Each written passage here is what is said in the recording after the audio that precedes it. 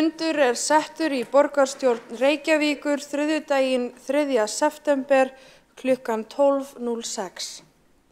Fyrsta mál á dagskrá samgöngusáttmáli höfuðborgarsvæðisins, samanber fyrsta lið fundargerðar borgarráðs frá 29. ágúst fyrri umræða. Forseti hefur ákveðið að undir fyrsta lið verði ræðutími 20 mínútur við fyrstu ræðu í stað 10, en að öðru leyti gildi óbreyttar reglur fundarsköp. Fyrstur til að taka til máls borgarstjóri Einar Þorsteinsson.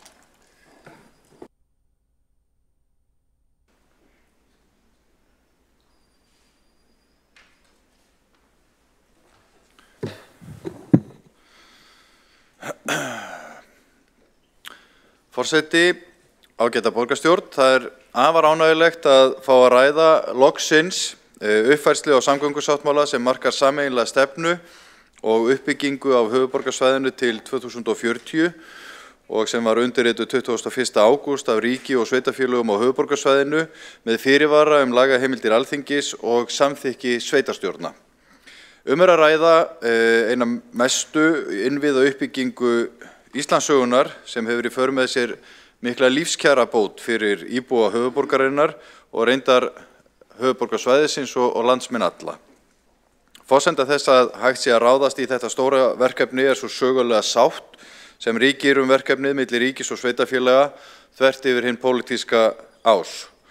Ég vil nota tækifærið og þakka viðræðuhópum ríkisins og okkar sveitarfélagana fyrir afar öflugt starf við að uppfæra sáttmálan og framkvæmda áætlunina og öllum öðrum sem hafa haft drjúga aðkomu að þessu verkefni á síðustu árum. Megin markmið með uppfærðum samgöngusáttmála að bæta lífsgæði og móta skipulag til framtíðar sem tekur mið af vexti höfuðborgarsvæðisins. Markmið að stytta ferðatíma, hvort sem við förum með fjölskyldubílnum, almenningssamgöngum, gangandi eða hjólandi.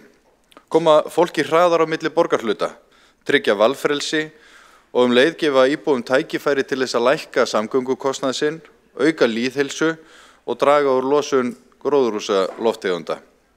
Uppfærður samgöngusáttmáli hefur verið kynntur nokkuð ítarlega á vettvangi borgarinnar, bæði reyndar stuttu fyrir undirritun á fundi fyrir kjörna fulltrúa allra sveitarfélagana, en einnig tvisvar í borgarráði þar sem mættu fyrir ráðið fulltrúar frá viðræðuhópi sveitarfélagana, frá Betri samgöngum og Strætó.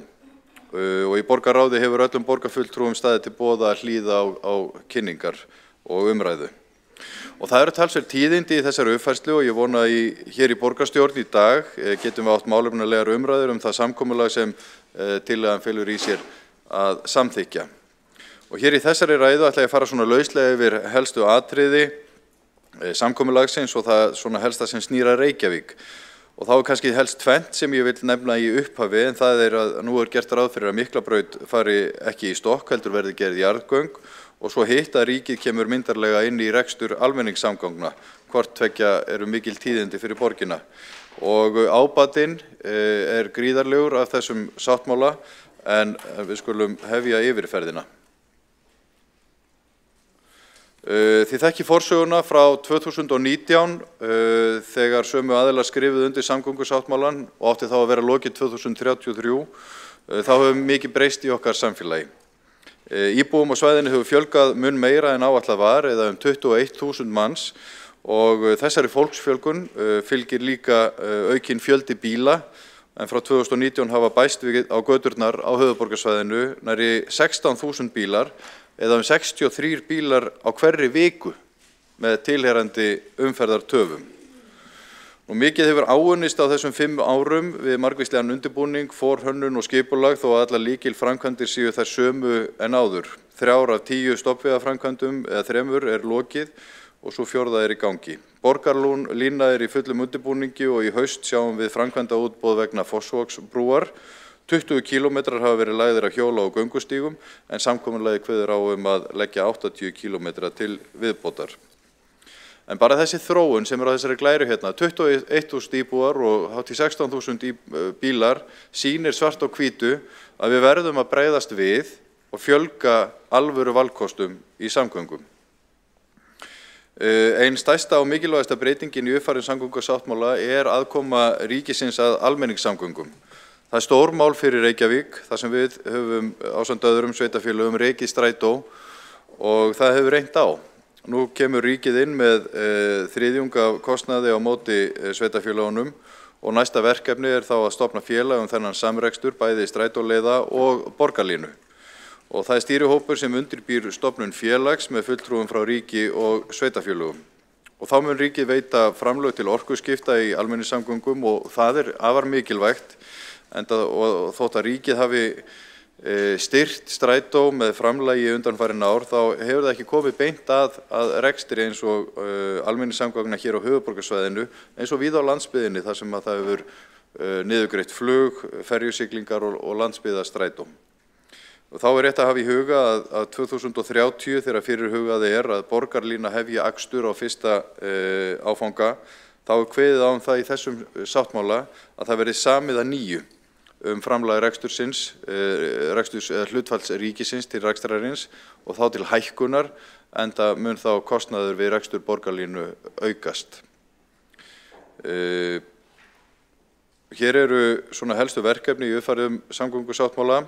Þegar kemur á stofnvegum verður ráðist í 6 stór verkefni á höfuðborgarsvæðinu til viðbótar við þau 3 sem lokið og 3 þeirra eru í Reykjavík. Það eru gatnamótin við Bústaðaveg, Sæbrautastokkur og svo breyting að Miklubraut fari ekki í stokk heldur í göng og það gert ráð fyrir því að göngin verði 2,8 km frá Skeifunu í austri að Landspítala í vestri með tengigöngum suður Kringlumýrarbrautar undir gatnamótum við Hamrahlíð og Listabraut. Sæbrautin verður lögð í 850 metra langan stokk í stað fyrir áformaðum mislæg gatnamót og svo verða gatnamót Reykjanesbrautar og Bústaðavegar með frjálsu flæði bílaumferðar og sérrými borgarlínu frá Mjódd í Vogabyggð. Og þá verður gríðarlegur kraftur settur í göngu og hjólastíga en alls verða á tímabilinu lagðir 80 km til viðbótar við þá 20 sem þegar hafa verið lagðir. Og þá gleðilegt fyrir áhuga fólk umferðarstýringu að í uppfærðum sáttmála kveðið á aukna fjárfestingar í tækjabúnaði og tækniþróun fyrir umferðarljósastýringar með áherslu á umferðarmestu gatnamótsvæðisins og svo smærri framkvæmda til að bæta umferðarflæði og öryggi á stofnvegum. Og borgarlínan, það eru 6 áfangar borgarlínu staðfestir og fyrsta lotan frá Ártúnshöfða niður á Hlemm yfir brúna Öldu og að Hamraborg. Og mér langar að segja borgarlínu, við höfum rætt hana hérna margoft og hér inni eru langflest, held ég ef ekki öll, sama hvaða flokki við erum í, sammála að það þurfi að bæta almenningssamgöngur. Og hér hafa verið fluttar ræður það að við viljum að þær fái forgang í umferðinni, séu með aukinni tíðni, áreiðanlegar og skilvirkar. Og sem að kalla þetta hágæða almenningssamgöngur. Og ég held ég hafi treystið mig til að fullyrða, ég hafi heyrt þessa ræðu úr öllum flokkum. Og í borgarlínan bara einfaldlega þetta. Og þetta eru tímamót fyrir okkur á höfuðborgarsvæðinu að með þessum uppfærða samgöngusáttmála sé staðfestur sá sameiginlegi skilningur allra sveitarfélagana á höfuðborgarsvæðinu að þessi útfærsla á hágæða almenningssamgöngum sé besti kosturinn. Bæjarstjórinn í Kópavogi sagði í viðtali á dögunum og ég vitna svona kannski óbeint í hana en hún sagði það að hún hefði ekki séð neitt benda á betri eða hagkvæmari leið til að bæta almenningssamgöngur en borgarlínu. Og í grunninn með þessum sáttmála hér bara lagt á borðið að það ein samgöngustefna á höfuðborgarsvæðinu og eðlilega þetta eitt sameiginlegt samgöngukerfi. Borgarlína mun að mestu leyti aka á sérakreinum með forgangi á gatnamótum og vagnarnir aka á 7 til 10 mínútna fresti á annatímum sem að sker verulega niður bið og ferðatíma og þá mun nýtt leiðanet sem borgarlínan hjartað í ná til mun fleiri. Þegar framkvæmdum lýkur verða 70% íbúa 400 metra eða minna frá næstu stoppustöð og kerfið allt hannað þannig að borgarlínan sé með góðar tengingar við strætisvagna af öllu höfuðborgarsvæðinu. Og það skiptir líka máli að þær forgangsakreinar sem lagðar verða vegna borgarlínu nýtast ekki bara strætó og borgarlínu heldur verða þær lykilatriði í því að tryggja greiða leið sjúkra, slökkviliðs og lögreglubíla í gegnum umferðina til þess að minnka viðbragðstíma. Auðvitað munu ekki allir nota borgarlínu sem fyrsta kost, en bara það að draga úr því að, eins og við sáum áðan, 63 bílar bætist við umferðina á viku mun skipta sköpum og fyrir venjulegt heimili að geta sleppt í að eiga bíl eða í það minnsta að eiga kannski bara einn bíl, þá munar það hundruðum þúsunda í heimilisbókhaldinu. Sáttmálinn ber það með sér að það eru ólíkir hagsmunir íbúanna á höfuðborgarsvæðinu og bæjarfélagana og auðvitað skiptar skoðanir, en að mínum mati er gott jafnvægi þegar kemur að skiptingu fjárfestingarinnar, stofnvegir og borgarlína með sitt hvor 42%, hjóla- og göngustígar 13% og 3% fara í umferðarstýringu, flæði og öryggi. Og þetta er mikil fjárfesting, en við mögum ekki gleyma því að þetta er fjárfesting í innviðum sem að hefði alltaf þurft að fara í, hvort sem við setjum það undir einn hatt eða í einstök verkefni. Hér er þetta allt saman undir einum hatti, forgangsraðað eftir mikilvægi og eftir því hversu mikill ábati fæst með hverju verkefni þegar kemur á flæði umferðar og fyrir samfélagið allt. Heildarfjárfesting samgöngusáttmálans nemur 311 milljörðum og þá hrekka eflaust margir við og segja voðskaplega er þetta dýrt, en það var upphafleg kostnaðaráætlun frá 2019 upp á 120 milljarða, en með verðlagsuppfærslu til dagsins í dag var það 170 milljarðar. En núna erum við komin nær framkvæmdahluta verkefnanna, hönnun er lengra komin og verkefnin eru áhættugreind núna í þessari uppfærslu með sérstakri alþjóðlegri viðurkenndri aðferð og þá er það matið að þetta sé kostnaðurinn. Ríkið greiðir 87,5% kostnaðarins í fjárfestingunni en sveitarfélögin skipta með sér 12,5%. Og ef við setjum þetta í samhengi við hvað ríkið setur í samgöngur á þessu ári í heildina, þá er þetta þriðjungur af þeirri upphæð, eða 14 milljarðar. En þetta er viðbót og dregst ekki frá öðrum framkvæmdum á landsbyggðinni. Og ég held að það sé bara tilefni fyrir okkur hér á höfuðborgarsvæðinu að gleðjast yfir því að það sé núna loksins komið að okkur, en það býr hér stærstur hluti þjóðarinnar. En grunnurinn að þessari ákvörðun er sá að þetta er ábatasamt fyrir samfélagið í heild. Þetta er stór fjárfesting, tímabær og Kófi mannvit var fenginn til þess að meta samfélagslegan ábata verkefnisins og það er hagræn greining sem að auðvelda stjórnvöldum eins og okkur og ríkinu að meta ávinning af verkefni á líftíma þess og vega samfélagslegan ábata á móti stofn- og rekstrakostnaði. Og það kemur í ljós að þrátt fyrir að kostnaðurinn hafi aukist svona mikið á blaði, þá er þetta í öllum samanburði og ég fæ að vitna í textan með leyfi forseta, samfélagslega hagkvæm fjárfesting og mikilvægi framkvæmda fyrir framþróun og velsæld samfélagsins er mikið. Ábatinn metinn á 1140 milljarða til næstu 50 ára, sem þýðir að fyrir hverja krónu sem lögð er í verkefnið skilar hún sér rúmlega 3 sinnum tilbaka inn í samfélagið sem telst í öllum samanburði afar góð ávöxtun. Og ábatan felst í minni tíma í umferð, minni biðtíma, minni mengun, meiri tíma fyrir íbúana til þess að sinna áhugamálum og félagslífi, minni rekstrarkostnaði heimilana, auk þess sem virkari ferðamátar hafa mjög heilsubætandi áhrif á okkur öll. Bara heilsufarsábatinn vegna göngu til og frá biðstöðva og meiri notkun almenningssamgangna er metinn á 24 milljarða. Og heilsufarsábati vegna aukinna hjólreiða er metinn á 40 milljarða. Þannig að við megum ekki gleyma því að við erum í grunninn að fjárfesta í fólki. Og þótt þetta heiti samgöngusáttmáli, þá snýst þetta fólk. Og það skiptir einfaldlega máli hvernig umgjörð við búum fólki í þessu samfélagi hér. Næmnigreining, við fórum aðeins dýpra ofan í ábatagreiningarna, þá er gerð næmnigreining á breytingum í lykilstærðum samgöngusáttmálans og hún styður ennfremur niðurstöðuna sem þýðir að sáttmálinn sé samfélagslega hagkvæmt verkefni, jafnvel þótt að forsendur þróist til verri vegar og öll vitum við nú að svona áætlanir geta breyst, verkefni geta orðið dýrari en næmnigreiningin hún styður það að þetta sé áfram samfélagslega hagkvæmt verkefni. Nú, hvað gerist næst? Ég nefndi áðan Fossvogsbrú sem fer á framkvæmdastig á næstu vikum, áframhaldandi umbætur í umferðarljósastýringu og göngu- og hjólastígum og þá verður leiðanett strætó eflt til muna á næsta ári með tilkomu rekstrarframlags ríkisins og svo verður að sjálfsögðu haldið áfram að undirbúa borgarlínu. Og sjáum þetta aðeins myndrænt. Hérna eru fjárfestingar í stofnvegum, sýnist mér, og hér koma svo borgarlínu ásatnir þegar þeir eru allir tilbúnir.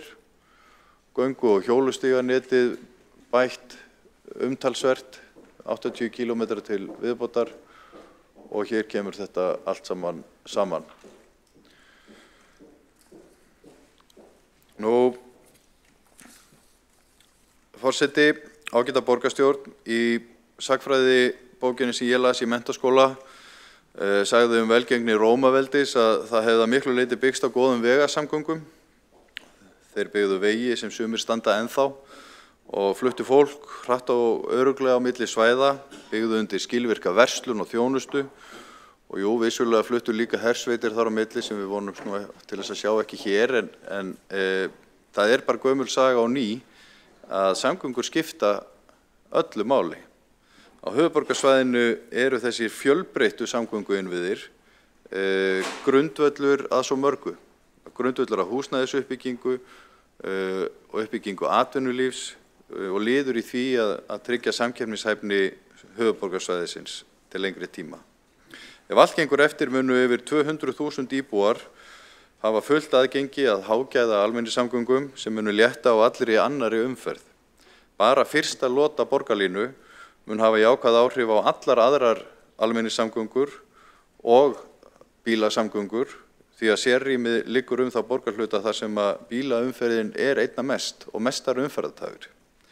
Þannig að kæra borgarstjórn, þetta gleðidagur fyrir okkur í Reykjavík, höfuðborgarsvæðið allt og landsmenn alla myndi ég halda.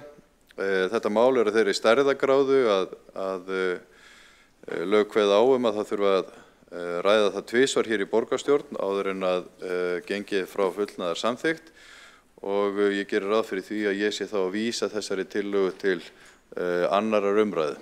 Takk fyrir. Borgarstjóri hefur lokið við mál sitt. Tveir hafa óskað eftir því að veita andsvar. Fyrst til þess að veita andsvar borgarfulltrúin Marta Guðjónsdóttir. Forseti, ágætu borgarfulltrúar, mig langar til að spyrja borgarstjóran að því hvað vakti fyrir honum við gerð sáttmálans að gæti ekki hagsmuna Reykvíkinga, hvað var það misla gatnamót Bústaðavegar og Reykjanesbrautar sem voru í forgangi í sáttmálanum 2019 en búið að seinka til 2030. En þetta eru einn arðbærasta framkvæmd sáttmálans.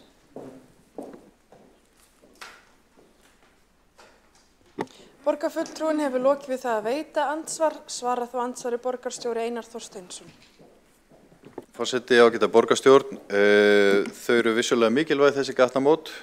Þetta reyndar varðandi hversu ábótasöm þessi verkefni eru, þá borgarlínan talin sú framkvæmd sem getur skilað mestum árangri hraðast til þess að bæta flæði umferðar. En niðurstaðan varðandi gatnamótunum við Bústaðaveg sem ég hefði sjálfsögðu og við lögðum mikla áherslu á að yrði hraðað eins mikið og hægt niðurstaðan samtal bæjarstjórana allra á höfuðborgarsvæðinu og viðræðunefndar ríkisins og það var talsverður þrýstingur á að færa þau jafnvel enn aftar en þetta niðurstaðan og öll sveitarfélögin hafa þurft að gefa eitthvað eftir gegn því að fá eitthvað annað í staðinn og ýmislegt annað. Þetta verið svona bræðingur og flókið verkefni, tekið langan tíma, en ég hefði sannarlega viljað fá þau fyrir þessi gatnamót en þetta niðurstaðan. En hagsmunum borgarinnar var sannarlega haldið á lofti þarna. Borgarstjóri hefur lokið við að svara andsvari, veitir þá andsvar öðru sinni, borgarfulltrúin Marta Guðjónsdóttir. Forseti, ágætu borgarfulltrúar, hagsmunir Reykvíkinga hefur augljóslega ekki verið haldið á lofti í þessari samningagerð hvað varðar uppfærslu sáttmálans, vegna þess að það liggur alveg fyrir að þetta eru þyngstu gatnamótin á höfuðborgarsvæðinu og þessi framkvæmd, hún myndi gagnast öllum höfuðborgarbúum. Hafi aðri bæjarstjórar eða aðrir sveitarstjórar hér á höfuðborgarsvæðinu hafnað því að fá þessi gatnamót og vilja færa þau enn aftar, þá situr eftir svo spurning, beitti borgarstjóri sér fyrir því að þessi gatnamót og framkvæmdi við þessi gatnamót yrðu færð framar en ekki aftast og yrðu þá í forgangi eins og í sáttmálunum 2019. Borgarfulltrúin hefur lokið við að veita andsvar öðru sinni, svarar þá andsvar öðru sinni borgarstjóri Einar Þorsteinsson.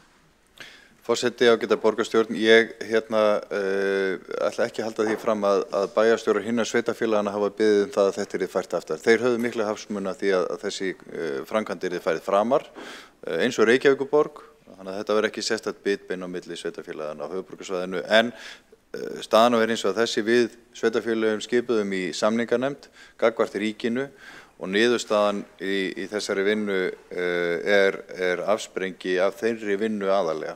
Við bæjarstjórarnir eru ekki beinlínis við borðið inn í samninganefndunum en komum að sjálfsögðu okkar sjónarmiðum og framfæri við okkar samninganefnd og mótuðum með einhverjum hætti afstöðu hennar.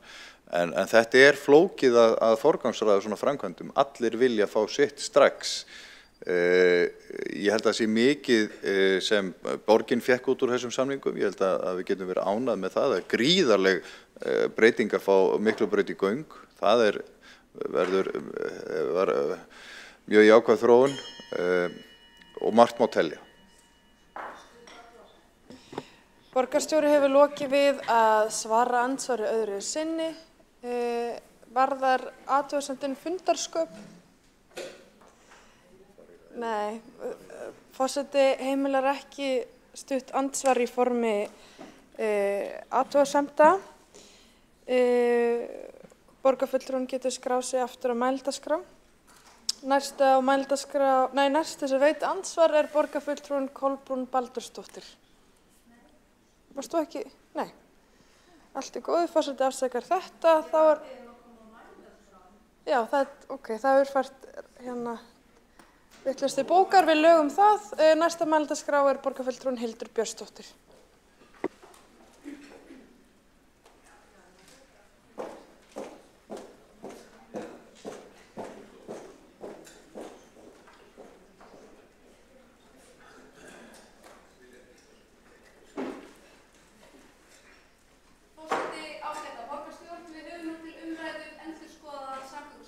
Höfuðborgarsvæðisins og við þekkjum öll forsöguna. Sáttmálinn var undirritaður í september 2019 og átti að tryggja stóraukin framlög til nauðsynlegra samgönguframkvæmda á svæðinu og breiða fjárfestingu í fjölbreyttum samgöngum. Það var sjálfsagt tilefni til að fagna þessari stórauknu fjárfestingu loksins hér á höfuðborgarsvæðinu en við sjálfstæðismenn gerðum frá upphafi ákveðna fyrirvara. Við lögðum alltaf áherslu á að gætt yrði að tíma áætlunum framkvæmda og að ráðdeildar yrði gætt hvað varðar framkvæmdakostnað. Allir okkar fyrirvarar við sáttmálann byggðu á nákvæmlega þeim forsendum, enda löngu tímabært að ráðast í umfangsmiklar samgöngubætur á svæðinu með áherslu á fjölbreyttar samgöngur og einmitt þess vegna væri svo nauðsynlegt að vanda vel til verka. Tæpum 4 árum eftir undirritun sáttmálans var engri þeirra framkvæmda sem aðilar gerðust ásáttur að flýta í sáttmálanum lokið. Sem dæmi mætti nefna gatnamót Bústaðavegar og Reykjanesbrautar og stafræna umferðarljósastýringu. Jafnframt hafði framkvæmda og fjárstreymisáætlun ekki staðist og til dæmis farið langt umfram verðbættar áætlanir hvað varðaði Sæbrautarstokk. Og einmitt af þeirri ástæðu þá lögðu fulltrúar Sjálfstæðisflokks til við borgarstjórn í febrúar árið 2023 að óskað yrði eftir viðræðum að ákvæði samgöngusáttmála höfuðborgarsvæðisins yrðu endurskoðuð, ekki síst hvað varðar framkvæmda og fjárstreymisáætlun með það fyrir augum að tryggja farsæla framvindu og framkvæmd nauðsynlegra samgöngubóta í Reykjavík. Nú, hvað gerðist í umræðu þessa tillögu? Hver borgarfulltrúi meirihlutans á fætur öðrum kom upp í ræðustól borgarstjórnar og jós fúkyrðum yfir tillöguna. Engin ástæða væri til að endurskoða nokkurn skapaðan hlut, allt væri í góðum farvegi og svokölluðu himnalagi. Það er skemmst frá því að segja að tillögu okkar var hafnað. En svo kom auðvitað annað á daginn, örfáum vikum síðar, þá tók þáverandi fjármálaráðherra, formaður Sjálfstæðisflokksins í handbremsuna og ákveðið var að vísa sáttmálanum til endurskoðunar. Hann gerði alvarlega fyrirvara við allar áætlanir og sýndi raunar kristalskýrt munin á hægrimönnum og vinstrimönnum við meðferð opinbera fjármuna. Vinstrimenn í borgarstjórn vildu vaða áfram í blindni, óábyrgir í fjármálum að venju, en hægrimenn vildu bíða betra skyggnis og vanda til verka, því það væri miklu vænlegra til árangurs. Nú endurskoðunin tók heila 17 mánuði og er afurð þeirrar vinnu sem er til umræðu hér í dag. Ég vil byrja á að fagna stóraukinni fjárfestingu í samgöngur á höfuðborgarsvæðinu. Tölurnar sem við höfum til umræðu eru auðvitað gigantískar. Við erum að tala 311 milljarða og maður skilur auðvitað að fólki svelgist á morgunkaffinu. En þá vil ég minna á að yfir sambærilegt tímabil og samgöngusáttmálinn á að koma til framkvæmda, þá gerir samgönguáætlun ráð fyrir tæplega 400 milljörðum í fjárfestingu í þjóðvegum á landsbyggðinni. Og auðvitað er mikilvægt að tryggja stórbættar samgöngur land allt. Við styðjum auðvitað félag okkar á landsbyggðinni í þeirra samgöngubótum en teljum auðvitað rétt og mjög eðlilegt að þessi mikla fjárfesting komi hingað á þetta svæði þar sem flestir búa. Nú, samgöngusáttmáli höfuðborgarsvæðisins í upprunalegri og svo uppfærðri mynd tryggir stóraukin framlög til þessara nauðsynlegu samgönguframkvæmda og breiða fjárfestingu í fjölbreyttum samgöngum. Í endurskoðaðri mynd, ég ætla að byrja aðeins að fjalla það hvað er að koma nýtt hérna inn á borð til okkar í dag. Við erum að sjá stórsókn í uppbyggingu göngu og hjólastíga og ég vil segja að mér finnst það stórkostlegt og það erum við auðvitað öll sammála og vonandi öll hér inni. Hann er fyrsta skrefið í jarðgangagerð á höfuðborgarsvæðinu en Miklabraut fer nú ekki í stokk heldur í göng. Og svo kemur ríkið með nokkuð myndarlegan stuðning inn í rekstur almenningssamgangna og það er líka sjálfsagt að fagna því. Sáttmálanum er ætlað að tryggja rífilega fjárfestingu í öflugra almenningssamgöngukerfi á höfuðborgarsvæðinu. Og þetta hefur sennilega verið umdeildasti þáttur þessa samgöngusáttmála. Mér finnst sjálfsagt að fagna því að við ætlum að fjárfesta hér í myndarlegum, nútímalegum almenningssamgöngum og það hefur verið sýn okkar sjálfstæðismanna að öflugar almenningssamgöngur eru og verða ein af lykilbreytunum við lausn samgönguvandans. Við höfum lagt áherslu á aukna tíðni á helstu stofnleiðum, fleiri forgangsakreinar og betri þjónustu við notendur, ekki síst með öflugra leiðarneti og betra greiðslukerfi. Þetta allt þarf þó að útfæra á forsendum íbúa og atvinnurekenda með það fyrir augum að eitt fararmáti vegi ekki að öðrum. Útfærslur þurfa að vera sveigjanlegar og þær þarf að aðlaga að staðarháttum hverju sinni. Með það að markmiði að gera almenningssamgöngur að raunhæfum valkosti fyrir fleiri. Og í þessu samhengi þá skiptir nákvæmlega engu máli hvort verkefnið heiti borgarlína eins og Samfylkingin vill kalla það eða borgarlínu strætó eins og borgarstjóri Framsóknar vill kalla það eða gullvagnin eins og ég myndi helst vilja kalla það. Það eina sem skiptir máli er að kerfið skili árangri og að það virki fyrir notendur. Nú byrjaði ég á að fjalla þetta allt saman á jákvæðu nótunum með svona glasið hálffullt.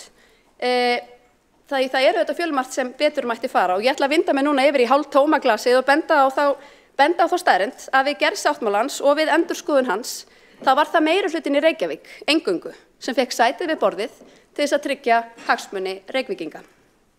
Og ég ætla bara að segja það að hagsmunir Reykvíkinga, þeir voru ekki nægilega vel tryggðir. Ekki í þessum endurskoðaða sáttmála. Það eru auðvitað sönn ánægja að hrósa félögum mínum í Hafnarfirði, Garðabæ og Kópavogi sem náðu góðum samningum fyrir sína íbúa en öðru gildir fyrir Reykvíkinga. Fyrir það fyrsta er ljóst að endurskoðaður sáttmáli leysir engan bráðavanda í borginni. Samgönguvandinn er viðvarandi og umferðartafir fara vaxandi ár frá ári og það er lífsgæðamál að leysa. Með þessum sáttmála þá er auðvitað algjörlega nauðsynlegt að við horfum til framtíðar og við skipuleggjum samgöngukerfi sem þjóna framtíðarkynslóðum með hliðsjón af áherslum og lifnaðarháttum yngra fólks. En við þurfum samhliða að ráðast á þennan bráðavanda. Og það hryggir mig að segja að þetta plagg sem hér er til umræðu gerir það bara alls ekki. Enn ríkir gríðarleg óvissa fjármögnun samgöngusáttmálans. Ein af tilgreindum forsendum fjármögnunar sú að ríkið lögfesti heimildir til álagningar flýtigjalda í umferðinni eða að tryggð verði einhver önnur fjármögnun í tengslum við breytingar á opinberri álagningu á ökutæki og umferð. Engin slík löggjöf hefur litið dagsins ljós frá innleiðingu þessa sáttmála og virðist samþykkt slíkrar löggjafar ekki vera í augsýn. Og hér boltanum kastað á næstu ríkisstjórnir sem við vitum auðvitað ekkert hvernig munu líta út. Og þetta auðvitað bara stærðarinnar fyrirvari og stærðarinnar óvissa sem að nauðsynlegt að nefna í þessari umræðu hér í dag. Og svo ætla ég að nefna Sundabraut sem að við sjálfstæðismenn leggjum mikla áherslu á og ein sú arðbærasta samgöngubót sem nokkur sinni hefur komið til umræðu í Reykjavík og hefði að mínum mati verið æskilegt að setja undir hatt þessa samgöngusáttmála til að ýta enn frekar við framgangi þeirra framkvæmdar. En svo má ekki líta svo á að þessi samgöngusáttmáli hann taki yfir allar þær hugsanlega mögulegu lausnir sem við getum haft á samgönguvandanum hér í borginni. Þetta ýmislegt annað sem við gætum lagt áherslu á. Og þá ætla ég að nefna nokkur atriði og eitt sem hefur verið rætt oft í þessum sal í gegnum árin sem heitir því óþjála nafni fleytitíð. Ég ætla ekki að nota það. Við þurfum auðvitað að opna samtali við atvinnulíf og menntastofnanir breytilegt upphaf vinnudags og kennsludags til þess að reyna að dreifa umferðinni betur yfir morguninn og daginn og svo það möguleikarnir í fjarvinnu og fjarnámi sem að við fengum auðvitað góða reynslu af í COVID. Við fundum öll hvað umferðin léttist duglega þegar að fleiri voru heima. Við getum líka náð auknu jafnvægi á umferðarstrauma með því að fjölga vinnustöðum í Austurborginni.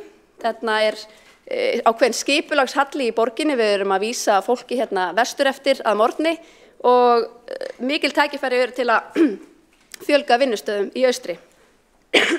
Afsakið. Eins eru mikil tækifæri sem geta falist í hóflegri jarðgangagerð á höfuðborgarsvæðinu. En þannig getum við greitt fyrir umferð neðanjarðar og tryggt mannvænna umhverfi ofanjarðar. Fyrsta skrefið á þeirri vegferð auðvitað Miklabraut í göngum, hugsanlega næsta skref verði Sundabraut í göngum og spennandi að skoða hvaða tækifæri fylgja í kjölfarið. Og svo þarf auðvitað að nefna gervigreindina og tækniframfarirnar en við verðum að gæta þess að grípa öll tækifæri sem gefast til þess að nýta tæknina í þágu betri umferðar. Við sjálfstæðismenn getum valið að líta á þennan sáttmála með ýmist hálffullt glasið eða hálftómt glasið en þegar allt kemur til alls glasið bara hálft. Það ýmislegt sem vantar og ýmislegt sem hefði mátt gera betur. En þegar allt kemur til alls þá það okkar sýn, við viljum tryggja frelsi og val fjölbreyttar samgöngur, einn fararmáti útiloki ekki annan og að framtíðin í samgöngum eigi að fela í sér valfrelsi og sveigjanleika.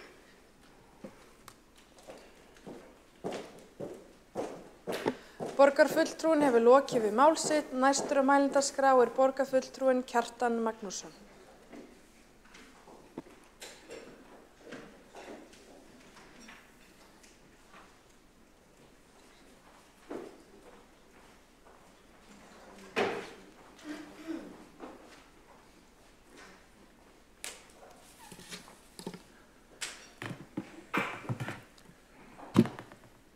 Forseti, góðir borgarfulltrúar, þegar litið á þetta nýjasta plagg í samgöngumálum í Reykjavík, svokallaður uppfærður samgöngusáttmáli, þá verður að hafa í huga forsöguna og að þetta bara síðasta plaggið nýjasta plaggið af mörgum og hluti af langri þróun.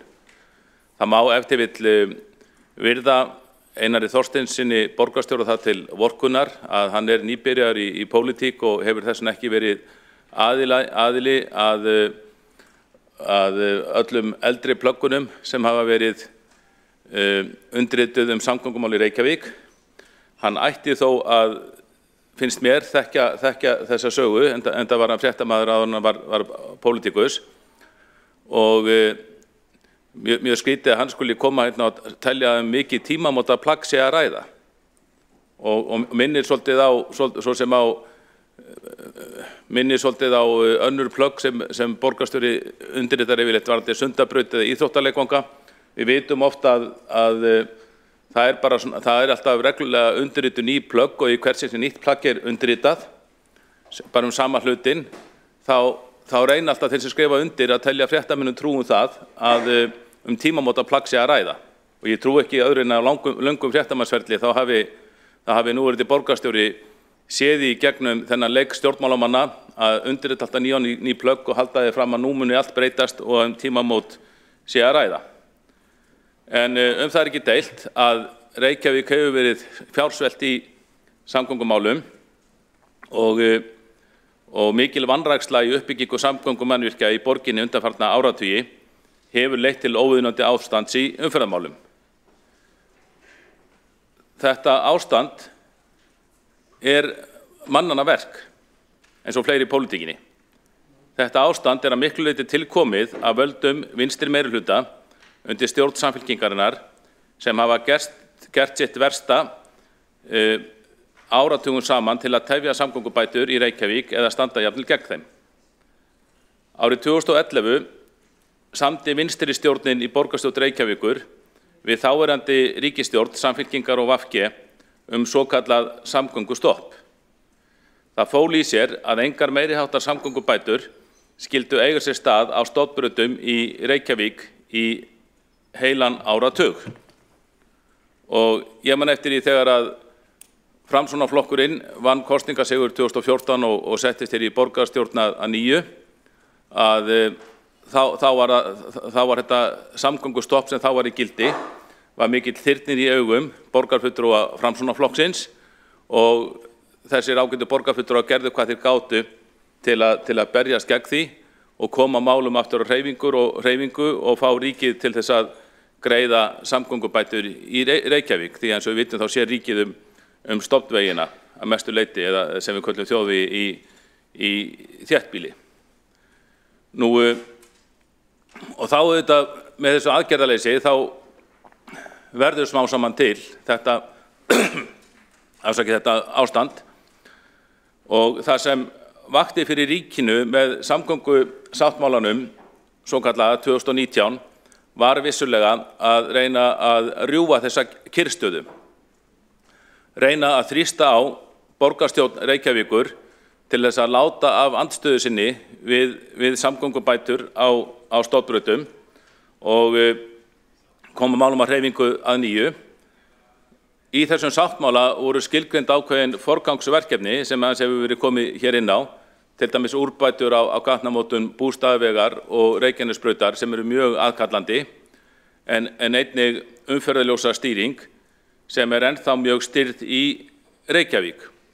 Og ýmsir töldu að með undirritun þessa sáttmála 2019 þá gæti borgarstjórn ekki lengur vikist undan því enda væri hún skuldbundin gagnvart ríkinu til að koma þessum málum áfram. En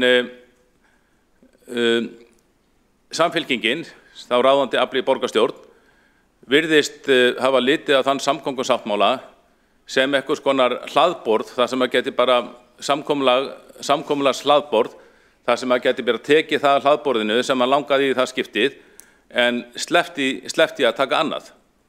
Og ég veit að það voru vonbrigði fyrir ríkið og ýmsa alþingismenn sem töldu að í plaggi með sáttmálunum þá töldu að borgin hefði skuldbundið sig til þess að hraða úrbótum á gatnamótum Reykjanesbrautar og Bústaðavegar og einnig umferðarljósastýringunni.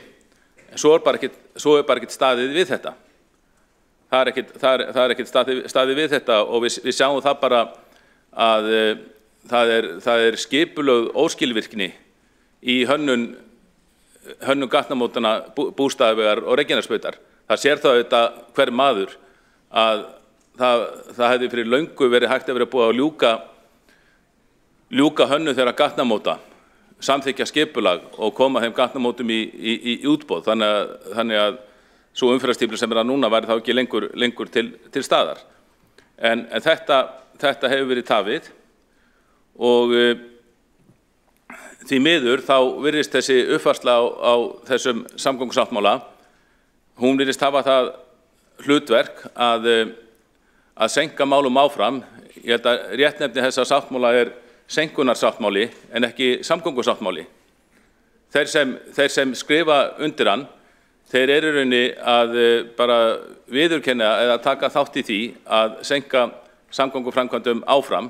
Auðvitað hefur verið miklu betra í þessari uppfærslu að kveða á skýr og þröng tímamörk varðandi úrbætur á Bústaðavegi og Reykjanesbraut, brautagatnamótunum, sem á í umferðarljósastýringunni. En þarna einn helsti tilgangur þessi sáttmála virðist vera að tefja málið áfram og Framsóknarflokkurinn, hann með þessu, hann axlar fulla ábyrgð á þessum töfum og að seinka samgöngumálum í Reykjavík enn frekar. Við vitum það, við höfum góðum sérfræðingum, verkfræðingum á að skipa. Við vitum að það væri hægt að ljúka hönnun gatnamóta Reykjanesbrautar Bústaðavegar á stuttum tíma, þess vegna á nokkrum mánuðum úr því sem úr komið. Það hafa komið margar tillögur fram þetta. Vegagerðin hefur unnið þessu líka. Það verður hægt að klára skipulagið á nokkrum mánuðum, það verður hægt að hefja framkvæmdir við þessi gatnamót þess vegna á næsta ári.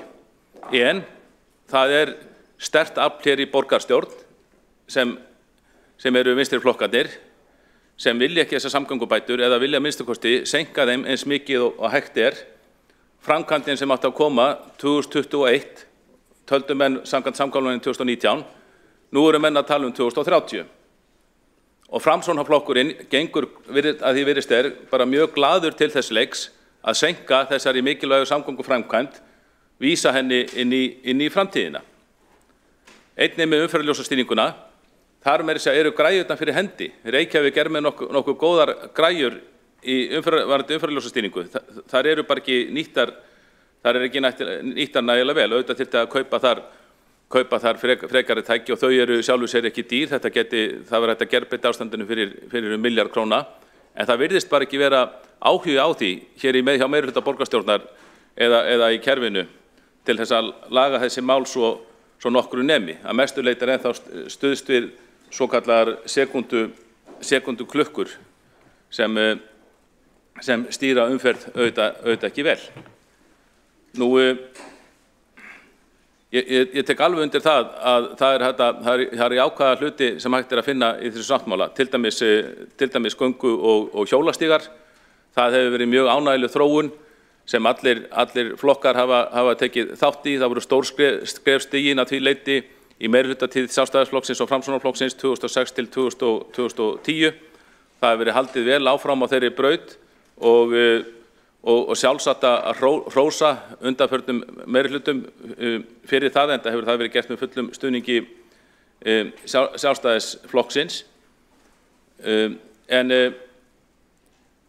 það verður að benda að það virðist að nota þennan uppfærða sáttmála sem skálkaskjól í því skyni að seinka enn frekar nauðsynlegum úrbótum á stofnbrautum í Reykjavík.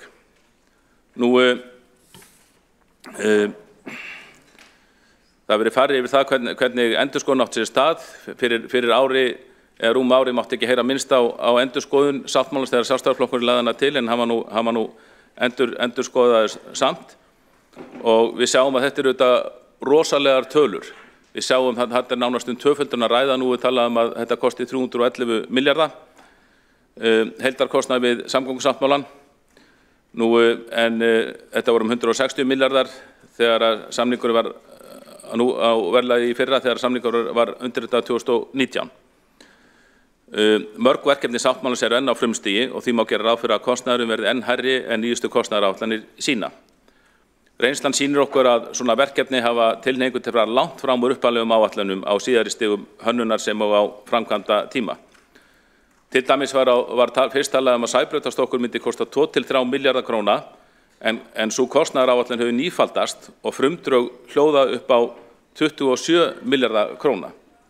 Og þegar maður skoðar sambærileg verkefni í erlendis, við borgarfulltrúar nokkrir fengu til þess tækifæri að skoða ekki ósvipað verkefni í Seattle fyrir ári, þegar við lítum á þannig verkefni, þá sjáum við að þau eru miklu dýrari og í samanburði við þau er kostnaðaráætlun upp á 27 milljarða fyrir Sæbrautarstokk mjög bjartsýn.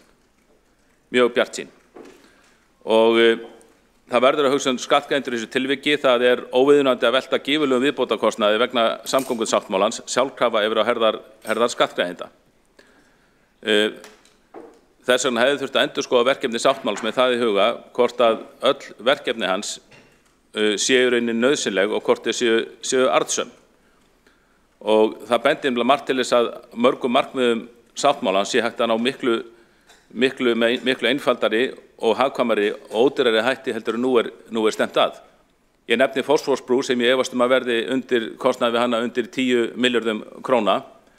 Það hefur hægt að ná markmiðum Fossvogsbrúar með miklu ódýrari hætti heldur en með því hönnuna mannvirki og hálfgerðu mjög dýru minnismerki. Þá er alveg ljóst að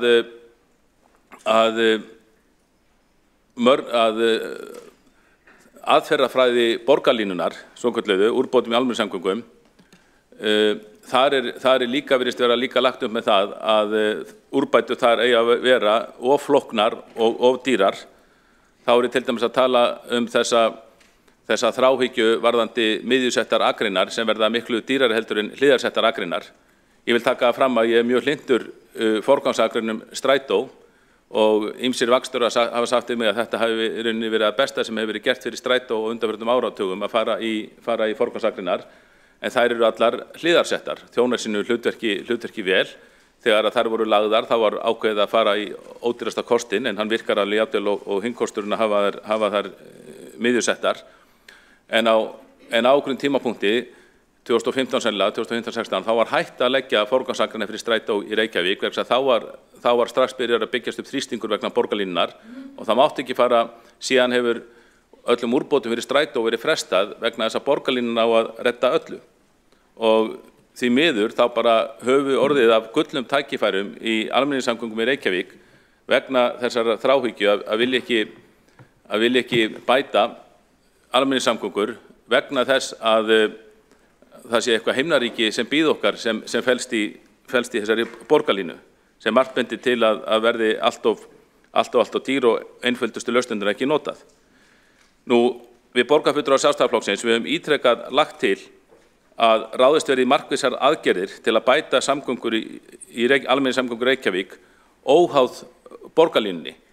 Þessar framkvæmdir sem við leggjum til mun ekki koma í veg fyrir borgarlínuna, þá hugmyndafræði sem að baki borgarlínu menn verið að fara í hana, en flestar þessar aðgerðir kosta þó aðeins brota fyrirhugum kostnaði við borgarlínu. Kannski eru þessar aðgerðir, en þessar aðgerðir okkar sem við höfum lagt til hafa ekki hlotið náð fyrir augum meirihlutans, kannski þær of einfaldar og ódýrar til þess, en það samt ekki það deilt að þær myndu allar bæta þjónustu strætó án tafar og auka þjónustu við strætisvagna farþega. Nú, aðgerðirnar felast í því að það verði án tafar hafin lagning forgangsakreina fyrir strætisvagna að nýju. Nú þegar eru forgangsakreinar 4 kílómetrar í borginni og mér sýnist, það hefur verið sagt um mig og mér sýnist að vera rétt, að það þurfi einungis að leggja 3 til 4 kílómetra í viðbót af forgangsakreinum til þess að strætó lendi ekki lengur í verulegum umferðartöfum. Nú þá höfum við lagt til að það verið strax ráðast í að veita strætó forgang á umferðarljósum. Það þarf ekki að bíða mörg ár eftir því heldur. Það eru slíkar tæknilausnir eru orðnar hilluvara í flestum stórborgum Evrópu. Það eru ýmis fyrirtæki sem eru í samkeppni umferðarljósastýringar í borgum Evrópu þar sem þetta hefur gefist mjög vel og það þarf ekki að bíða mörg ár eftir að þetta gerist í gegnum borgarlínu. Þetta getum við bara gert strax. Við höfum líka lagt til umbætur á biðstöðum og skiptistöðum. Það ástand víða til skammar. Við höfum nú í þessum sal rætt ástandið á skiptistöðunni í Mjódd. Nú strætisvagnafarþegum var hálfpartinn útýst úr skiptistöðunni við Hlemm sem var þó byggð fyrir þá. Nú eru breytingar þar. Við höfum einnig lagt til úrbætur á greiðslukerfi. Klapp greiðslukerfið er 3. flokks greiðslukerfi sem virkar mjög illa. Þarna líka í stað þess að Reykjavíkurborg ákvaða að fara eða strætó ákvaða að fara að hanna sérstakt kerfi en út allan heim eru mjög góð og þjál greiðslukerfi til staðar sem eru hilluvara sem hægt er að kaupa. Og það hefur verið sagt að Oyster-kerfið í London sé kannski í fremstu röð hvað þetta varðar og auðvitað hefðu átt að auðvitað hefði Strætó átt að kaupa bara eitthvað slíkt kerfi sem hafði þegar reynst vel í staðinn fyrir að reyna að finna upp hjólið að nýju. Það þarf einnig að endurnýja vagnaflóttann og svo þarf auðvitað að endurbæta leiðakerfið. Ég veit að vinna við endurskoðun leiðakerfisins er í gangi og hefur átt sér stað í mörg ár, búin að standa í rauninni allt of lengi án þess að maður sjái einhverjar sjáanlegar úrbætur. Þessu þyrfti líka að hraða. Og öllu þessu verkefni, bæði umbótum í almenningssamgöngum og umbótum á stofnbrautum, ætti bara að fara í strax. Hefði aðgerðir á næsta ári í staðan fyrir að vísa þessu til 2030 eins og bara vera að gera, það er bara viljandi að vera að senka þessu og kemur mjög mikið óvart með við málflutning Framsóknarflokksins hér í borgarstjórn 2014 til 2018 að Framsókn skuli nú bara glöð hoppa á tafavagnin að taka þátt í að reyna að senka þessum samgöngubótum eins og hægt er. Nú það verður að auðvitað horfast í augu við þann veruleika við stjórnmálamenn að svona stórt opinbert verkefni verður ekki fjármagnað öðruvísi en með því að senda almenningi reikningin með einhverjum hætti.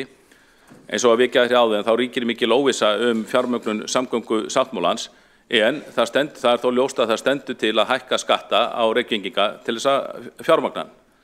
Og það er ekki búið að útfæra það mjög vel en það á að leggja einhvers konar tafagjald, flýtigjald, ég veit ekki, borgarlínuskatt eða bara vegskatt á Reykvíkinga til þess að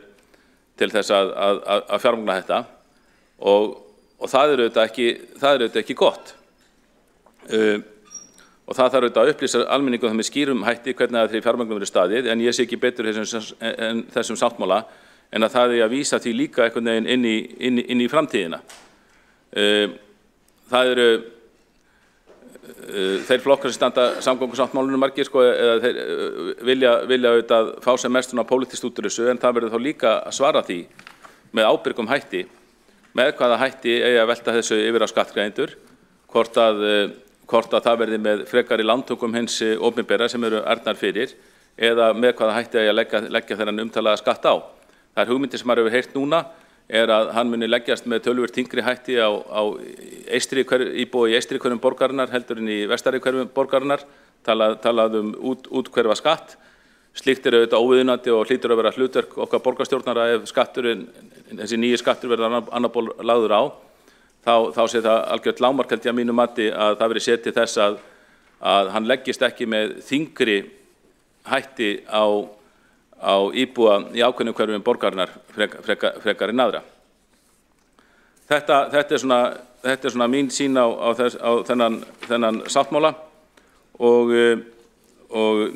ég ítreka það, hann felur í sér í staðis að fara í aðgerðir strax sem virkilega þörf á og þó fyrr hefði verið, þá felur hann í sér áframhaldandi taf margra mikilvægra verkefna sem er að sjálfsögðu ekki þar sem borgarbúar eiga skilið. Þeir eiga skilið betri þjónustu frá stjórnmálamönnum heldur en kemur fram í þessum sáttmála.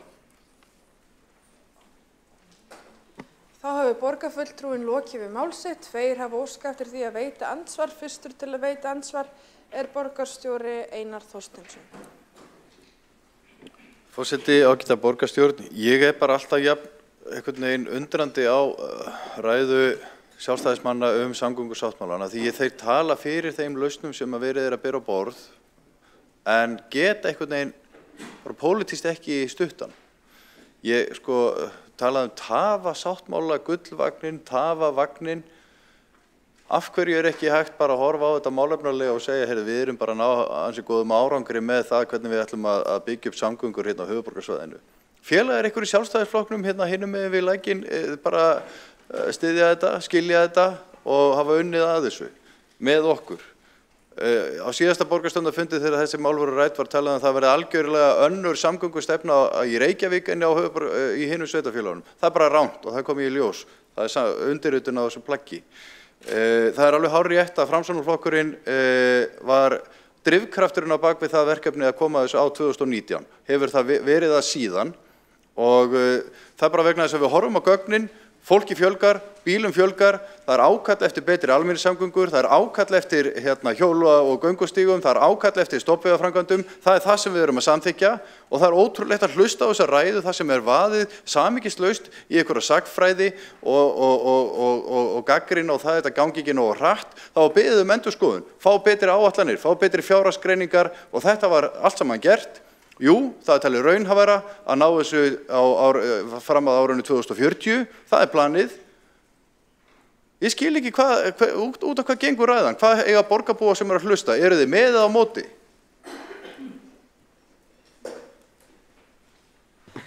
Borgarstjóri hefur lokið við það að veita andsvar. Borgarfulltrúinn Kjartan Magnússon svarar þá andsvari. Forseti, góðir borgarfulltrúar. Borgarfulltrúar Sjálfstæðisflokksins að sjálfsögðu hlynntir samgöngubótum í Reykjavík og vilja fá þar sem fyrst. Því miður þá hafa þessi svokölluðu sáttmálar sem gerðir hafa verið 2011, 2019 og svo núna þessi uppfærsla fela í sér allt og miklar tafir. Við viljum ráðast í þessa hluti strax. Sjálfstæðisflokkurinn flutti fyrra tillögu aðgerðaáætlun í almenningssamgöngum. Meirihlutin vísaði henni bara út í hafsauga. Vísar alltaf þessa sáttmála sem á að koma til framkvæmda eftir mörg ár, 2030, það má vel vera við hætt í pólitík þegar þetta loksins kemst til framkvæmda. Þannig að þessi sáttmáli felur í sér seinkanir á mjög þörfum og aðkallandi úrbótum sem hefur löngu átt að vera komnar. En borgarstjóri kýs ásamt öðrum félögum sínum í Samfylkingunni að vísa þessu áfram inn í framtíðina. Borgarfulltrúinn hefur lokið við það að svara andsvari, veitir þá andsvar öðru sinni borgarstjórinn Einar Þorsteinsson. Forseti, auðvitað viljum við láta þetta gerast eins hratt og hægt að sjálfsögðu. Þá beðum betri greiningar á því hvað raunhæft að gera. Það ekki borgarstjóri eða formaður borgarráðs eða einhverjir aðrir sem eru með þau líkun og greiningarnar á því. Það bara unnið af sérfræðingu sem við fáum til þess að reikna þetta út. Og svo forgangsröðun fjármuna unnin í samvinnu við ríkið og sveitarfélögin öll, byggt á greiningum á því hvað líklegast til þess að skila okkur mestum ábata og draga úr umferðartöfum, greiða fyrir flæði umferðar, auka öryggi, þannig þessu plani stilt upp. Það sem ég bara að spyrja hérna út í salinn, styðjið þið að það verið farin þessi leið sem að bæjarfulltrúar Sjálfstæðisflokksins styðja allt höfuðborgarsvæðið, eða ætlið þið að vera hrópandi í eyðimörkinni áfram á móti með glasið annarkvort hálffullt, hálftómt eða galtómt? Borgarstjóri hefur lokið við að veita andsvar öðru sinni, svarar þá andsvari öðru sinni borgarfulltrúinn Kjartan Magnússon. Forseti, góðir borgarfulltrúar, að sjálfsögðu eru mörg sveitarfélög hér á höfuðborgarsvæðinu og þau hafa ólíka hagsmuni og það má vel vera að sum sveitarfélög sjái sínum hagsmunum þjónaði þessum sáttmála, alveg eins og þessi sveitarfélög sáu sínum hagsmunum þjónað með samgöngustoppinu 2011 því þá fengu þau allt sem þau vildu á meðan að Reykjavík var fjársvelt í mörg ár. Nú, ef borgarstjóri væri alvara með því að hann vildi hraða þessum umbótum, þá hefði hann samþykkt tillögur okkar sjálfstæðismanna úrbætur sem við höfum flutt á kjörtímabilinu. Þá hefði hann samþykkt tillögur okkar úrbætur í almenningssamgöngum, forgangsakreinar, umferðarljósum, biðstöðvar, greiðslukerfi og annað í fyrra og þá var þessar umbætur sennilega komið til framkvæmda núna ef hann væri ekki svona verkvíðin að vilja vísöllin í sáttmálan. Eins má segja með úrbætur á gatnamótum Bústaðavegar og Reykjanesbrautar. Ef hann hefði fallist á tillögur okkar sjálfstæðismanna í þeim efnum, þá væri sennilega búið að bjóða út þau gatnamót og framkvæmdi staðið þar yfir. En í stað þess kýs borgarstjóri og aðrir í þessu meirihluta vísa inn í framtíðina og seinka þessu eins og kostur er.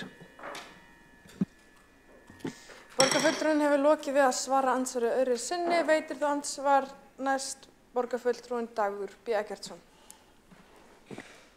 Forseti, ágæta borgarstjórn, bara örstutt.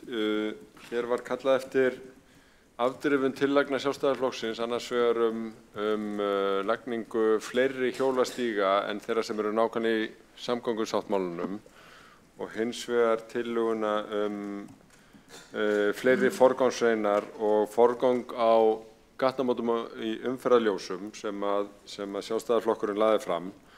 Ég vildi bara upplýsa það að að fyrri tillagan hjólarina var vísað til umhverfis- og skipulagsráðs, samþykkt þar 21. september 2022 og við höfum rætt það að það komi plan meðal annars á grundvelli hennar ráðstöfun hjólreiðaáætlunar til viðbótar við samgöngusáttmálann. Þannig að ég held að við séum alveg samstöðu því og varðandi hina tillöguna þá var hún samþykkt með breytingum meirihlutans í nóvember í fyrra þar sem var hnykkt á að við kölluðum eftir uppfærslu samgöngusáttmálans en jafnframt settum þessi forgangsrýna og forgang á gatnamótum í vinnslu og ég á von á því að það verði gert. Borgarfulltrúinn hefur lokið við það að veita andsvar. Svarar þá andsvari borgarfulltrúinn Kjartan Magnússon. Forseti, góðir borgarfulltrúar, ég þakka Degi B. Eggertssyni borgarfulltrúa fyrir svarið og vonandi það svo eins og mér fannst borgarfulltrúinn vera í að við séum sammála þar aðgerðir sem fara skal í. Ég viðurkenni það hins vegar að ég orðinn svolítið óþolinmóður að því mér finnst að hraðar hefði mátt standa að verki. Ég þarf að skoða þessa tillögu varðandi hjólastígana og minnst kosti veit ég að það önnur tillöga varðandi hjólastíga sem var samþykkt í borgarstjórn að vísa til ráðsins og hefur enn verið tekið fyrir það þrátt fyrir ég hafi margoft beðið það.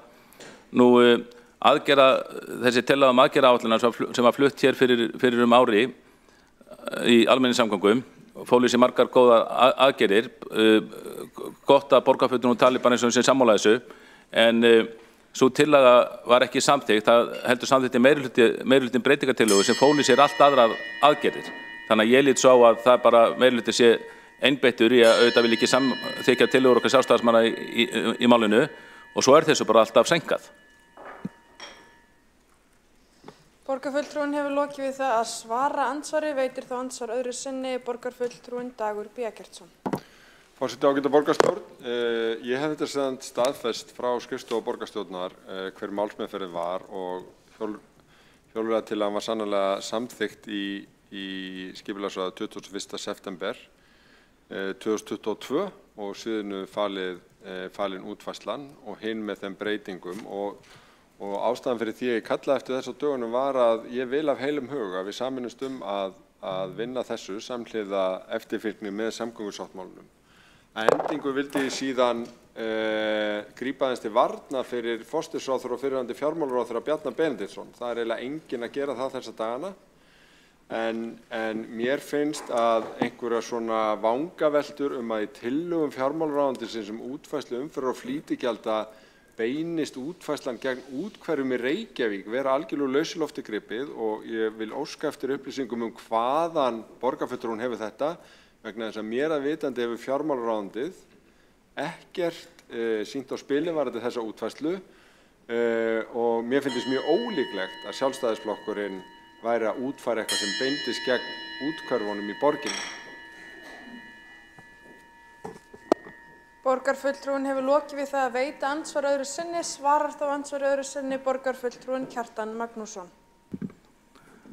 Forseti, góðir borgarfulltrúar, ég hef séð hugmyndir þetta nýja veggjald, hvernig það verið innheimt, það hefur verið fjallað þá opinberu vettvangi og þá að fulltrúum betri samgangna og þegar þetta var fyrst kynnt þá var talað ákveðnar stofnbrautir og það var eins og til þess talað Ártúnsbrekkuna í þessu sambandi að þar yrðu rafaugu sem fylgdust með ferðum okkar og rukku þá sem þar færi kæmi þá auðvitað mestnir á þeim sem þurfa nauðsynlega að fara stofnbrautir nokkrum sinnum á dag til og frá vinnu til dæmis, síður gagnvart þeim sem kannski komast ferðar sinna á þess að fara út á stofnbrautir. Þetta getur líka leitt til þess að það verið meiri að aukist umferð í íbúðahverfum til þess að menn komi sér fram hjá þessari gjaldtöku.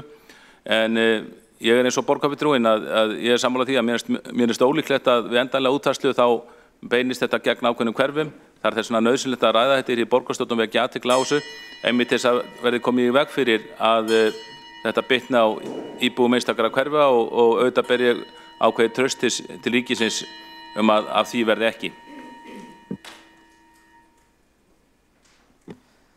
Borgarfulltrúinn hefur lokið við að svara andsvari og telst á andsvörum undir þessari ræðu lokið. Forseti minnir borgarfulltrúa á að virða andsvaratímann sem 1 mínúta. Næst á mælendaskrá borgarfulltrúinn Marta Guðjónsdóttir.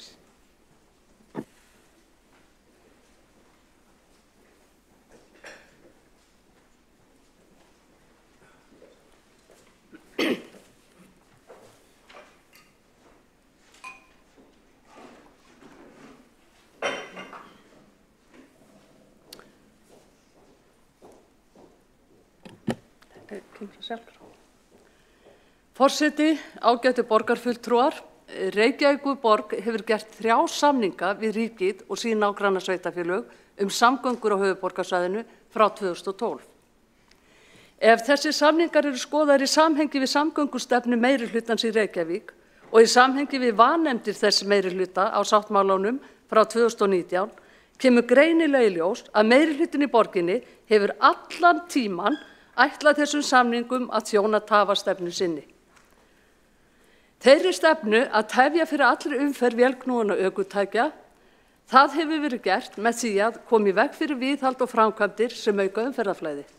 Útiloka alveg ný mislæg gatnamót, breyta tengibrautum í umferðarljósa frumskó og þrengingar, koma í veg fyrir snjallljósavæðingu, sóa 10 milljörðum í göngu og hjólabrú svo þeir nýtist ekki í samgöngur og samgöngubætur og vinna gegn lagningu Sundabrautar.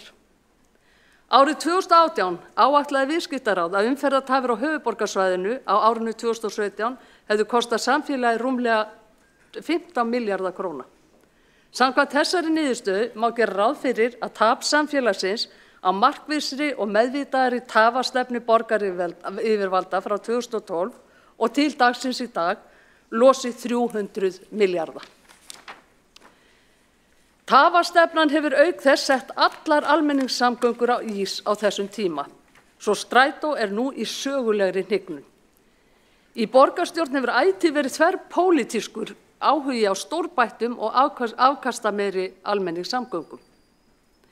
Ef borgarstjórn hefði borið gæfu til að þróa á lýðræðislegan hátt og í góðri samvinnu við vel upplýsta borgarfulltrúa, raunhæfa, létta borgarlínu í beinu framhaldi og með hliðsjón af strætó strax fyrir 12 árum, værum við líklega nú þegar búin að tengja saman sveitarfélögin og stóra borgarhluta með hraðvagnarkerfi á hliðarsettum sérakreinum og samræma það kerfi miðstórum vögnum sem sjáum frekar í dreifingu.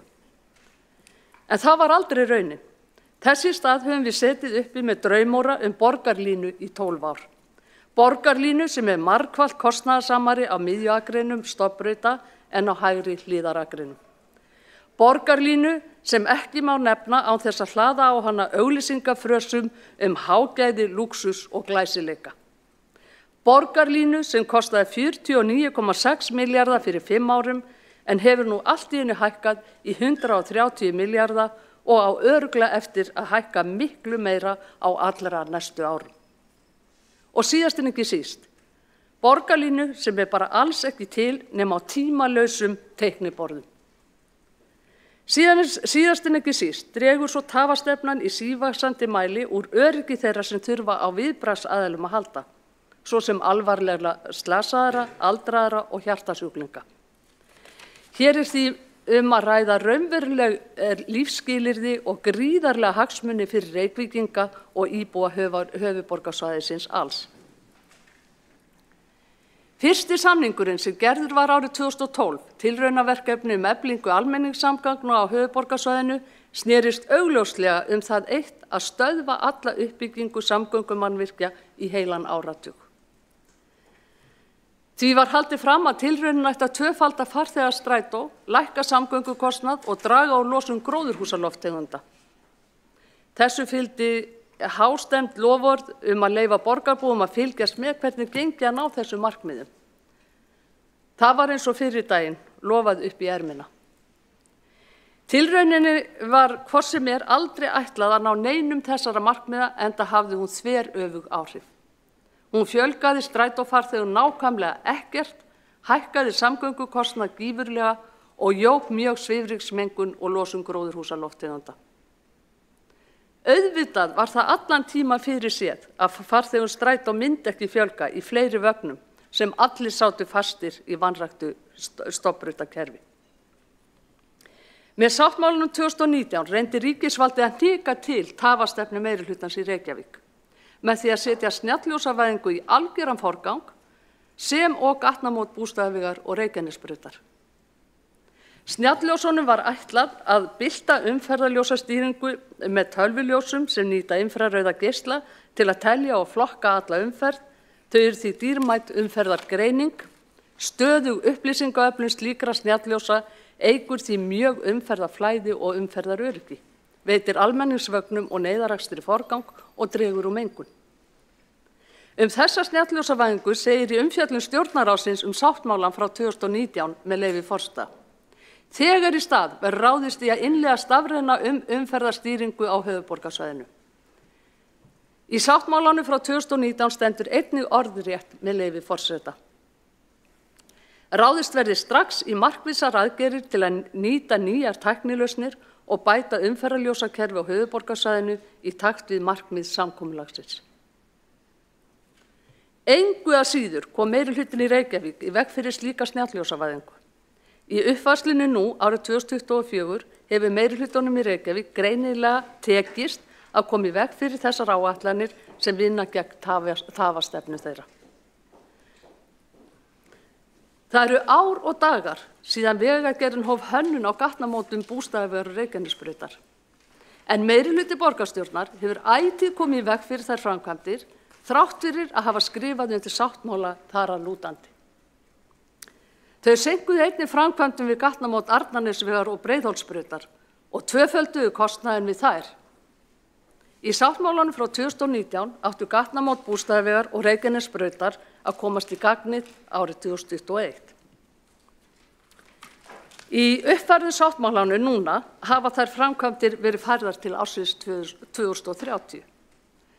Þó eru þetta arðbærustu framkvæmdir sáttmálans. Þarna eru mestu umferðartafir á Íslandi og framkvæmdakostnaður í lágmarki eða aðeins tæplega 1% af uppfærðum sáttmálanum. Maður hlýtur því að spyrja sig hvernig óskopunum hægt var við snjallljósavæðingu í uppfærðu sáttmála nú eftir að ríkisvaldið hafði lagt ofur áherslu á forgang slíkra framkvæmda árið 2019 og hvers vegna verklok við Bústaðavegar Reykjanesbraut nú færð til ársins 2030. Sem þó voru í forgangi árið 2019 og átti að vera lokið við árið 2021.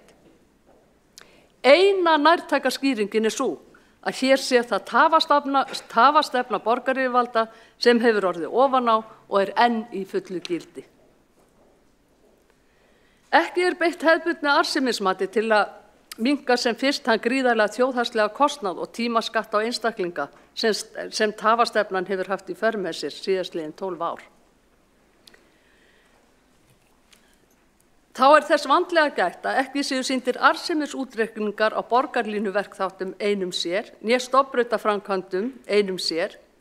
Samanburður á þessu tvennu má augljóslega ekki koma fyrir sjónir almennings. Það vantar hins vegar ekki viðleitnina til að hækka áætluð gjöld á borgarbúa til að koma til móts við síhækkandi kostnað við borgarlínu og krúnudjásn hennar, göngu- og hjólabrúna, sem enginn minntist á fyrir 5 árum en hefur nú allt í einu fjórfaldast í verði. Eins og hendi sé veifað hefur kostnaður sáttmálans nú hækkað úr 120 milljörðum í 311 milljarða. Það hvorki meira né minna en 160% hækkun á 5 árum. Það ekki að sjá né heyra að höfundar þessarar uppfærslu kippir sér upp við slíka smámuni. Enda ætla þau ekki að borga brúsann. Nei, hér þarf auðvitað almenningur að blæða, eins og alltaf þegar stórhuga stjórnmálamenn vilja fá krúnudjásn. Almennir vegtollar munu því hækka úr 60 milljörðum í 143 milljarða leið og vegfarendur þurfa að bíða 7 árum lengur eftir bráðnauðsynlegum samgöngubótum. Hér að ræða hækkun sem nemur 140% á 5 árum. Í dag sáttmálinn frá 2019 orðinn skammarlegur minnisvarði svikin loforð. Uppfærsla þess sáttmála þó mun verri. Hún staðfesting á því að tafastefna borgaryfirvalda hefur náð undirtökunum á sáttmálanum með öllu sínu virðingarleysi gagnvart fjármunum, hagsmunum og velferð hins almenna borgara. Ég segi því enn og aftur, ég stend með skattgreiðendum og vegfarendum í Reykjavík, málsvarar þessa uppfærða samgöngusáttmála gera það ekki.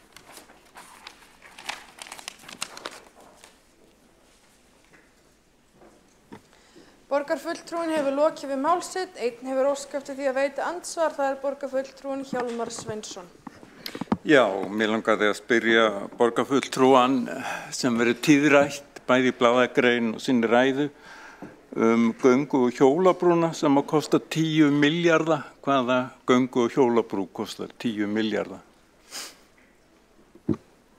Forseti, ágætu borgarfulltrúinn, já, sorry. Allt góð. Borgarfulltrúinn hefur lokið við það að veita andsvar, svarar þá andsvari borgarfulltrúinn Marta Guðjónsdóttir. Forseti, ágætu borgarfulltrúar, ég held að borgarfulltrúinn Hjálmar Jónssoni sé fullkunnugt hvaða brú ég að ræða sem að kostar 10 milljarða. Það kemur bara ein brú til greina, það Fossvogsbrúin. Já, þetta göngu- og hjólabrú og fyrir strætó en ekki fyrir almenna umferð. Borgarfulltrúinn hefur lokið við það að svara andsvari, veitir þá andsvar öðru sinni, borgarfulltrúinn Hjálmar Sveinsson. Takk fyrir og ég tek undir það, ég heiti Hjálmar Sveinsson, ekki Hjálmar Jónsson, en mér finnst það bara dæmigert fyrir þennan málflutning að almenningsvagnar, hraðvagnar, borgarlínunar, það bara sleppt að nefna þá og það einhvern veginn bara talað hjóla- og göngubrú. Ég á tilfinningunni það sé til að gera lítið úr þessu merkilega mannvirki og vildi bara vekja athygli á því.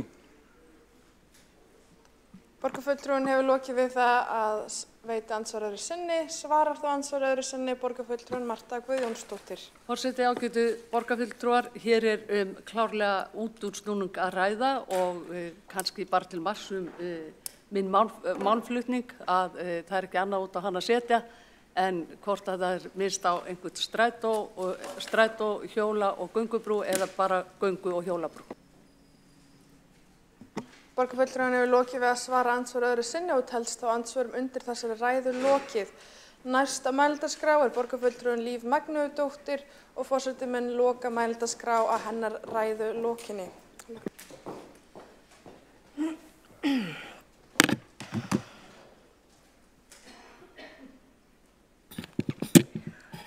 Forseti, í kringum aldamótin hófust háværar umræður samgöngumál í Reykjavík og þá helst almenningssamgöngur. Það var löngu orðið ljóst að ekki væri hægt að búa við núverandi ástand í samgöngumálum og enn síður væri hægt að halda uppteknum hætti til framtíðar ef borgin ætti að þróast í rétta átt. Það var þá sem Reykjavík samþykkti að stofna almenningssamgöngur í byggðasamlagi 6 annarra sveitarfélaga og Strætó BS var til. Markmiðið var auðvitað að efla almenningssamgöngur á svæðinu, bæta úr leiðum, hafa það tíðar og gera Strætó að fyrsta valkosti. En meira þurfti til. Og upphófst barátta félagshyggju fólks, barátta okkar Vinstri grænna og stendur hún enn.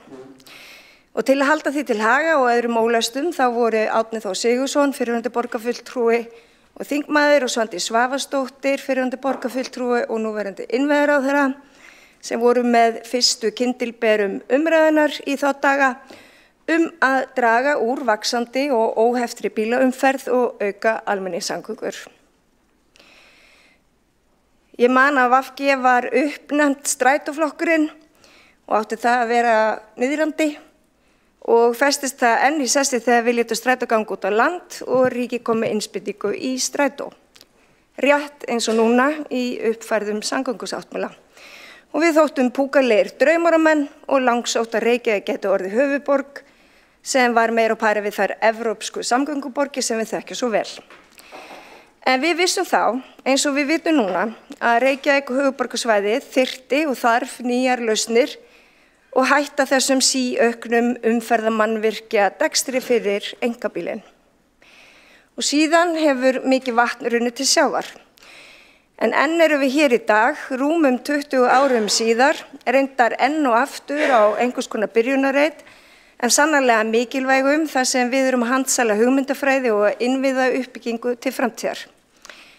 Okkur hefur tekist að landa samfélagssáttmála í breiðri sátt ólíkra stjórnmálaflokka og stjórnmálamanna, samgöngu úrbætur sem við höfum öll beðið með óþreyju en hefðu auðvitað átt að vera löngu komnar.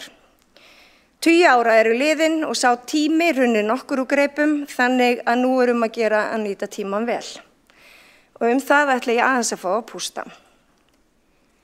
Að sjálfsögðu þá getum við öll fundið eitthvað í sáttmálanum sem við ræðum í dag sem við hefðum frekar vilja gera, sett aftur í röðina eða flýtt. En á heildina liti það stóra myndin sem gildir og svo hún raungerist sem fyrst finnst mér mikilvægt að taka afstöðu. Þetta ekki mál í mínum huga sem kjörnir fulltrúar geta kosið gegn þó viðkomandi stjórnmálamanni kunni að þykja eitthvað einstaka atriði mætti betur fara. Atkvæði gegn þessum sáttmála afstaða gegn framförum og hagsmuni fólks og umhverfis. Það atkvæði greitt gegn öllum þeim sem nú sitja fastir í Ártúnsbrekkunni. Sjálf ég eindregin stuðningskona sáttmálans eins og við Vinstri græn og grænarhreyfingi mín og ég mun því greiða atkvæði með sáttmálanum á næsta borgarstjórnarfundi.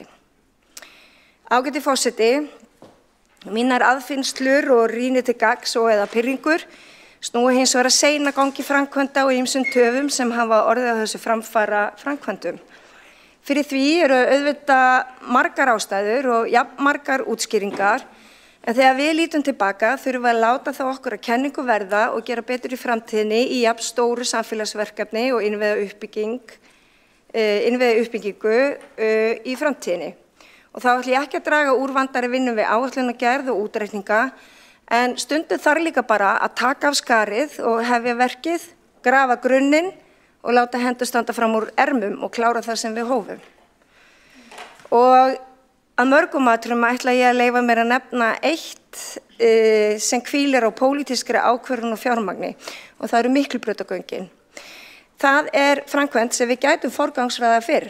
Verkefnið var aftarlega í upprunalega sáttmálanum og í endurskoðunni þá færist það aftur 5 til 8 ár eins og flest verkefni.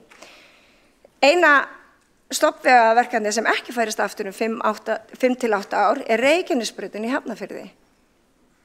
Og auðvitað þessi sáttmáli málamiðlun og verður það alltaf og eðlust hefði hinn sveitarfélagin ekki verið til í að hafa Miklubrautagöngin framar og kostnað verkefni í þeirra sveitarfélagi, en það má samt segja að Miklubrautagöngin ákveðin flöskuháls.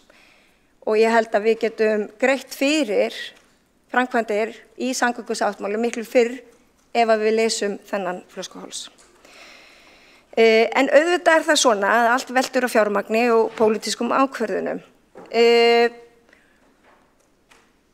Við getum hins vegar í framhaldinu í þessu lifandi plaggi sem að samgöngusáttmálinn vegið og metið reglulega þær fjárfestingar sem við ætlum að ráðast í og flýtt þeim.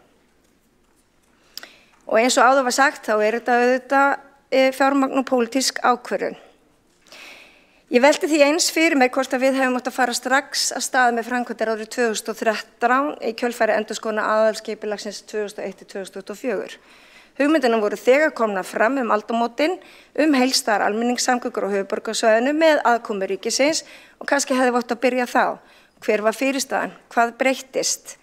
Það alltaf hægt að vera vitur eftir á, en eftir stendur að við erum hér í dag með tímamóta hugmyndafræði og sáttmála sem tók sér langa meðgöngutíma og ætlar að vera álíka lengi að fæðast. Forseti, mörg orð og langar ræður hægt að hafa þennan þjóðþrifasáttmála. En þau örfá orð sem ég vil leyfa mér að verða eftir í loftinu hér í dag að þrátt fyrir að sáttmálinn sé í höfn, þá getum við stjórnvöld í Reykjavík ekki lagt hendur í skot. En þarf að bæta úr, við þurfum að huga góðum gönguleiðum í gömlum og grónum hverfum og nýbyggðum, leggja hágæða og örugga hjólastíga og auka tíðni strætó og halda áfram að rýna og fylgjast með þróun og þéttingu vistvænna og gróður mikilla byggðar og fjölgun fólks og vera viðbúin því sem framtíðin færir okkur. Rétt eins og enginn nenni því að eyða tíma sínum sitjandi einn í sínum einkabíl fastur í Ártúnsbrekkunni, þá hef ég vart þolinmæði og engan nenni að bíða lengur eftir samgöngubótum og áþreifanlegum framkvæmdum. Eðli málsins samkvæmt vil ég ekki vera dauð þegar borgarlínan þeysist í þéttri byggð og kemur okkur öllum öruggum og leiðarenda og gangstéttur og hjólastígar á upphafsstaði. Góðar samgöngur eru samofna velferðarsamfélagi og í dag vitum við að skilvirkar, tíðar og öruggar samgöngur skil okkur auknum jöfnuði og velsæld og betri nýtingu fjármuna. Sú fjárfesting sem fyrir almenningssamgöngur og göng- og hjólaleiðir arðbærari í aurum talið en líka umhverfislegu tilliti frekari fjárfestingar í mislæg gatnamót, slaufur og vegi fyrir einkabílum. Það sparnaður fyrir heimilin, það þýðir betra heilsufar fyrir fólk, betri loftgæði og minna álag á umhverfið. Þetta vitum við og þetta segjum við í sí og æ og nú komaði að sína verkið. Strætó alltaf í tísku fyrir alla. Strætó að vera nýja stöðutækni hvort sem að strætó heiti borgarlína, gullvagn eða hvaðeina. Það þarf að ríkja sátt þetta. Frá upphafi veru okkar í borgarstjórn höfum við Vinstri græn ávallt haldið því á lofti að stjórnvöld eigi að leggja fulla áherslu á almenningssamgöngur, hjóla- og gönguleiðir og innviði fyrir þær.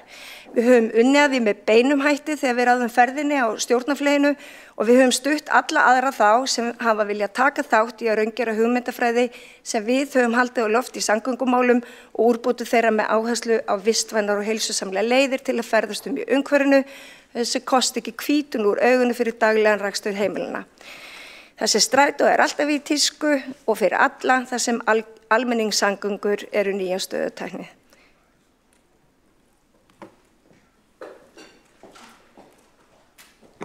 Borgarfulltrúinn hefur lokið við mál sitt. Næstur á mælendaskrá borgarfulltrúinn Aðalsteinn Haukur Sverrisson.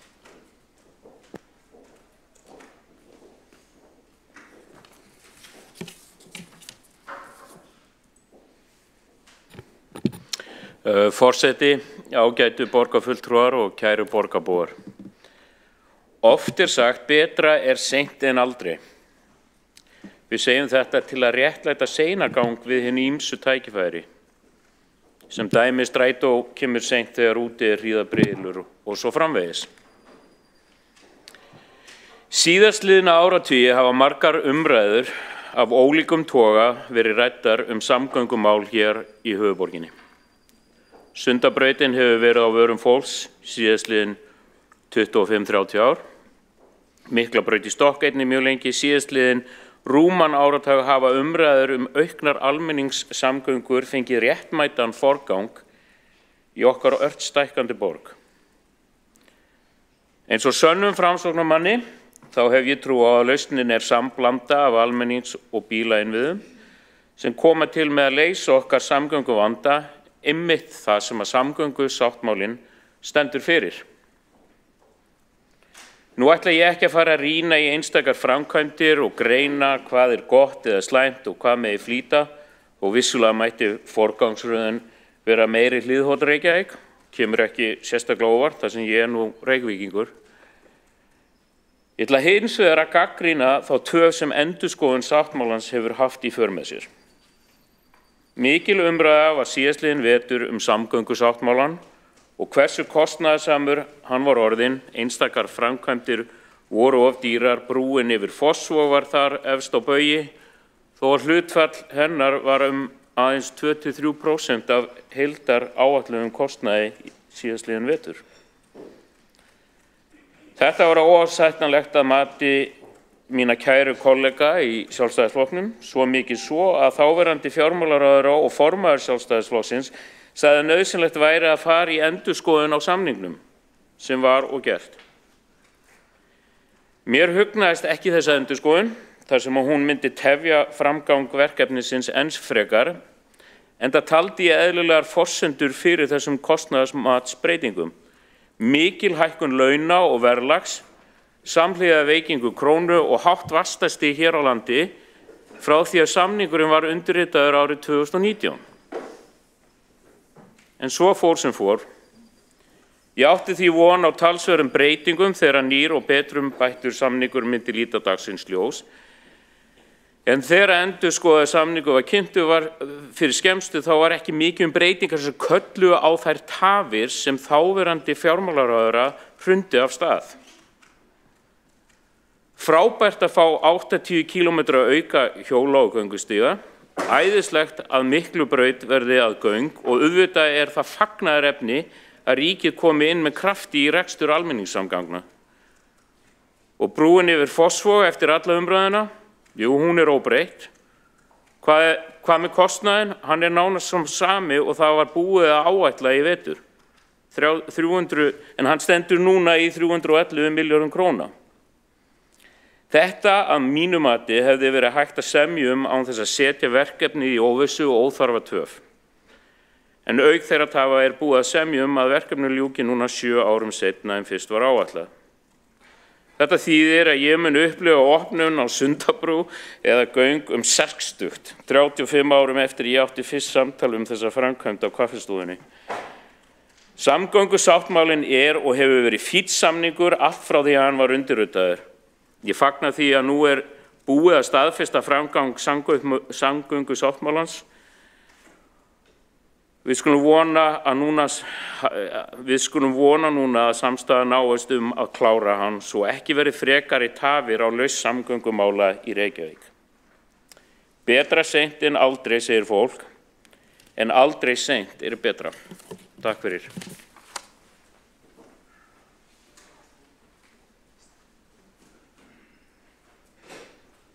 Borgarfulltrúinn hefur lokið við mál sitt. Næstur á mælendaskrá borgarfulltrúinn Björn Gíslason.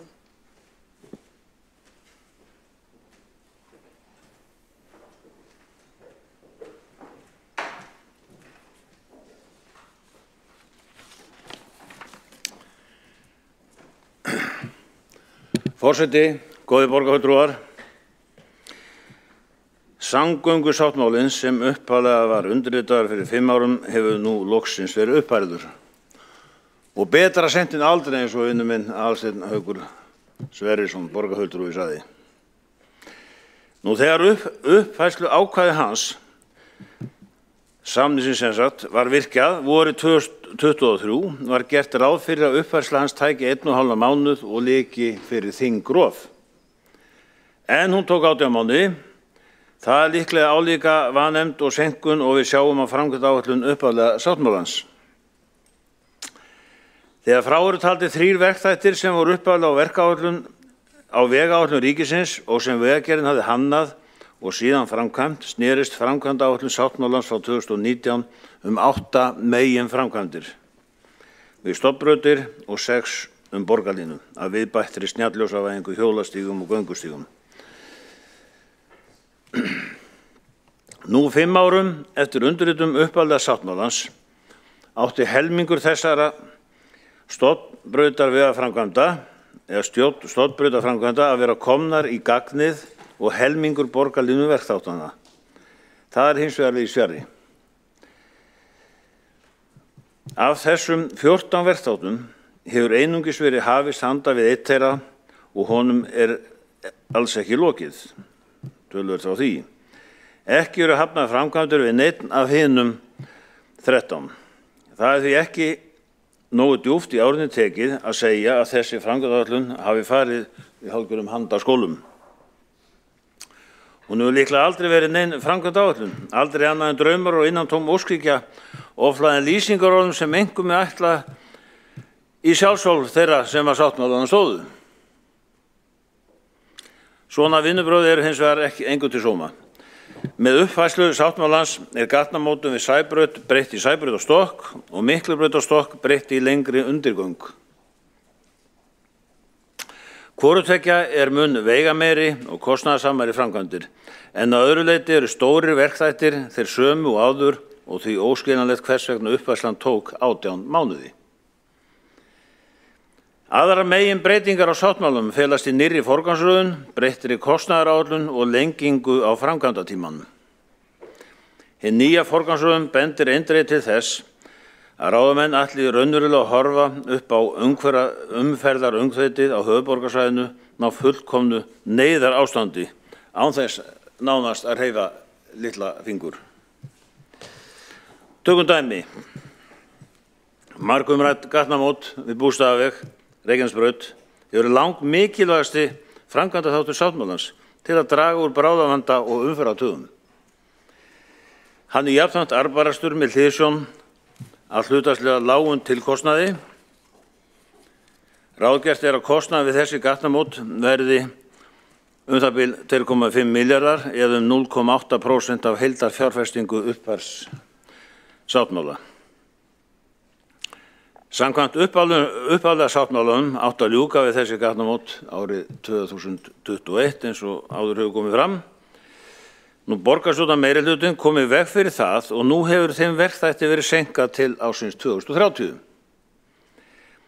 Á meðan sitja þúsundir íbúa úr Breiðholti, Kópavogi, Garðabæ, Hafnarfirði fastir í umferðinni á Reykjanesbrautinni í það bil hálftíma til 3 korter á hverjum degi á heimleiðar vinnu.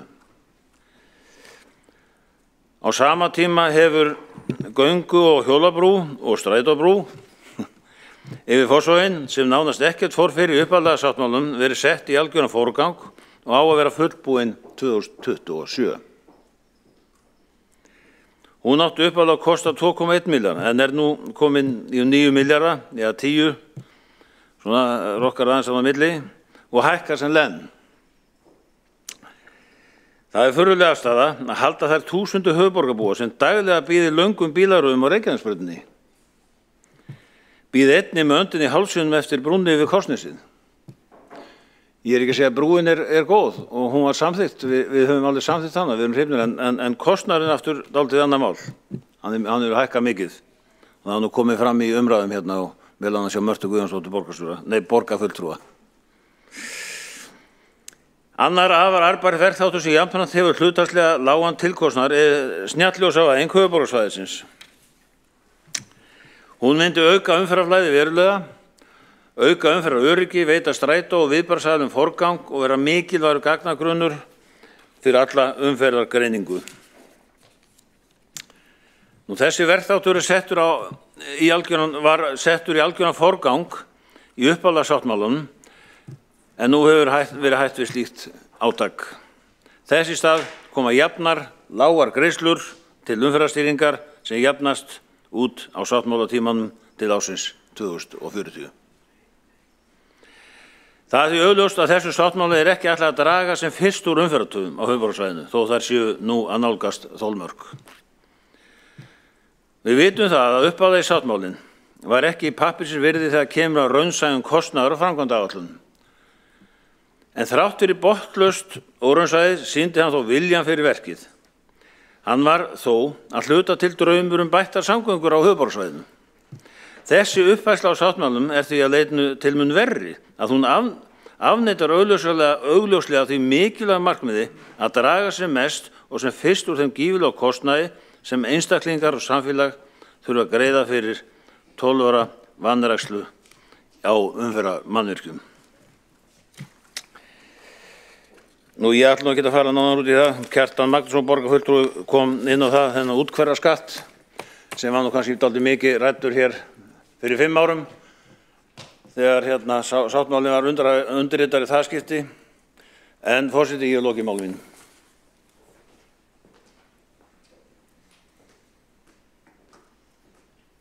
Borgarfulltrúin hefur lokið við mál sitt. Næstur á mælendaskrá er borgarfulltrúin Hjálmar Sveinsson.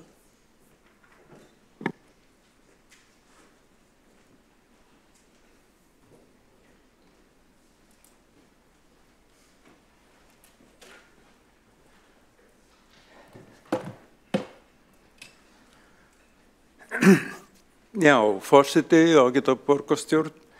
Það er svolítið freistandi að bera þennan samgöngusáttmála við aðalskipulag Reykjavíkur frá 1962 sem gilti frá 62 til 1983.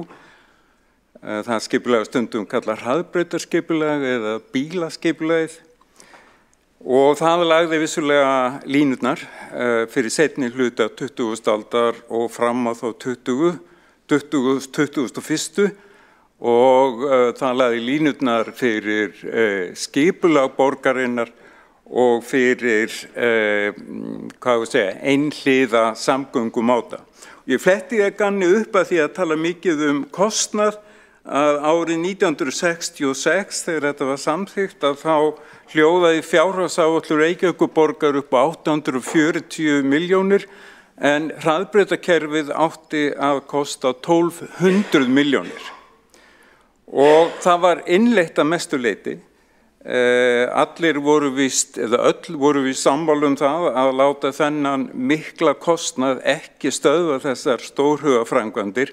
Reyndar var sleppt, að rífa Grjótaþorpið til að rýma fyrir hraðbraut og það var heldur aldrei farið í það að leggja Fossvogsdalinn undir hraðbraut eins og til stóð í skipulaginu. Jafnvel þótt borgarstjórinn á 9. áratugnum og núverandi ritstjóri Morgunblaðsins hafi lagt á sínum tíma mjög mikla áherslu á að Fossvogs hraðbrautin yrði lögð. En við erum sem þetta samþykkja nýja samgönguáætlun og hún mun umhverfisvænni og mannvænni en gamla bílaskipulagið vil ég fullyrða og á þó það sameiginlegt með hraðbrautaskipulaginu frá 66 að það verða að leggja línurnar fyrir skipulag byggðarinnar, fyrir mannlífi í borginni, fyrir vistvænni samgöngum, fyrir þéttari borg og meira og skemmtilegra mannlíf á höfuðborgarsvæðinu til langrar framtíðar. Já, fyrir 21. öldina hvorki meira né minna, því að ef sagan skoðuð að þá eru sáttmálar að þessu tagi, þeir eru ekki eða komast ekki í gegn nema sirka einu sinni til tvisvar og öld. Gleymum því ekki að borgir eru til vegna þess að fólk sækir í samskipti við annað fólk. Tilgangur borgarskipulags einmitt það að gera samskiptin ánægjuleg og greið og samgöngur í borgum lúta nákvæmlega þeim tilgangi. Tilgangurinn ekki að koma sem flestum bílum á milli staða, heldur að sem flest fólk komist til að hitta annað fólk og auðvitað líka til að koma sem flestum vörum sem greiðast á milli staða. En það þetta gamla sem að gildir, huggun manni mönnum að, segir í Passíusálmum, maður manns gaman, segir í Háamálum. Einkabílaumferðin sem hefur verið ríkjandi í borginni síðan 1966 óskilvirkur fararmáti í borgum og áherslan á, hinn pólitíska áhersla á einkabílinn hefur orðið til þess að almenningssamgöngum í Reykjavík og höfuðborgarsvæðinu hefur hnignað mjög mikið undanfarin 50 til 60 ár. Árið 1961 var meðalfjöldi ferða Reykvíkinga í strætó 238 ferðir á ári. 30 árum síðar, eða árið 2000, var meðalfjöldin 66 ferðir á ári. Strætóferðunum fækkaði sem sagt þrefalt og ekki nóg með það, heldur lengdust ferðirnar verulega eða úr 3,5 milljónum kílómetra í tæpa 6 milljónir kílómetra. Og þar með var þetta almenningssamgöngukerfi með því að dreifa byggðin út allt, með því að leggja alla áherslu, allt fjármagn í stofnbreytir og mislæg gatnamát, þá var þetta almenningssamgöngukerfi árið 2000 svolítið búið að vera. Og þetta var pólitísk ákvörðun, menn hefði ekki trú á almenningssamgöngum og þetta skipulag sem ég myndist hér á áðan, það breytti þetta Reykjavík frá því að vera lítil og frekar þétt borg í það að verða mjög dreifð bílaborg og þessi mikla áhersla á hraðbrautakerfi segir eiginlega allt það. Og ætla ég ekki að fara frekar út í það en þessi stefna hefur sem sagt gert Reykjavík að einni mestu bílaborg í heimi og ef við miðum við bílafjölda og íbúa og líka ef við tökum það land sem að fer undir umferðarmannvirki í Reykjavík, það eru 48% borgarlandsins fara undir umferðarmannvirki og þá drögum við frá útivistarsvæði og annað eins svæði sem að fer undir þessi umferðarmannvirki þekkist varla í nokkru borg, nema kannski í Houston og Phoenix og einhverjum borgum í Bandaríkjunum sem að ég veit svo sem ekkert um. En það var orðið óhjákvæmilegt að stöðva þessa útþenslu, stöðva þennan vítahring sem var upp kominn og það einmitt leiðarstefið í aðalskipulagi Reykjavíkur 2010 til 2040 og svæðiskipulagi höfuðborgarsvæðisins 2015 til 2040 og þar í fararbroddi auðvitað þessari nýju stefnu, það öflugt og skilvirkt hraðvagna samgöngukerfi sem við köllum borgarlínu. Og samgöngusáttmáli höfuðborgarsvæðisins sem við erum í þann veginn, vona ég að fara að samþykkja, einmitt ávöxtur þessara stefnu. Hann hefur skapast breið þverpólitísk sátt. Það út af fyrir sig afrek. Allir sem hafa komið að málinu eiga þakkir skildar, ekki síst fyrrum borgarstjóri Dagur B. Eggertsson og fyrrum innviðaráðherra Sigurður Ingi Jónsson. Þeir eiga báðir heiðurskilin fyrir sitt mikilvæga framlag.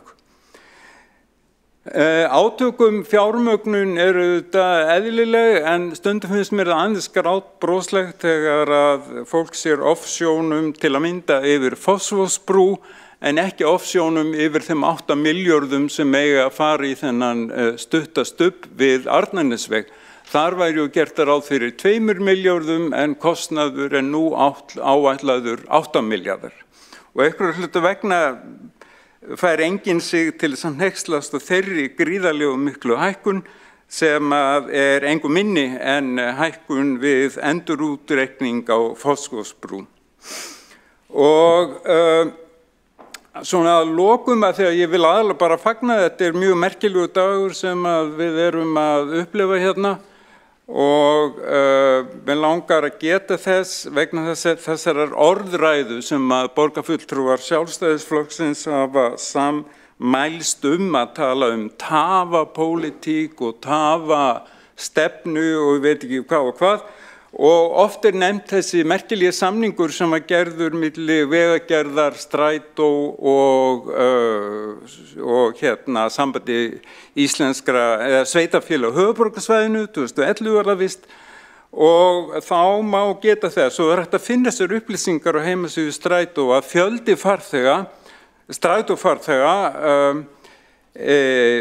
á höfuðborgarsvæðinu jókst 35% frá 35% sem var af íbúum höfuðborgarsvæðinu frá 2011 til 2019 og jókst 35% fyrirgefiði en bílaumferð 26%. Þannig að hlutfallsleg fjölgun strætóferða var mun meiri heldur en hlutfall bílaferða.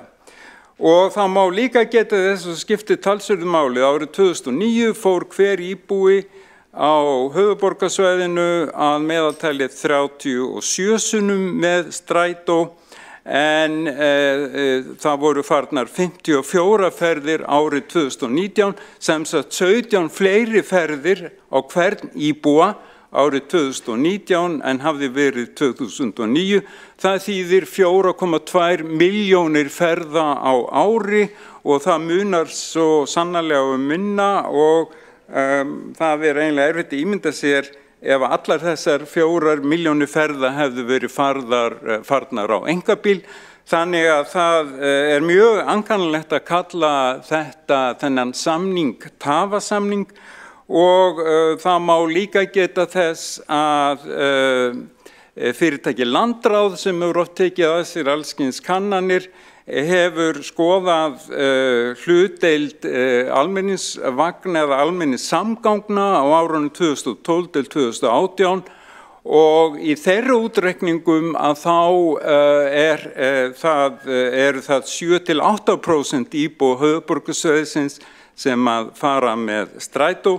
Þannig að ef þær telur réttar að þá erum við ansi nálægt því að hafa náð því marki að tvöfalda farþegafjölda strætó Og þetta nefni ég bara vegna þess að það búið að vera að tala, finnst mér, svo mikið niður merkasamninga sem að gengu út á það að efla almenningssamgöngur og þeir samningar gerðu það meðal annars Strætó kleift að taka upp miklu tíðari ferðir, 10 mínútna ferðir á Ásnum sem fer frá Hafnarfirði og í miðborg Reykjavíkur og sömuleiðis og það sama gildir 6 sem fer úr Grafarvogi og í miðborg Reykjavíkur.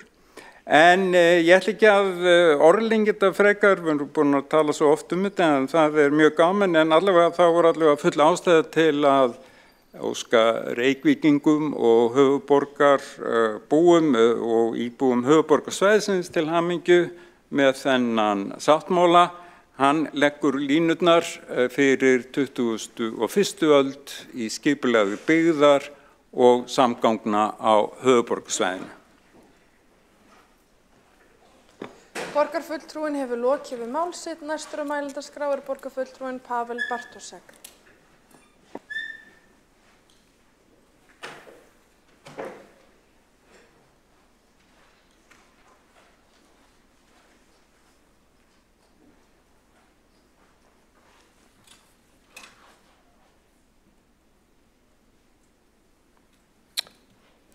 Frú forseti, við ræðum nú samgöngusáttmálann sem var uppfærður og undirritaður í síðasta mánuði.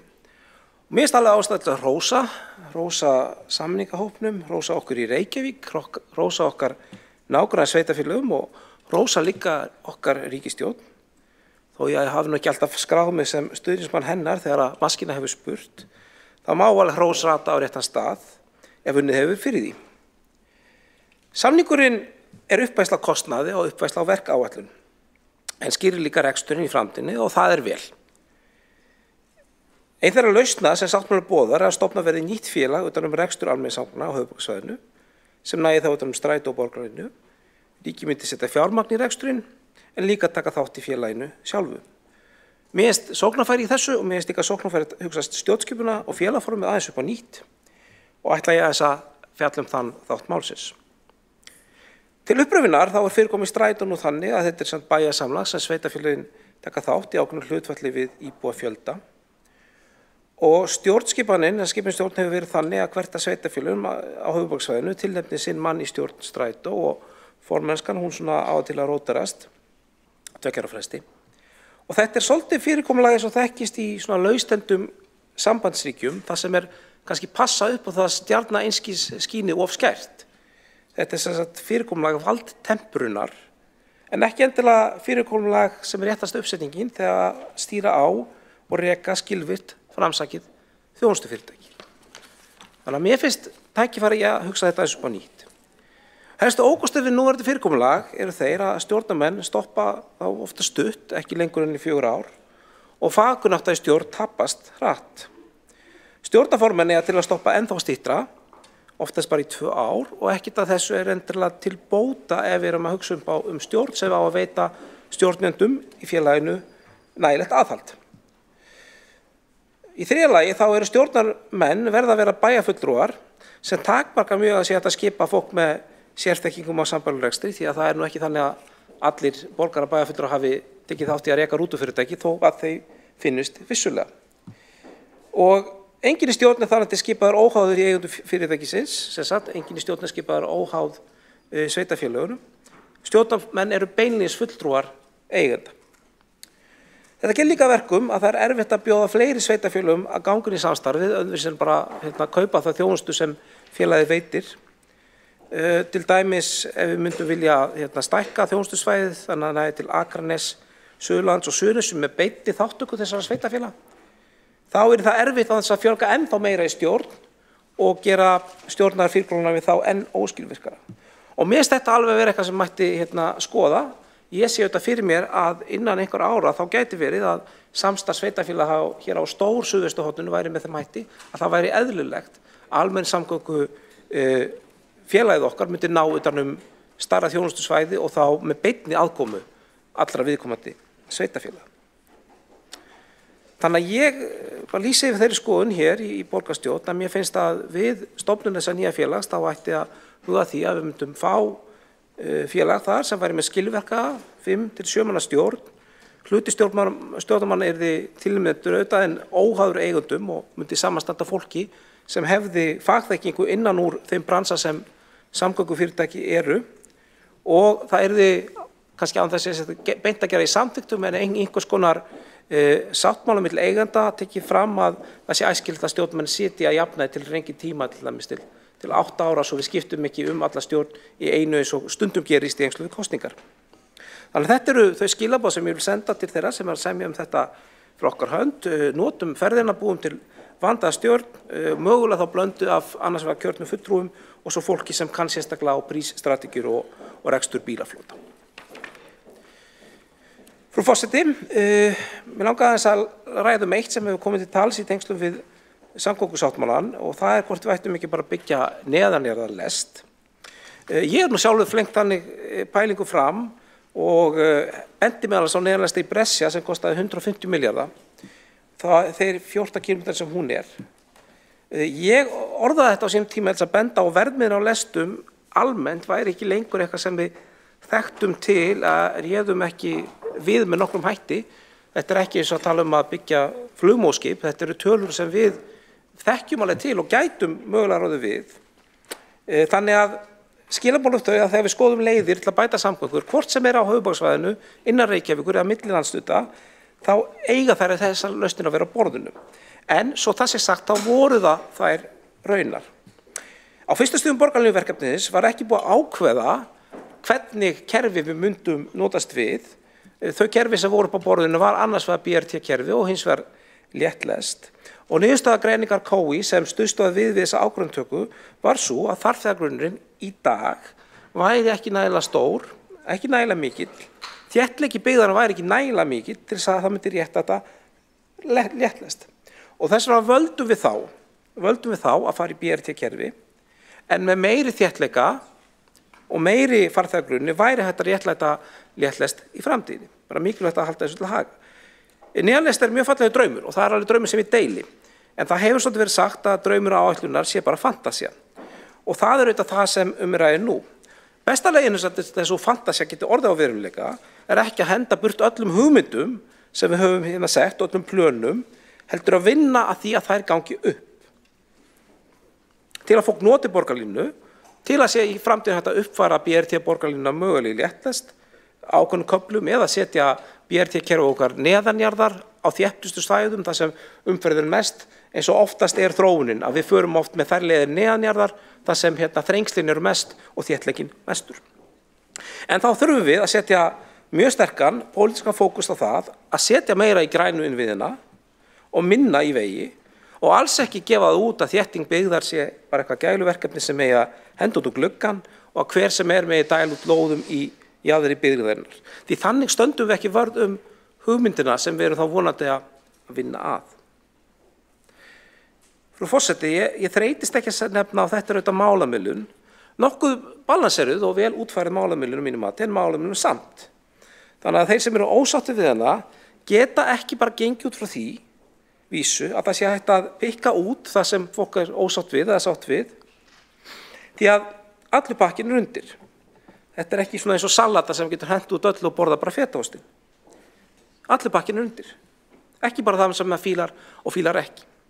Og mér langar samt líka að segja að því að við kannski erum öll svolítið sökum það að tala stundum hér eins og við búum í algjörlega möllbrotnu samfélagi sem fólk situr fast í umferð alla daga, kemst hvorki lönd í strönd og upplifir mikla þjáningar.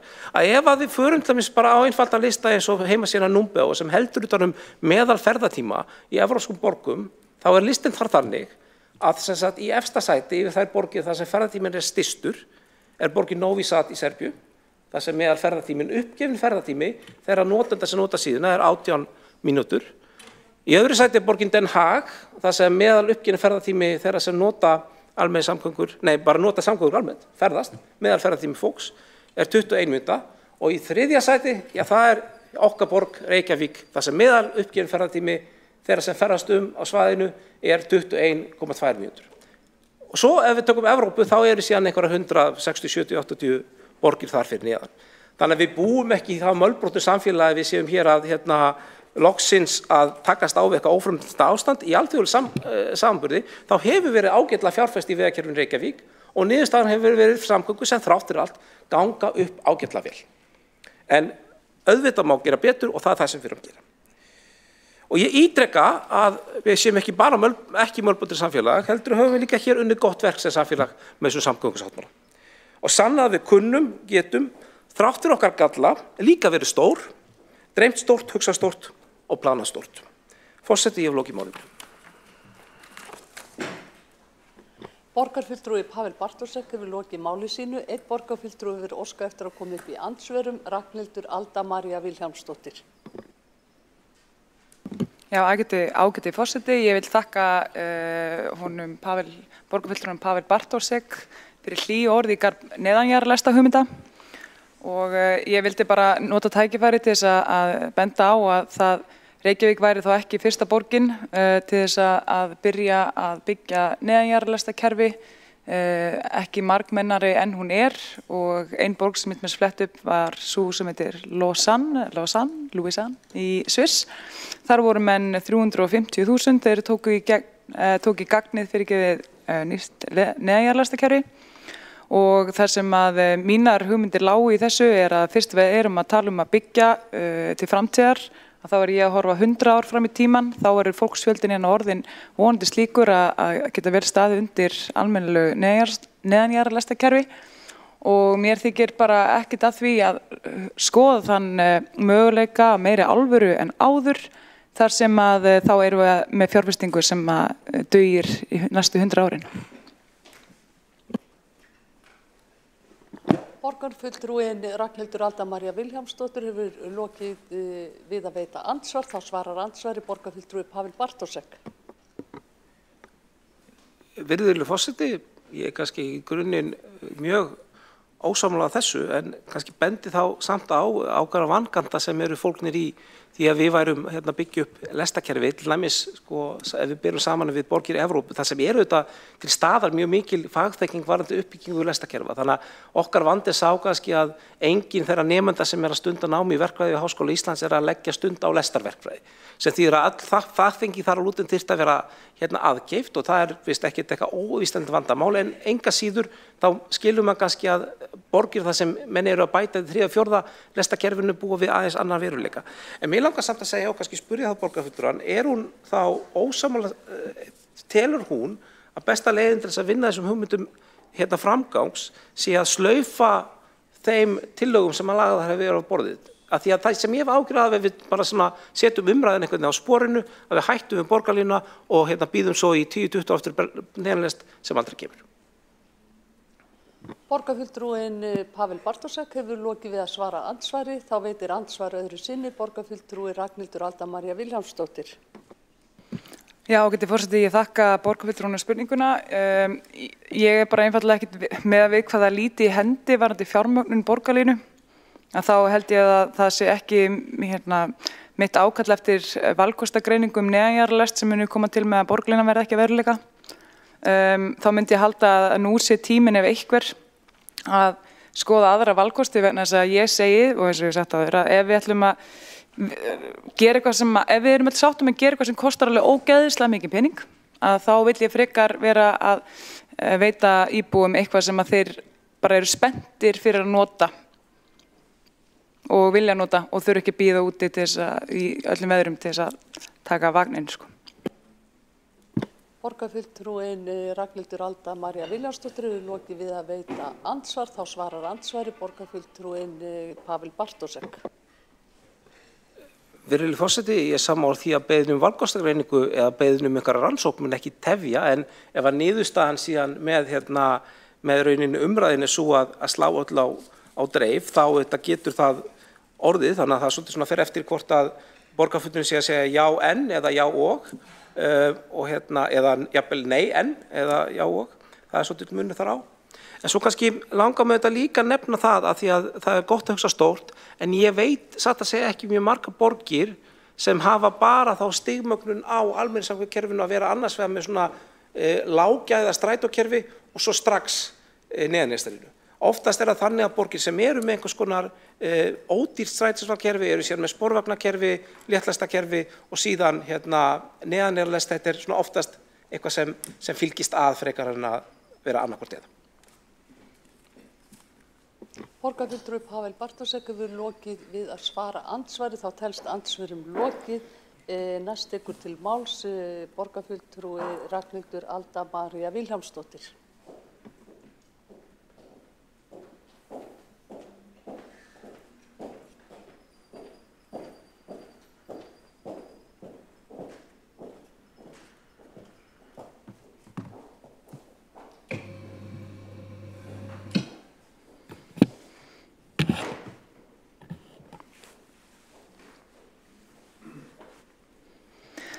Já, ágæta borgarstjórn og ágæti forseti.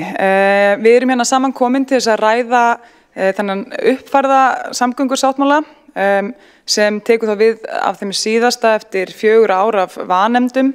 Því miður lítið nýtt að finna hér og það eina sem að virðist þegar færst upp eru kostnaðartölunar.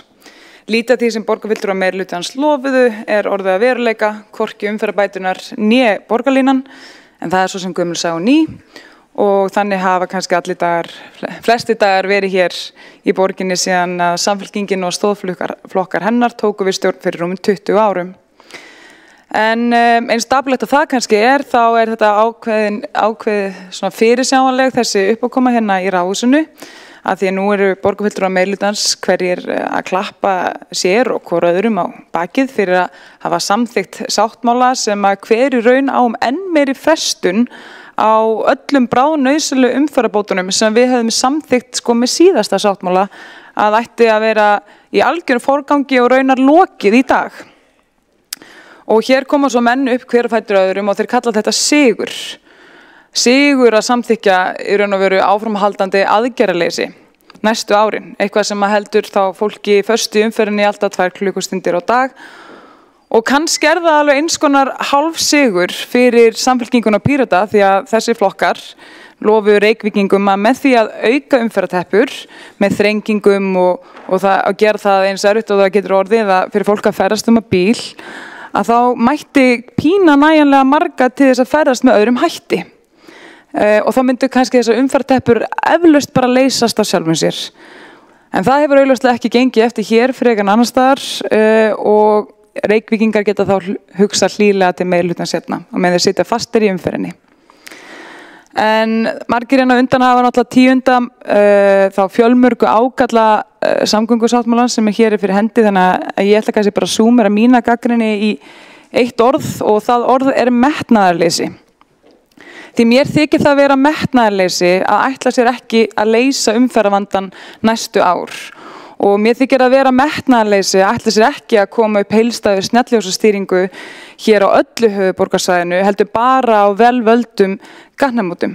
Og mér þykir það líka metnaðarleysi að ætla ofan á aðra skatta að rukka fólk og fjölskyldur og fyrirtæki sem nota bíl allt að mörg 100.000 krónur á ári í nýgjöld sem að mun þá enn frekar hækka verðið á öllu, matvöru og þjónustu og hvaða fólk svo að fá fyrir þess að auka gjaldtöku og verðhækkanir? Strætó og miðrisettri sérakrein, þar sem að fólk þarf hvort sem að ganga fyrir bíla til þess að fara upp í vagnin og hann kemur í besta falli á 7 mínútna fresti á álagstímum. Og það þetta hágæða innan gæsalappa almenningssamgöngukerfi. Og þá segi ég, eins og ég hef sagt hérna áður, frekar þá vil ég bara við sem að skoða neðanjarðarlest af einhverju alvöru. Því þá erum við að byggja til 100 ára og hún ekki háð því að borgin trassi við snjómokstur eða viðhald og vagnarnir koma á nokkrum mínúta fresti og maður þarf ekki að bíða út í öllum veðrum og vindum og maður langt fljótari á áfangastæðin með borgarlínu. Auk þess sem neðanjarðarlest þá minnstakosti viðbótu vegakerfið neðanjarðar og hún veldur að það að byggja neðanjarðarlestina veldur engum truflunum á umferðinni ofanjarðar en á framkvæmdatíma þá mun borgarlínan bæði þrengjað og loka alfæri helstu umferðaræðum höfuðborgarsvæðisins. Fyrir utan að það náttúrulega svona forsenda áættanlegra notkunar borgarlínu að hún muni tefja fyrir umferð akandi uppferð og þá segi ég bara freka vil ég byggja eitthvað sem fólk vill nota heldur en eitthvað sem þarf að pína fólk til þess að nota. Og að ætla sér að eyða einhvern gigatískum uppæðum og besta sem er boðið borgarlína, það þykir mér bara að vera metnaðarleysi. En ég skil að meirihlutin kalli þetta sigur. Af því að allar framkvæmda áætlanir þessa samgöngusáttmála taka mið af því að það megi ekki greiða mikið fyrir akandi umferð því að öðrum kosti muni fólk ekki nota borgarlínu eða strætó. Og það er alveg klárlega sigur fyrir þá fjölmörgu borgarfulltrúar Samfylkingarinnar og Pírata sem hafa undanfarin ár haft mjög hátt þá skoðun sína. Og við þekkjum þessa orðræðu, þetta þú mátt ekki nota bílinn því bílinn tekur pláss og þú mátt ekki taka pláss, þú mátt ekki nota bíl því þá þarf borgin að nota þína skattpeninga til þess að þjónusta þig, halda við götunum og skaffa þér bílastæði, þú mátt ekki nota bíl því þá ertu vondmanniska sem bætir við ríkið í borginni, en þó allir sérfræðingar séu sammála að regluleg götuþrif sé langöflugasta leiðin til að bæta loftgæði.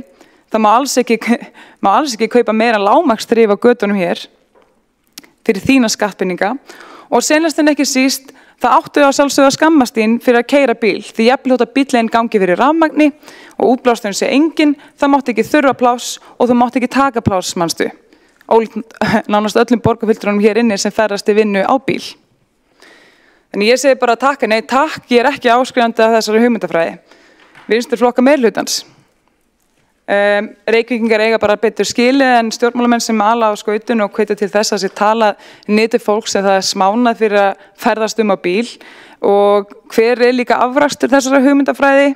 Ekkert, eins og sést á umferðartöfunum og ástandinu á strætó því þessi hugmyndafræði hún skilur einfallega bara ekkert eftir sig. Hún tekur bara af tíma fólks, peningu þeirra og hamingju og ég er hér til þess að berjast fyrir frelsi fólks til þess að ferðast eins og því sýnist og taka þess mikið pláss og því finnst að þurfa og komast fljótt og greiðlega á milli staða og eyða eins til þess að geta eytt eins miklum tíma og það vill með fjölskyldunni og eins litlum tíma og þarf í umferðinni. Og ég er bara hér til þess að ná árangri fyrir Reykvíkinga og ekki til þess að segja hvernig þeir eiga að lifa lífinu sínu eða ferðast á milli staða. En ég sé alveg af hverju borgarfulltrúa meirihlutans og borgarstjóri hamast nú við að svona afvegaleiða íbúa aðeins hvað stendur raunverulega í þessum sáttmála. Kosningaherferðin hefur hingað til svolítið hangið á hvað sem svona innistæðulausum dygðarskreitingum og í áratugi þá hefur framtíðarsýn Samfylkingarinnar og stóðflokka hennar verið eins konar svona tálsýn að mínu mati eða sýning sem er svona sett og stokk til þess að réttlæta það að hafa varla sett krónu til að bæta úr umferðarteppunum í Reykjavík í 2 áratugi. Og í staðinn þá hafa þær sett Samfylkingin og Píratar og fjölmargir stóðflokka vinir þeirra sett milljarðana sem að ríkið veitti þeim fyrir samgöngubætur á vegakerfinu í strætó og undir þá því yfirskinni að vera að bæta þjónustuna. En úti standa farþegar og þeir klóra sér í hausnum því að þeir hafa lítið annað áþreifanlegt fengi fyrir peningin en handónýtt klapp-app og svona tilgangslausar auglýsingaherferðir. Þannig hver er mín framtíðarsýn? Ég ætla bara að segja, ég vil engar umferðarteppur, ég vil að fá snjalljósastýringu á öllu höfuðborgarsvæðinu og þær framkvæmdir vil ég fá strax í forgang, helst í gær, eins og það áttu að vera og ég vil leyfa fólki á bílum og deilibílum að fá það pláss sem að því finnst að þurfa. Ég er ánægð að sjá hins vegar öflugt göngu- og hjólreiðastíganet líkt og við sjálfstæðismenn höfum barist fyrir en ég vil hins vegar fá alvöru valkosti þá í almenningssamgöngum, ekki afarkosti. Og ég vil leyfa borginni að stækka og ég vil bjóða fleiri ódýrar lóðir fyrir fólk og fyrirtæki sem geta það byggt sér ódýrara húsnæði og ég vil meiri lágreistabyggð með fallegum arkitektúr. Og ég vil fá fleiri grænsvæði en ég vil líka fleiri bílastæði og það er hægt að gera bæði. Og ég vil skipuleggja fleiri lóðir fyrir einbýli og raðhús með góðu görðum og allt þetta vil ég fá bara strax í verk. Og ég mun ekki sætta mig við neitt minna fyrir mína kjósendur. Takk fyrir. Borgarfulltrúi Ragnhildur Alda María Vilhjálmsdóttir hefur lokið máli sínu. Tveir hafa óskað eftir að koma upp í andsvörum. Fyrst er það borgarfulltrúi Alexandra Briem. Forseti, já, ég vil nú bara kannski hrósa borgarfulltrúanum Öldu Maríu Vilhjálmsdóttur fyrir þessa loftheimleika, einhvern veginn, allan að reyndum að tengja það saman að hún vill fresta þessu öllu og meðan kerfi sem miklu dýrara og tekur miklu lengri tíma verður kannski eitthvað tíman sett upp meðan hún stillir sér samt upp eins og hún sé að reyna að spara pening og stillir sér upp eins og hún vilji leysa málin hraðar og á sama tíma hún að leggja okkur þau orði í munn að við séum að reyna að leysa umferðarvandann bara með því að skamma fólk á þetta, svona svolítið skamma sín fyrir hvernig raunveruleikinn þegar við erum búin að vera að vinna hörðum höndum að því að bæta kerfið, reyna að ná einhvers konar samkomulagi það að bæta almenningssamgöngur, bæta vegakerfið með þeim skynsamlegustu leiðum miðað við íbúafjölda, miðað við það fjármagn sem í boði, miðað við það samkomulag sem hægt að ná meðal aðila. Þetta vissulega bara nokkuð virðingarverð tilraun til þess að snúa öll á haus. Borgarfulltrúi Alexandra Brím hefur lokið við að veita andsvar, þá svarar andsvari borgarfulltrúi Ragnhildur Alda María Vilhjálmsdóttir. Ég ætla nú bara ágæti forseti að vísa flestu af því sem var sagt hérna til föðurhúsina en segi líka að ef þetta er afrækstun eftir allar þessa áreynslu sem ágæti borgarfulltrúin var að nefna í þágu greiðari umferðar og betri almenningssamgangna þá er ljóst hér fara að skipta meirihluta. Borgarfulltrúi Ragnhildur Alda María Vilhjálmsdóttir hefur lokið við að svara andsvari. Þá veitir næst andsvar borgarfulltrúin Hjálmar Sveinsson. Já, ég vil bara endurtaka það sem að ég gat í minni ræðu að samningurinn frá 2011 hafði vissulega bara heilmikil og góð áhrif. Fjöldi strætófarþega jókst verulega og ég gat þess að árið 2009 þá fór hver íbúa meðaltali 37 sinnum með strætisvagni en 54 ferðir 10 árum síðar og sem sagt 17 ferðum fleiri sem eru 4,2 milljónir ferða á ári. Reykvíkingar eða íbúar höfuðborgarsvæðisins fara 13 milljónir ferða með strætó á ári og þannig að þetta svona illa umtal strætó bara stenst ekki og mér leiðist það og mér finnst að það ætti eiginlega bara ekki að vera í gangi hérna í sal borgarstjórnar. Borgarfulltrúi Hjálmar Sveinsson hefur lokið við að veita andsvar, þá svarar andsvari borgarfulltrúi Ragnhildur Alda María Vilhjálmsdóttir. Ágæti forseti, borgarfulltrúar meirihlutans og eins og Hjálmar hérna hafa oft ásakað borgarfulltrúar minnihlutans að vera með illt umtal þegar þeir gagnrýna strætó og það sem betur má fara í strætó og svo hafa jafnvel segist svo langt að segja að sú gagnrýni sé ástæðan fyrir því af hverju strætó sé ekki meira notaður en raun ber vitni. Þetta svona til marks alveg kyngimagnaða trú borgarfulltrúa meirihlutans á okkur borgarfulltrúa minnihlutans að halda við ein og sér sem ástæða þess að strætó sé ekki meira notaður. Staðreyndin sú að miðað við allar þær tölur sem voru setta fram á sínum tíma að þá ljóst mál að þessi tilraun tókst ekki upp.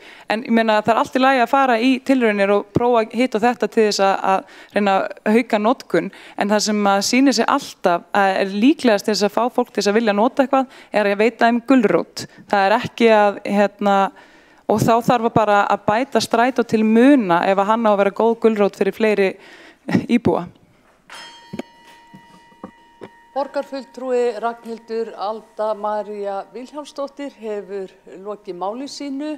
Þá hafa ekki fleiri óskað eftir að koma upp í andsvörum og við gerum 15 mínútna hlé á fundinum.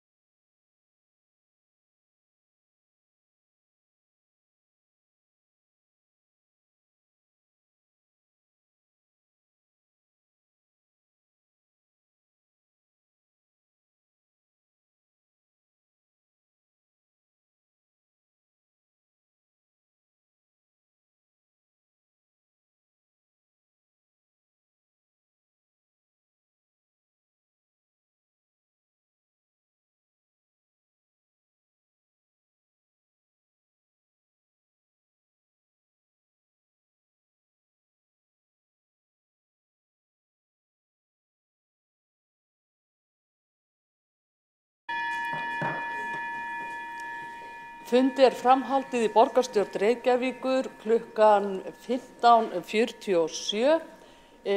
Þá tekur næst til máls. Næsta mælendaskránni er Árelía Eydís Guðmundsdóttir, borgarfulltrúi.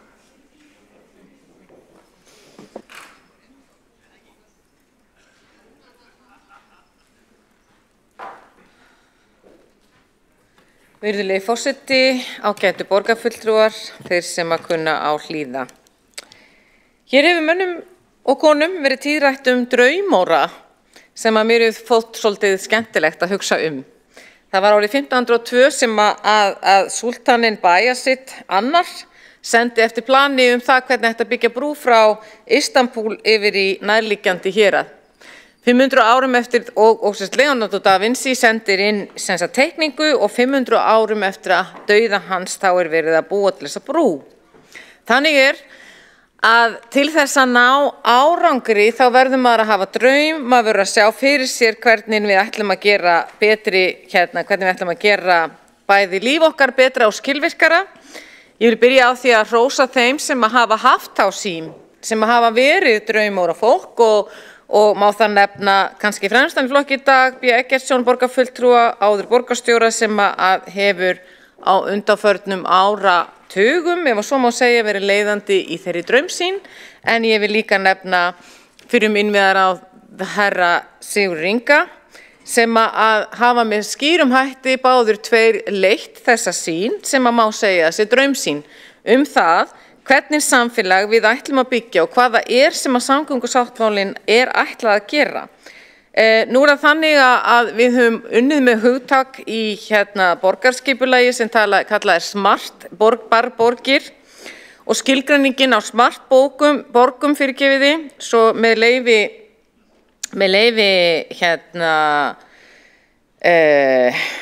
sem sagt hæstvist fundarritara, nei, ekki fundarritara, hvað ekki náttúrulega að það svo langt síðan ég sagði þetta, forseta fyrirgefiði, þá hefst hér tilvitnun sem skilgreining á því hvað smartborgir það eru borgir sem að nýta tækni og gervigreind til að hámarka skilvirkni daglegs lífs borgara.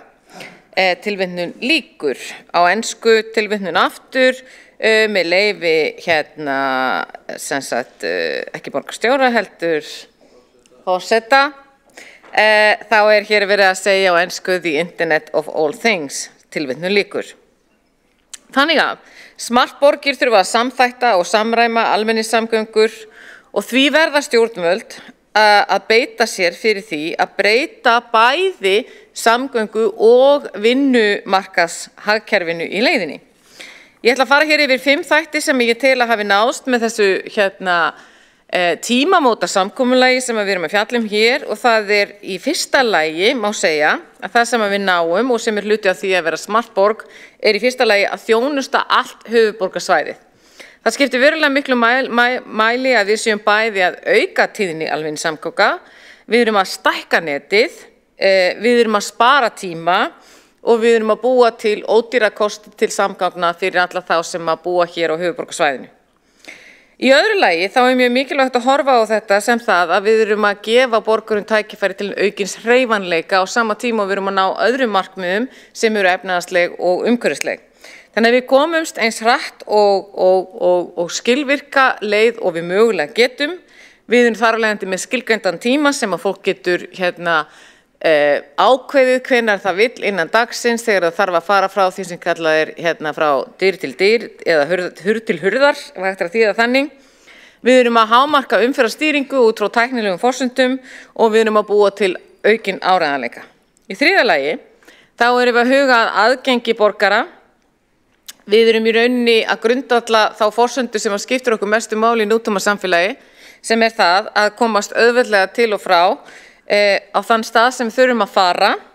Við erum líka að sjá til þess að ferðin sé bæði auðveld og ekki síst ánægjuleg. Það mjög mikilvægt að gera okkur grein fyrir því að í flestum löndum sem við berum okkur saman við og jafnvel þeim löndum sem við berum okkur ekki saman við, að þá nýtir fólk sér almenningssamgöngur meðal annars til þess að undirbúa sig fyrir vinnu eða jafnvel til að slaka á, sérstaklega þegar við erum með góðar almenningssamgöngur sem að fólk getur treyst á. Nú í fjórða lagi þá erum við að horfa á viðbragðsflýti alls samfélagsins og það sem að mér hefur þótt merkilegt í því að hlusta á ræðurnar sem hér hafa farið fram, sérstaklega frá minnihlutanum, er að það eins og tíminn standist kyrr. Það eins og engar forsendur breytast. Það þarf ekkert annað heldur en að til dæmis að það sé opnað nýr háskóli eða við flytjum ákveðna tegundir af skólum eftir hverfum og þá breytast í rauninni forsendunar á fyrir því hvernig við stýrum umferðinni og þó svo ég nefni ekki að það komi ný hverfi og svo framvegis. Við erum alltaf, borgir eru lifandi einingar sem að þurfa stöðugt að vera að breytast og þess vegna þarf viðbragðsflýti kerfisins að vera til staðar. Við þurfum líka að horfa út frá vinnumarkaði. Borgarfulltrúi Hildur Björnsdóttir kom réttilega inn á það sem er mikilvægur hluti. Það er að við sem yfirvöld getum reynt með einhverjum hætti að hafa áhrif á það að þessi hefðbundni vinnudagur innan gæsalappa frá 9 til 5, þar sem allir eru á ferðinni, eitthvað sem að við þurfum að reyna að stýra og hugsanlega að setja upp og skilgreina með hvað hætti við viljum búa til og við höfum nú þegar gert það með styttingunni en við sáum það í heimsfaraldrinum að þegar að fólk var heima eða var að fara í vinnuna eða að fara í vinnu á öðrum tíma þá breytist umferð eftir því. Í 5. lagi þá erum við að nýta tækni til hins ítrasta og ég legg áherslu á það að við erum að nýta tækni sem við höfum í dag núna með því forsendur sem við höfum núna. Einhverju sinni þegar ég var að kenna upp í háskóla framtíð vinnumarkaðar að þá var sem sagt talað það að í framtíðinni myndum við nota dróna til þess að afhenda mat. Og þetta fannst okkur öllum óskaplega fyndið að því leyti til við sáum einhvern veginn fyrir okkur drónaumferð hérna yfir í borginni til þess að afhenda matarpoka. Það hefur ekki orðið en að mörgu leyti má segja að það hafi ekki orðið ennþá. Að sama skapi þá hefur sjálfstýrandi bifreiðum, það fyrir löngu orðið tæknilega framkvæmanlegt að hafa sjálfstýrandi bifreiðir, það hefur ekki orðið og ein ástæðan fyrir því að það hefur ekki orðið er það að við erum svolítið sein, manneskjan sjálf, að vilja sleppa hendinni af stýrinu. Og ég held að við séum líka bara sein að sleppa hendinni af stýrinu almennt séð. Við þurfum viðhorfsbreytingu þar sem að við fögnum því að við getum átt almenningssamgöngur sem í takti við það sem að við þekkjum erlendis. Það allstaðar í þeim borgum og af þeim 8 biljónum íbúa sem búa á jörðinni þá stór meirihluti þeirra í borgum og það í flest öllum borgum, sérstaklega þær borgir sem orðnar þróaðri, þá kjarninn alltaf mjög dýr og fólk þar af leiðandi velur að bæði spara sér tíma og skilvirkni með því að kjósa almenningssamgöngur. En það ekki nóg með það að við séum líka að horfa á það, þannig að almenningssamgöngur geta mjög auðveldlega ýtt undir líðan okkar líka. Það ákveðið getur dregið úr einmanaleika að fara á hverjum degi í sama almenningssamgöngunar, þar sem að þú hittir fyrir fólk sem að þú sérð svona nokkurn veginn dag eftir dag og þú ert farin að kinka kolli til og eiga samfélag með þeim hópi sem að þú hittir þar. Við vitum að það aukur öryggi í umferðinni, þannig að það eru margir þættir sem að skipta máli en auðvitað þurfum við sem yfirvöld að horfa líka á fleiri þætti. Til dæmis ættum við að leggja áherslu á samflot. Við ættum að búa til leiðir til þess að við séum hugsanlega að stýra umferð með þeim hætti að þeir sem að séu einir í bíl fái minni sveigjanleika heldur en þeir sem að eru fleiri í bíl. Að þeir sem að eru í hverfum sem að taka töluverðan tíma komast á vinnustæði að þeir noti aðferðir til að sameinast bíla þegar fólk vill nota bíla og svo framvegis. Þannig vil ég aftur koma að uppáhaldinu mínu, hún Leonardo da Vinci sem var svona framsýnn. Hann þótti stór skrítinn á sínum tíma og mér hefur þótt þessi umræða samgöngusáttmálann stundum vera miðuð við fortíðina en ekki framtíðina og miðuð við það að við þekkjum þarfir sem að meira segja ekki nema 5 ár fram í tíman en við erum allavega að bregðast þannig við að við eigum og getum átt heima og svo þegar fólk segir já ég verð ekki hér þegar þetta verður. Það sem við erum hér til að gera? Það sem við erum hér til að gera það að tryggja það að komandi kynslóðir eigi betri borg, alltaf að hugsa hagsmuni þeirra sem á eftir koma til þess að við skiljum þetta eftir í betra formi heldur en við erum með það nú þegar. Takk fyrir mig.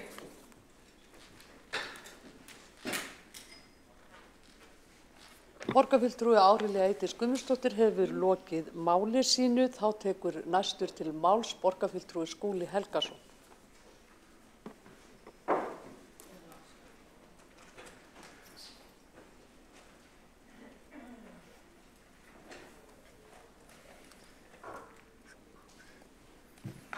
Forseti, ágæta borgarstjórn. Árið 2024 getur orðið ár vatnaskila í samskiptum ríkis og sveitarfélaga.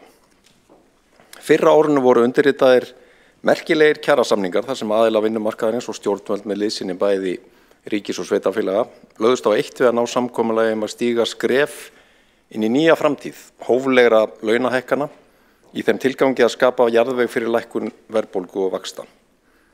Því miður hefur Seðlabanki Íslands ekki lagt sitt af mörkum til verksins ennþá með lækkun vaxta og verðbólgan er ennþá mun hærri en vonir stóðu til. En vonandi verða nýjar hagtölur samdrátt hagkerfisins annan ársfjórðunginn í röð til þess að styðja við raunverulegar aðgerðir þeirra sem að stjórna peningamálastefnu við að hefja lækkun vaxta og þar með verðbólgu á komandi mánuðum. Hinn stóri áfanginn í samskiptum ríkis og sveitarfélaga á þessu ári er síðan þetta mál sem við ræðum í dag, uppfærsla samgöngusáttmálans þar sem að tekist hefur að leggja pólitískar axir til hliðar og horfa á sameiginlega hagsmuni okkar allra hér á höfuðborgarsvæðinu. Það að samgöngur verði hér í allra nánustu framtíð betri, umhverfisvænni og gangi greiðar fyrir sig en við höfum átt að venjast undanfarin ár og áratugi. Með uppfærslu sáttmálans hefur mikil vinna verið lögð í að endurskoða og uppfæra allar kostnaðaráætlanir framkvæmda og eru þær nú raunhæfari enda er undirbúningur framkvæmda komið mun lengra en fyrir 5 árum þegar sáttmálinn var undirritaður. Heildarkostnaður framkvæmda er nú áætlaður alls 311 milljarðar fram til ársins 2040 og mun ríkið fjármagna bróðurpartinn eða 87,5% af þeirri fjárhæð en sveitarfélögin á höfuðborgarsvæðinu skipta með sér þeim 12,5% sem eftir standa. Fyrir þá sem svitna yfir þessum tölum má benda á að samkvæmt nýlegri úttekt FIB hefur ríkið haft 750 milljarða í tekjur af umferð og ökutækjum á undanförnum 9 árum en fjármögnun hins uppfærða samgöngusáttmála deilist á næstu 16 ár héðan í frá. Umferðin á höfuðborgarsvæðinu hefur jafnt og þétt verið að þróast til verri vegar í beinu samhengi við mikla fjölgun bíla á götunum. Tölfræðin lítur skuggalega út. Frá árinu 2016 hefur íbúum á höfuðborgarsvæðinu fjölgað 34.000 og skráðum bílum 29.000. Að jafnaði hafa því á þessu tímabili 90 íbúar og 80 bílar bæst við umferðina á gatnakerfi svæðisins í viku hverri með tilheyrandi álagi á innviði. Þegar samgöngusáttmálinn var undirritaður árið 2019 stemdi í að umferðin myndi aukast 40% á næstu 15 árum og tafatími í umferðinu lengjast fjórðung. Nú 5 árum síðar hefur bílum í umferðinni á höfuðborgarsvæðinu fjölgað hvorki meira né minna en tæplega 16.000 bíla, þó einungis sé liðinn þriðjungur af tímabilinu. Fá ef nokkur dæmi á byggðu bólu samfélaga sem hlutdeild einkabílsins í umferðinni er jafn mikil og á Íslandi og allir sem komið hafa til stórborga Bandaríkjanna vita að fleiri mislæg gatnamót leysa ekki vandann nema síður sé og tafatíminn í umferðinni er það daglegt brauð rétt eins og hér. Við erum að glíma við alvarlegan loftslagsvanda, heimsbyggðin öll, sem á upptök sín í allt of mikilli losun gróðurhúsalofttegunda, meðal annars vegna bílaumferðar, og við Íslendingar getum ekki valið okkur frá því verkefni. Það þarf að fækka bílum í umferð með því að fleiri velji vistvænni samgöngumáta og gera þá aðgengilegri fyrir íbúana. Þar er vaxandi hlutur almenningssamgangna veigamesti lykillinn að bjartari framtíð. Og talandi það, ein stærstu tíðindin í þessari uppfærslu sáttmálans núna eru að ríkið kemur nú inn í rekstur strætó í fyrsta sinn með þriðjungshlut í rekstrarframlögum á gildistíma sáttmálans til 2040 en með endurskoðun til hækkunar 2030 þegar borgarlínan verður tekin í notkun samkvæmt gildandi áætlun. Það eru mikil tímamót en rennir mikilvægri stoð undir rekstur strætó sem að hefur þurft að glíma við erfiðan rekstrarvanda á undanförnum árum eins og við þekkjum. Það er þó gleðiefni að farþegafjöldi í strætó fer hægt og bítandi vaxandi og eins og kemur fram í skýrslu viðræðuhópsins með uppfærslu sáttmálans þá var árið í fyrra metár í nýtingu almenningssamgangna þegar farþegafjöldi með strætisvögnum eða það sem kallað innstigi í strætisvagna nam 12,6 milljónum. Ég vek líka athygli á því að ríkið skuldbindur sig einnig til þess að leggja til orkuskiptaframlög vegna kaupa strætó og annarra rekstraraðila á rafmagnsvögnum og uppbyggingar hleðsluinnviða vegna almenningssamgangna í samræmi við markmið aðgerðaráætlunar í loftslagsmálum orkuskipti í almenningssamgöngum. Það er stefnt að því að fjárfesta í að minnsta kosti 30 rafmagnsvögnum á næstu 6 árum, auk fjárfestingar í uppbyggingu hleðsluinnviða. Miðað er við að orkuskiptaframlag ríkisins vegna þessa verði alltaf 30 milljónir króna á hvern vagn, svo það má leiða líkur á því að framlag ríkisins vegna kaupa á rafmagnsvögnum geti numið alltaf 900 milljónum í heildina. Lykillinn er sá að fleiri noti almenningssamgöngur, fleiri hjóli, fleiri fari sinna ferða fótgangandi og bílum í umferðinni fækki til hagsbóta fyrir loftslagið, lýðheilsuna og auðvitað umferðina sjálfa. Ég fagna sérstaklega ábata greiningunni sem borgarstjóri fór vel yfir í sinni ræðu. Hver króna sem lögð er í þetta verkefni skilar sér þrefalt tilbaka inn í samfélagið, samkvæmt ítalegri ábata greiningu sem unnin var í tengslu við uppfærsluna. 1140 milljarðar eru ábatinn af fjárfestingu sem er 311 milljarðar og ég tek undir með Hildi Björnsdóttur borgarfulltrúa að þó hér séu háar fjárhæðir að ræða, samkvæmt samgönguáætlun varið hærri fjárhæðum til samgöngubóta á landsbyggðinni þó að 2/3 íbúa landsins búi hér á höfuðborgarsvæðinu. Höfuðborgarsvæðið hefur áratugaskeið setið eftir í fjárfestingum til samgangna á Íslandi og nú í fyrsta sinn stigið stórt skref í að jafna þann leik. Meirihluti fjármagnsins rennur áfram í samgöngu bætur á landsbyggðinni en hlutur höfuðborgarsvæðisins nú loksins boðlegur eftir áratuga brýningar, baráttu, tillögugerð og eftirfylgni. Ég fagna því sérstaklega að borgarlínan sé með uppfærslunni í full fjármögnu og brautin þar með greið fyrir mestu byltingu í almenningssamgöngum á Íslandi í áratugi. Betri þjónusta, meiri tíðni, minni biðtími og tafir í umferðinni, þetta eru lykilatriði varðandi það að fleiri velji þennan notalega samgöngumáta. Það líka sérstakt fagnaðarefni að enn meiri áhersla verði lögð á að leggja nýja göngu- og hjólreiðastíga eða alls 100 kílómetra á gildistíma sáttmálans. Og það sannarlega í takt við þá gleðilegu þróun sem við sjáum í borgarlandinu á hverjum degi að æ fleiri ganga og hjóla. Samgöngusáttmálinn kannski ekki óskalistin eins, en hann tímamótar samkomulag þar sem sameinast í einu plaggi áhersla á almenningssamgöngur, uppbyggingu stofnbrauta og kraftmeiri uppbygging göngu- og hjólreiðastíga en dæmi Við eigum nefnilega öll sameiginlega hagsmuni af því að umferðin á höfuðborgarsvæðinu gangi betur, tafir minnki, mengun dragist saman og við mætum betur markmiðum okkar í loftslagsmálum og bættri lýðheilsu. Þess vegna sáttmálinn stærsta framfaramál í sögu höfuðborgarsvæðisins í heilan mannsaldur og mikið fagnaðarefni að ríki og sveitarfélögum með fulltrúum ólíkra flokka hafi náð að sameinast að láta þrönga pólitíska hagsmuni víkja fyrir heildarhagsmunum þeirra 240.000 íbúa sem að byggja þetta þéttbýlasta svæði landsins.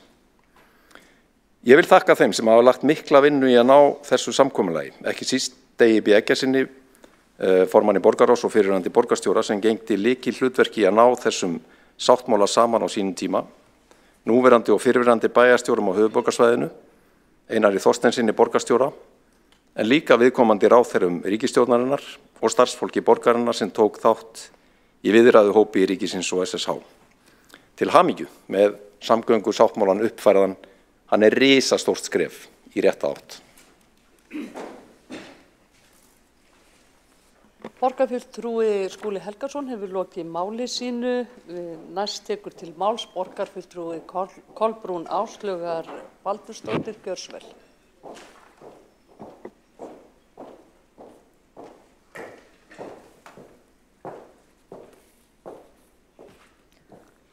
Forseti, ágæta borgarstjórn, ég ætla nú bara að hafa þetta stutt en það þetta verða komið gott hjá okkur fljótlega myndi ég halda.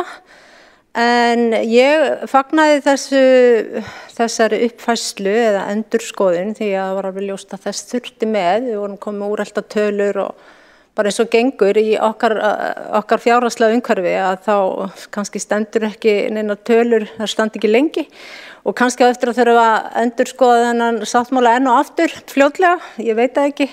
En það miklu betra að hafa þetta svona nær einhverjum raunveruleika, jafnvel þó að þessar upphæðir séu ævintýralegar og ennþá þetta óvissa hvað þetta muni kosta að lokum. Ég meina það segir sig sjálft að það ekki takt að negla það neitt endalega niður. En það sem ég langar kannski að segja þetta, það bara stutt að það sem að vonir stóðu til auðvitað að finna í þessum sáttmála var kannski að horfa sér nær og horfa til bara næstu missera og jáfnvel bara strax í vetur því að það getur eiginlega ekki verið svona mikið lengur hvernig umferðarmálin eru í bænum. Þetta að verða svo íþyngjandi og farið að hafa svo mikil svona alvarlega og neikvæð áhrif bara andlega á fólk. Það allir að tala þetta. Þetta hefur versnað með bara hverju vikunni og bílum fer sannarlega fjölgandi og það virðist bara vera þannig að við þurfum einhvern veginn að meðtaka það og ekki takt að með einhver afli að breyta því að fólk velur gjarnan að vera á sínum einkabíl og það kannski ekkert skrítið því að fólk að stússast og erindast mjög mikið alla daga. Það ekkert bara að fara á einhvern eitt stað og heim aftur. Það að fara ótal erinda og fara ótal staði bæði með börnin sín og heimsækja foreldra sína, versla og guð má vita hvað fólk að gera dagsdaglega. En við erum þannig hér bara í Reykjavík og Íslandi öllu held ég að fólk að gera ansi mikið. Það ekkert einfalt líf margara hér. En það sem að ég sá samt að var í þessum sáttmála, það heilmikið fjallað að það þurfi að koma á ljósastýrðum gatnamótum og gönguþverunum og það stendur til ýmislegt. Þetta má finna þarna í einum kafla í þessu stóra plaggi. þar sem talað endurnýjun uppsetningu umferðarljósa búnaðar og innleiðingu nýrra tæknilausna og ég veit ekki hvað og mér langar nú næstum til að lesa þetta hérna allt en ég ætla ekki að gera það því að það tekur tíma. En það stendur hvergi, allan ekki finn ég neitt slíkt að standinist hvenær að þetta eigi að gerast nema bara á bilinu 2024 til 2038. Það dálítið seint fyrir allavega fólk sem komið svona aðeins yfir miðjuna að það fólk eða sá hópur mun náttúrulega einfaldlega ekkert lifa neitt af þessum stóru breytingum. Og það svona kannski svolítið bratt að fara að fagna samkomulagi þar sem að meiri hlutin einhverja aðgerðir sem eru ekki fyrr en eftir mjög mörg ár. Við erum að tala 10-15 ár sumt af þessu sem að verður komið í gagnið. Þannig að það hefði verið gott líka að hafa hluta af þessu fyrir þá sem eru langar að njóta meðan þau eru uppistandandi. Og það þá auðvitað að taka á þessum málum í umferðinni þannig að tafir verða ekki eins miklar. Það þetta kannski helst og síðan auðvitað má endalaust gagnrýna, það vantar auðvitað mikið kannski í þennan samning. Það ekkert verið að ræða til dæmis margt í kringum strætó. Það auðvitað, talað þarna endurnýja þurfi vagna, síðan það verkstæði, geymslur, stjórnstöð, tölvubúnaðar, það svo margt sem auðvitað ekki þarna með. Að því leitinu til erum við að tala miklu hærri kostnað þegar upp staðið. En maður sá þetta líka ofsjónum yfir að kannski færi nú strætó og komast í betri umgjörð þegar að ríkið ætlar að skuldbinda sig og ætlar til að fjármagna þriðjung kostnaðar vegna reksturs, almenningssamgangna á móti sveitarfélögunum. Og ég held að mjög margir hafi hort strax á að það væri eitthvað sem væri dásamlegt að gæti mögulega gerst að strætó yrði svona alvöru samgöngutæki og almenningssamgöngur. Hins vegar fór maður að hugsa hvernig svona skarast hafi borgarlínu, eitthvað búið að teikna það upp, hvar það borgarlínan og hvar það strætó, því að þarna kannski tvær, borgarlínan og svo strætó og sinni sér akrein við hliðina, en þetta vantarlega ekki stærsta vandamálið. En allavega, ég veit ekki alveg, Flokkur fólksins hefur ekki endalega gert upp við sig hvort við munum styðja þetta beint, við höfum ekki komið neitt að þessu. Og það má líka gagnrýna það að ég held kannski nema að sé rangt að það hafi eiginlega bara alltaf sama fólkið verið að stússast í þessu og liggja yfir samning þessar sáttmála. Hvort að einhverju fleiri voru boðnir að borðinu núna í seinni lotu, það veit ég ekki og ég vona það því að betur sjá auga og það hefði þetta verið mjög gott mál ef að okkur í minnihlutanum hefði verið hreinlega bara boðið að þessu borði. Og við fengjum að velta okkur svolítið upp úr þessu með ykkur hinum og þá held ég líka að tónninn hefði verið jákvæðri hér í dag ef það hefði verið raunin. En ég ætla ekki að tefja fundi lengur með þessu máli. Takk. Borgarfulltrúi Kolbrún Áslaugar Baldursdóttir hefur lokið máli sínu og næst tekur til máls borgarfulltrúi Dóra Guðjónsdóttir.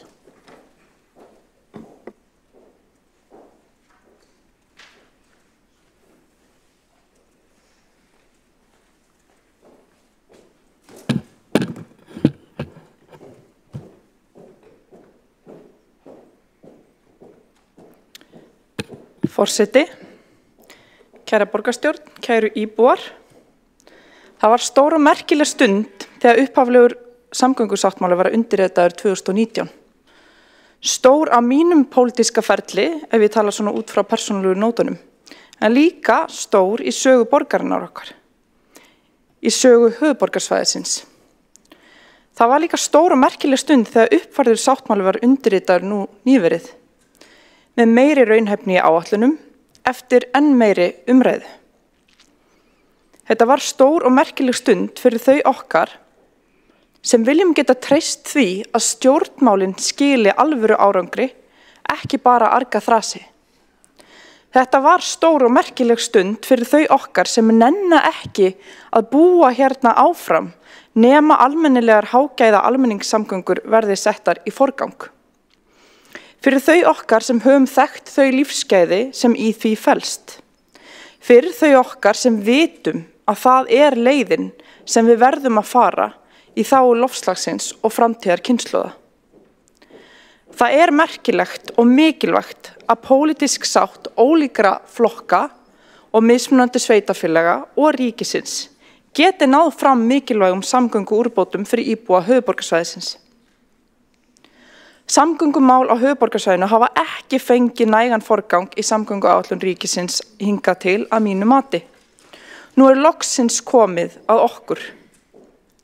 Inn í þessum áætlunum eru enn 6 lotur borgarlínu, en það er líka búið að bæta örlítið við.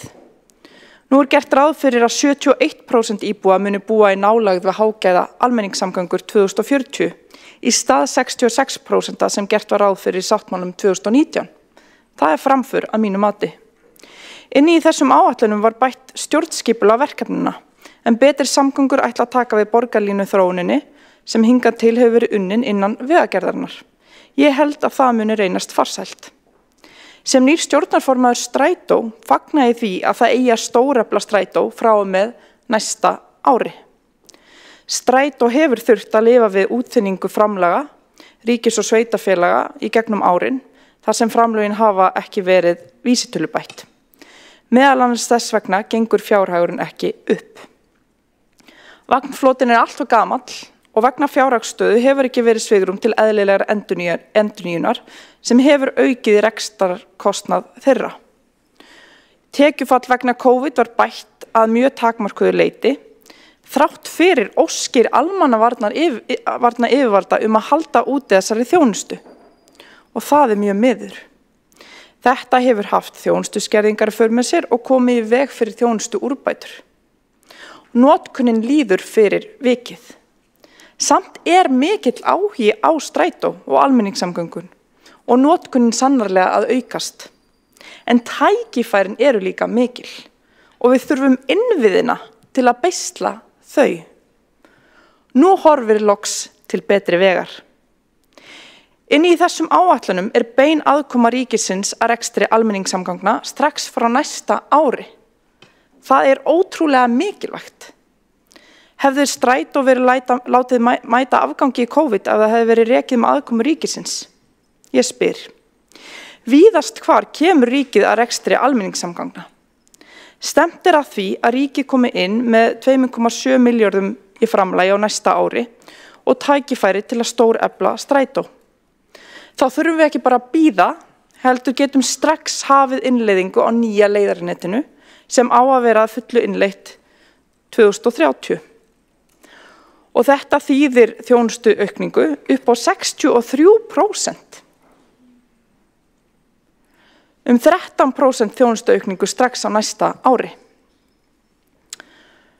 Þetta þýðir að við ættum vonandi að geta loksins skipt út þessum gömlu vögnum fyrir nýja, en þörfin fyrir 24 nýja vagna er brýn. Inn í þessum áætlunum orkuskipta framlag frá ríkinu eins og hefur komið fram til að rafvæða vagnflota strætó. Og það styður jú við þetta með því að fjárfesta og setja 30 milljónir í kaup á hverjum rafvagni. En þessir vagnar eru sannlega dýrir og kosta enn meira eins og við vitum. Það sem skiptir mestu máli að það séu til vagnar til að mæta þeim notendum sem að koma út á strætóstoppistöð og vilja taka og fá sér far. Hingað til hefur staðan verið svo að það vantar vagna, stundum bila þeir og það enginn sem getur komið í staðinn og þá standa notendur jafnvel eftir. Við það ekki hægt að una og þess vegna þessi staða sem við stöndum fram fyrir nú ótrúlega mikilvæg og dýrmæt og gleður mitt hjarta. Inn í þessum áætlunum 80 kílómetrar af hjóla- og göngustígum til viðbótar við þá 20 kílómetrar sem þegar hafa verið lagðir á vegum samgöngusáttmálans. Það risastórt. Markmið Reykjavíkur hefur verið kolefnishlutleysi árið 2040 og við erum reyndar að skerpa á þessum áherslum og stefna að kolefnishlutleysi fyrir 2030 í sameiginlegum leiðangri evrópskra borga. Og þetta eru stór markmið. Ef við lítum yfir farin veg þá hefur okkur fjölgað 21.000 manns á höfuðborgarsvæðinu síðan samgöngusáttmálinn var undirritaður. 16.000 bílar hafa bæst við. Þetta gengur ekki í takt við okkar loftslagsmarkmið og það þarf alvöru fjárfestingu til að breyta af leið. Okkar framtíðarkynslóðir eiga það skilið. Við stöndum jú þegar frammi fyrir áhrifum veðurfarsbreytinga sökum loftslagsvandans. Það ekki pláss fyrir alla þessa bíla. Það ekki pláss fyrir áframhaldandi örafjölgun bíla. Borgarlína mun ekki bara skapa skemmtilegra og heilnæmara samfélag, heldur líka minnka losun gróðurhúsalofttegunda og skapa meira pláss á götunum fyrir þau sem sannarlega þurfa og vilja aka bílnum. Þannig vinnum við öll. Þetta gott fyrir okkur öll. Við þurfum ekki að rífast þetta. Eins og sannur pírati, ef við leyfum að enduróma orð félaga míns Aðalsteins Hauks Sverrissonar borgarfulltrúa sem tók til máls hér í dag, tel ég að lausnin séu grænar áherslur. En ég veit líka að þessi málamiðlun sem góð en málamiðlun engu að síður, hún þokar þessum áherslum áfram. Ekki þvermóðska.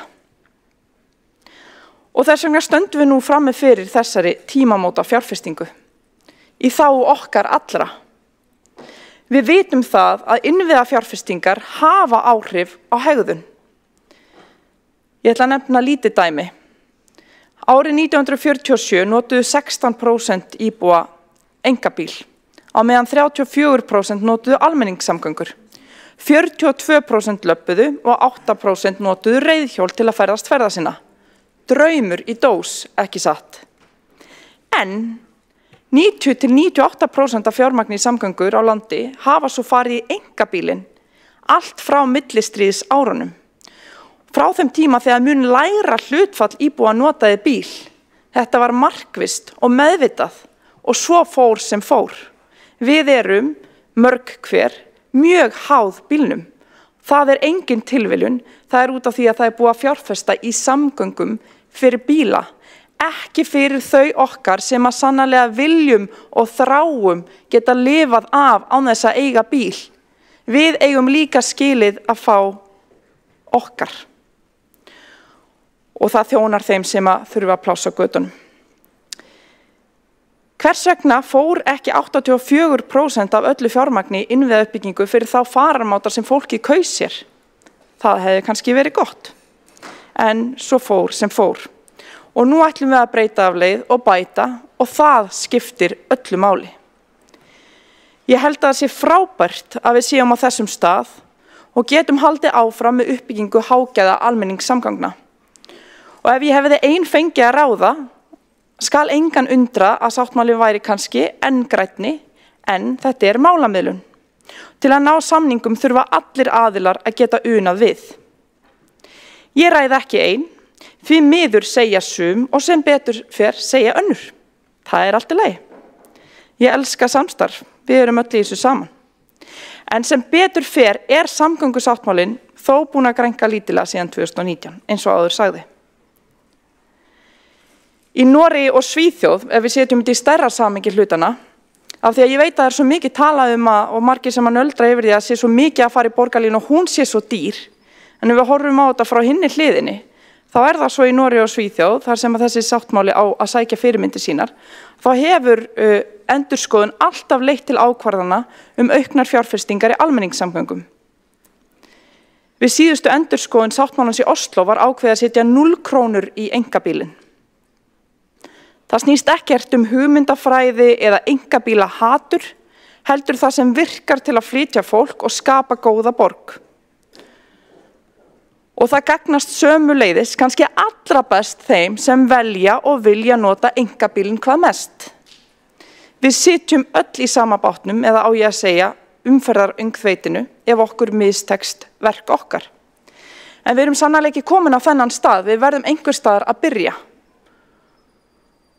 Og það tekur tíma að snúa olíuskipi og hugmyndafræði og menningu.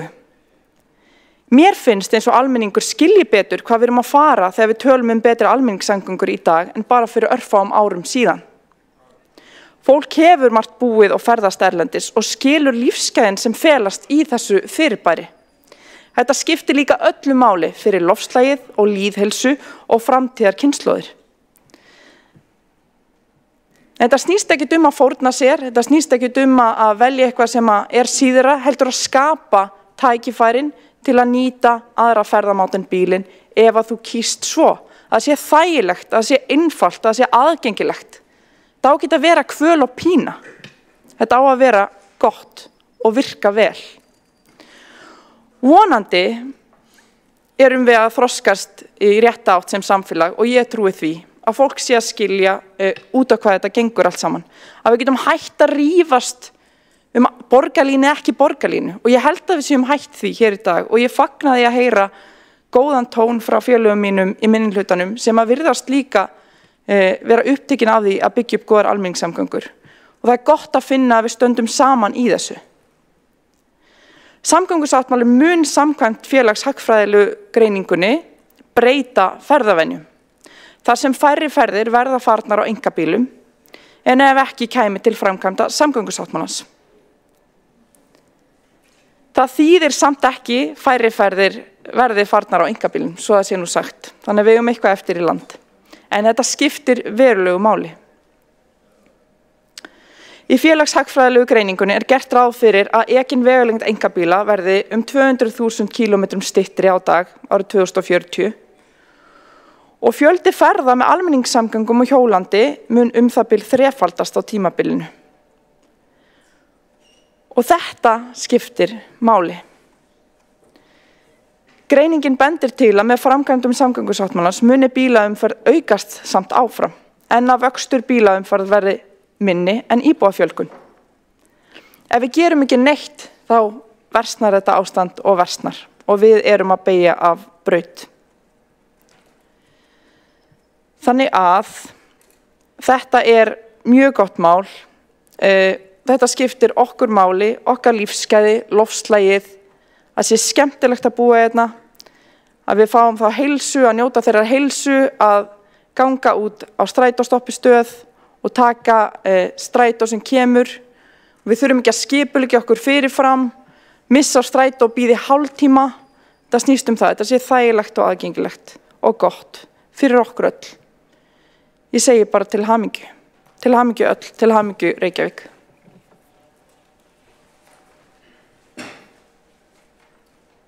Borgarfulltrúi Dóra Björk Guðjónsdóttir hefur lokið máli sínu. Næst tekur til máls borgarfulltrúi Sanna Magdalena Mörtudóttir.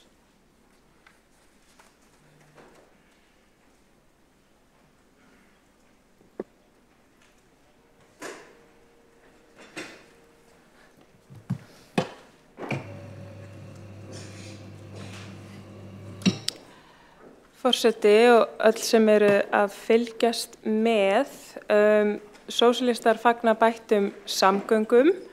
Það ljóst að fara þarf í mikla uppbyggingu á samgöngu innviðum en mikilvægt að ræða fjármögnun og fyrirkomulag á þeirri uppbyggingu. Í samgöngusáttmálanum, hvort sem litið til hans eins og hann var fyrst kynntur árið 2019 eða til uppfærslunar sem nú til umfjöllunar, að þá gert ráð fyrir því að hluti af fjármögnun ríkisins komi í gegnum tafa- og flýtigjöld eins og það nefnt, en það eru veggjöld. Og það þýðir að þau sem nota vegina eigi að greiða fyrir uppbyggingu þeirra eins og það sett fram.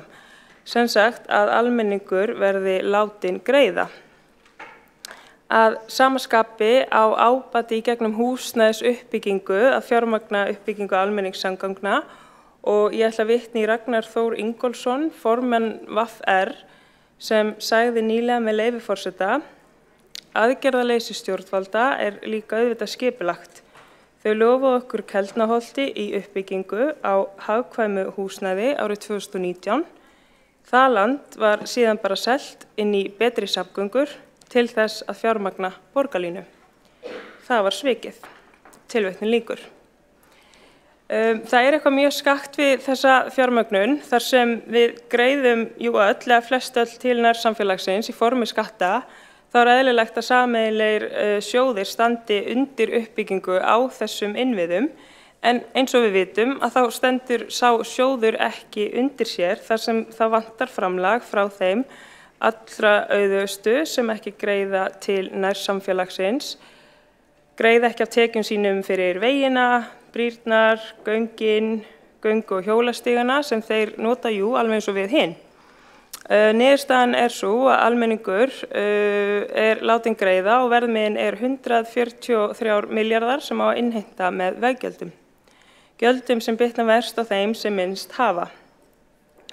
Á meðan hafa 14 einstaklingar haft tekjur sem samanlagt nema tæplega 40 milljörðum króna hér á landi á síðustu 2 árum, svo ég vitni í leiðara sem blaðamaðurinn Helgi Seljan skrifaði í heimildinni sem hefur á undanförnu fjallað tekjur auðugustu Íslendingana, þar sem hann fjallar þessi mál og tekur eftirfarandi fram með leyfi forseta: útsvarið sem þessir 14 einstaklingar greiddu samanlagt nam 18,8 milljónum króna af hátt í 40 milljarða tekjum.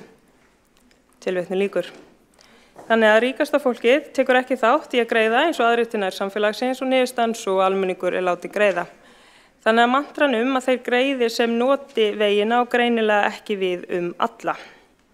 Og að sama skapi þá augljóst að ef lóðir í Keldnalandi fara til hæstbjóðanda að þá mun það skila sér í háum húsnæðiskostnaði þeirra sem munu koma til með að búa þar.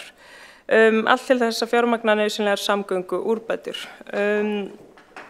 Nú í uppfærðum samgöngusáttmála þá talað að ríkið komi að fjármagnun almenningssamgangna sem gott, en mun það fjármagn fari að taka tilbaka skerðingar sem hafa verið gerðar þjónustunni í gegnum árin eða verður þjónustan bætt umfram það.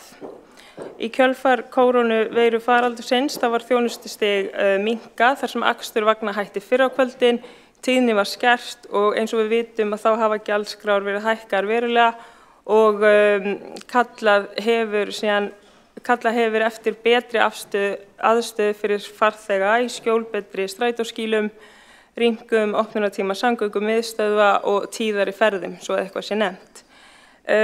Þannig að ef verða skerðingar dregnar tilbaka eða verður þjónustan bætt síðan umfram það. Og svo einnig fjallað að nýju félagi eða rekstrareiningu í sameiginlegri eigu ríkis- og sveitarfélaga verði komið á fót sem annist þróun, skipulag og rekstur almenningssamgangna á höfuðborgarsvæðinu. Því spyr ég hvernig aðkoma sveitarstjórnar fulltrúa verður að því félagi og verður hún meiri eða minni en hefur átt sér stað í núverandi byggðasamlagsformi.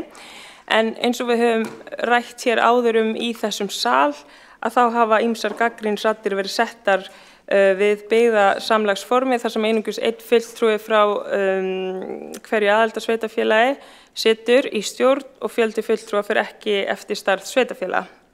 Þannig að svo spurning vaknar hvort aðkoma færist fjær okkur með þessu nýju félagi eða rekstrareiningu. Og þá gert ráð fyrir því að þetta nýja félag eða þessi nýja rekstrareining hefji rekstur eigi síðar en næstu áramót, þann 1. janúar 2025, Þannig ég spyr raunhæft að svo áætlun standist og þýðir það að Strætó BS verði þá lagt niður. Ef svo hvernig verður það innleitt og munu vagnstjórar hafa aðkomu að þessu nýja félagi, en við sósíalistar teljum mjög mikilvægt að raddir vagnstjóra og reynsla þeirra heyrist í þessu félagi að þessari rekstrareiningu. Svo nú fjallað líka einnig nálægð við almenningssamgöngur og kemur fram með leyfi forseta með nýju leiðarneti stefnt að því að 7 af hverjum 10 íbúum verða í göngufjarlægð 400 metra frá stoppistöð frá hágæða almenningssamgöngum, borgarlínu, sem ganga á tíminna fresti. Tilvitnun lýkur. Og 400 metra þar hljómar ekki langt en það alveg slatt að labba þá 800 metra eða cirka kílómetr fram og tilbaka á hverjum degi til þess að nýta almenningssamgöngur og ekkert mál fyrir sum okkar og bara hressandi en erfitt fyrir aðra sem kannski erfitt með samfelldan gang og yrðu mögulega líklegir til þess að nota almenningssamgöngur ef þær væri nær heimili og vinnu og þetta líka miserfitt í íslensku veðurfari. Og þá líka rétt að taka fram að þrátt fyrir nálægð við almenningssamgöngur að þá það ekki alltaf í nálægð við vagnin sem fer með okkur á áfangastað. Ég búið nálægt stoppistöð en þar stoppar ekki alltaf vagnin sem að þarf til að ná að komast á áfangastað. Nú í samkomulaginu þá kemur fram með leyfi forseta ríkið skuldbindur sig jafnframt til að leggja til framlag vegna orkuskipta, vegna kaupa akstursaðila á rafmagnsvögnum og uppbyggingar hleðslu innviða vegna almenningssamgangna í samræmi við markmið aðgerðaáætlunar í loftslagsmálum og orkuskipti í almenningssamgöngum. Fyrirséð að fram til ársins 2030, fyrsti og annar áfangi orkuskipta, þurfi að fjárfesta í það bil 200 rafmagnsvögnum auk þessi mikill kostnaður fyrir sér í tengslum við uppbyggingu hleðslu innviða. Miða skal við að orku skipta framlag vegna vagnakaupa verða alltaf 30 milljónir króna vegna hvers vagns sem keyptur og nýttur við reksturinn. Tilvitnun lýkur. Þannig að þarna það verið að tala framlag til fyrirtækja sem sjá akstur fyrir Strætó BS og hvernig mun þessi fjárfesting á það bil 200 vögnum skiptast á milli verktaka og hins opinbera þar sem Strætó BS. Og svo að lokum þá gert ráð fyrir því að allur akstur verði boðinn út frá árinu 2030 og þetta fjallað í minnisblaði sem fylgir með frá Strætó BS sem var fjallað í borgarráði og má nálgast þar og bara nefna það ekki hægt að setja svona fram nema að undangengnu umræðu og ákvörðunartöku sem að hefur ekki verið farin fram. Þannig já, það hérna ýmsar spurningar í þessu sem vonandi munu koma skýrt fram. Takk fyrir. Borgarfulltrúi Sanna Magdalena Mörtudóttir hefur lokið máli sínu. Þá tekur næstur til máls Dagur B. Eggertsson, borgarfulltrúi.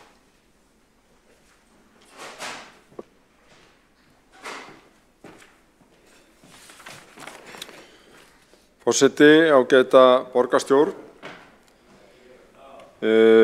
Ég fagna því gríðarlega að uppfærður samgöngusáttmáli liggi nú fyrir og svo óvissa sem segja má að hafi verið í loftinu eftir að ljóst var að endurskoða þurfti áætlanir og ég held að þurfi ekkert að rifja upp fyrir borgarstjórn þá umræðu sem hefur verið á því tímabili að þessari óvissu hefur verið eytt.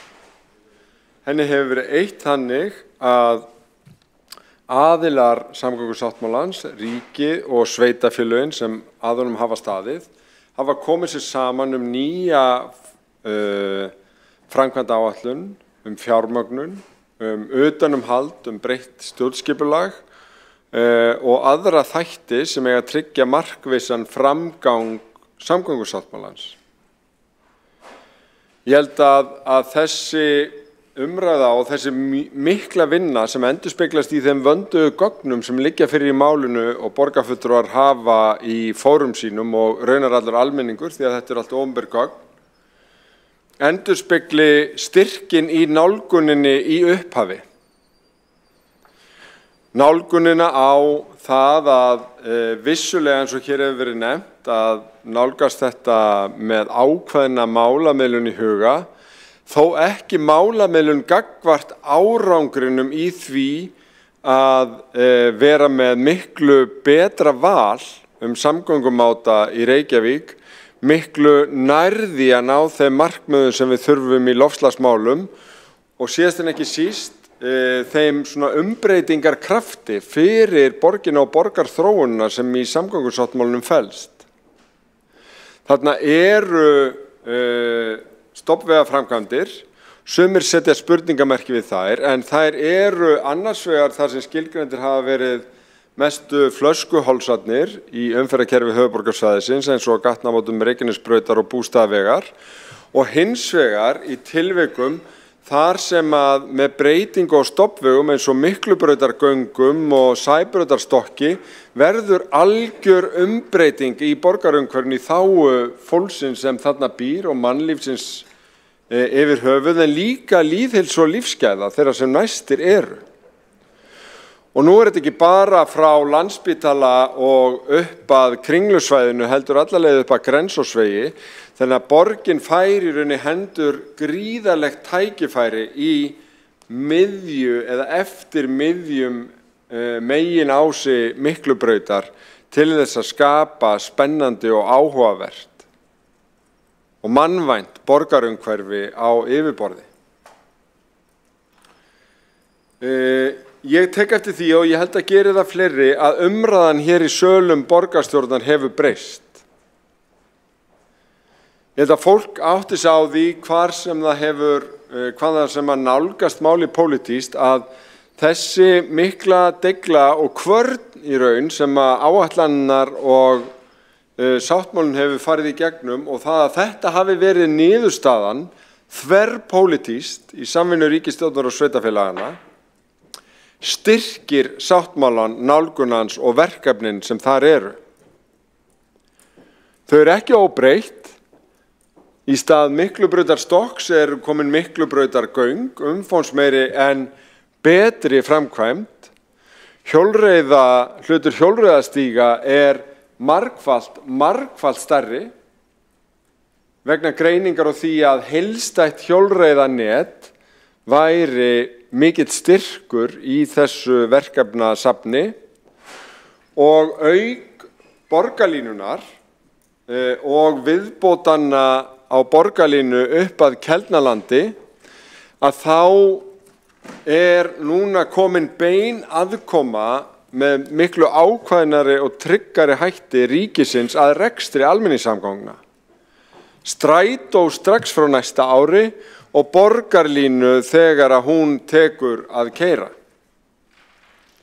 Það eru gríðarlega mikil tímamót og ég skil alveg spurningar eins og hér komu fram hjá borgarfulltrúa Sönnu Magdalenu Mörtudóttur, spurningar það hvort að þetta félag verði fjær okkur nú þegar fleiri hafa aðkoma að því og í einhverjum skilningi þetta fjær okkur, ekkert svo mikið fjær en strætó, en þó það þannig að nýtt félag verður stofnað markmiðin og þann árangur sem þarf að ná í almenningssamgöngum og aukna þjónustu, aukna tíðni og þá byltingu sem að borgarfulltrúinn einmitt lýsti að munurinn felst í því að núna það 19% íbúa á höfuðborgarsvæðinu sem búa í auðveldu göngufæri frá almenningssamgöngum sem fara á tímina fresti eða oftar,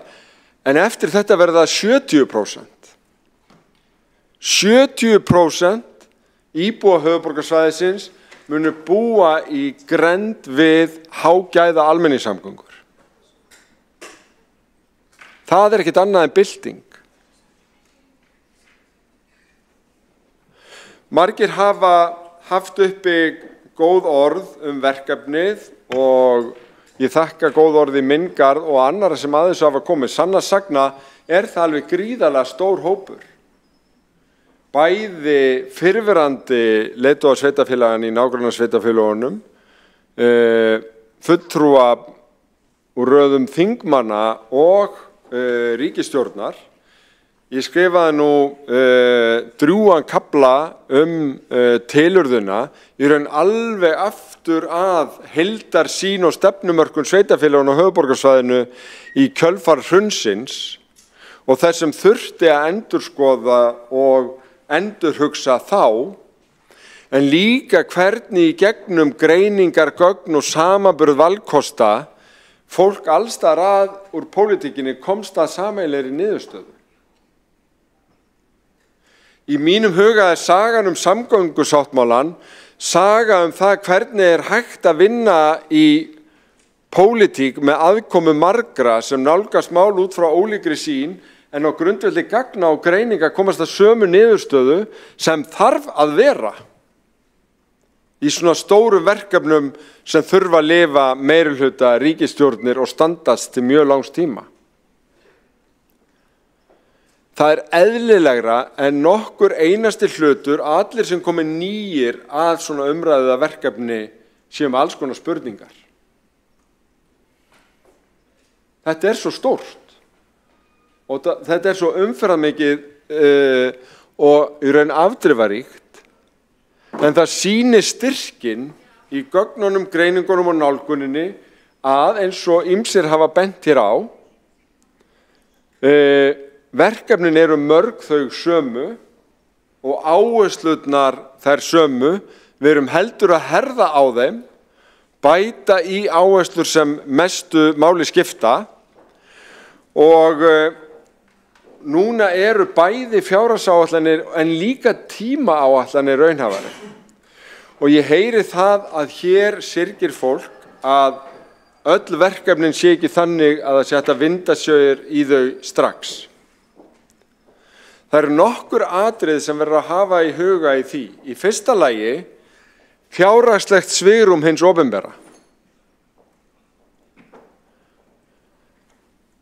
Niðurstaðan varðandi fjármálaáætlun ríkisins síðastliðið vor markar í raun ramman hvað er hægt að fara í á næstu 5 árum og það er stærri rammi en við höfum verið með undanfarin ár. 14 milljarðar. Og svo er það þegar umferðar- og flýtigjöldin koma til að þá er hægt að bæta í. Ef þau hefðu komið fyrr, þá hefði verið hægt að fara hraðar og meira í verkefni fyrr. Ég held að borgarstjórn sameinist með við umræðunar hér í dag í þeirri skoðun að það hefði verið gott að flýta mjög mörgu af því sem í samgöngusáttmálanum. Það er hins vegar alveg ljóst og það er hitt atriði sem við þurfum að hafa í huga að það er ekki hægt að flýta öllu og gera allt í einu. Vegna þess að við getum ekki verið með uppgrafna Sæbraut á sama tíma og verið með miklar framkvæmdir á Miklubraut og jafnvel á Suðurlandsbraut á sama tíma. Þetta getur ekki verið allt hvað með öðru, heldur verðum að tryggja umferðarflæðið á framkvæmdatíma og ég held að eitt af styrkleikamerkjunum í breytingunum sem nú eru gerðar er að þá að strax að auka og bæta þjónustu strætó til þess að hann sé betri valkostur á þessu mikla framkvæmdaskeiði sem að höfuðborgarsvæðið á framundan. Það þekkjum úr sambærilegum verkefnum erlendis að öflugar almenningssamgöngur eru lykilatriði til að koma fólki á milli staða þegar að tímabundna framkvæmdir tefja för á einstökum svæðum. Mér finnst umræðan hafa verið að mörgu leyti góð. Ég tek eftir því að oddviti Sjálfstæðisflokksins fagnar fjárfestingunum, fagnar aðkomu ríkisins að rekstri almenningssamgangna, fagnar, ef ég skildi það rétt, borgarlínunni sem öflugri almenningssamgöngum og þetta finnst mér skipta máli. Það er talað um að þetta sé betri samningu fyrir nágrannasveitarfélögin og ekki ætla ég að gera lítið úr því að samgöngusáttmálinn er góður fyrir nágrannasveitarfélögin, en það er kannski fyrst og fremst vegna þess að hann er góður fyrir höfuðborgarsvæðið í heild sinni. Þróun umferðar, umhverfis og borgarumhverfis allt höfuðborgarsvæðið. En að mínu mati, og ég held að blasir raunar við, að það á ekki síst við Reykjavík. Samgöngusáttmálinn er grunnur fyrir að þetta mesta uppbyggingarskeið í sögu borgarinnar sem hefur staðið undanfarin ár getur ekki bara haldið áfram, heldur haldið áfram af ennþá meiri krafti. Áhöfðunum, í Keldnalandinu, í Skerjafirði, Vatnsmýri, en líka meðfram þessum þróunarásum og raunar núna meðfram Miklubrautagöngum.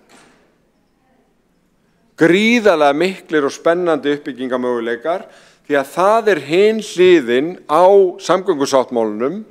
Ef við værum að ræða þetta á finnsku og þetta var fjallað sáttmálan sem að finnskar borgir hafa gert við ríkið samgönguinnviði, þá værum við beinlínis að tala samningar sem gilda líka húsnæðismál.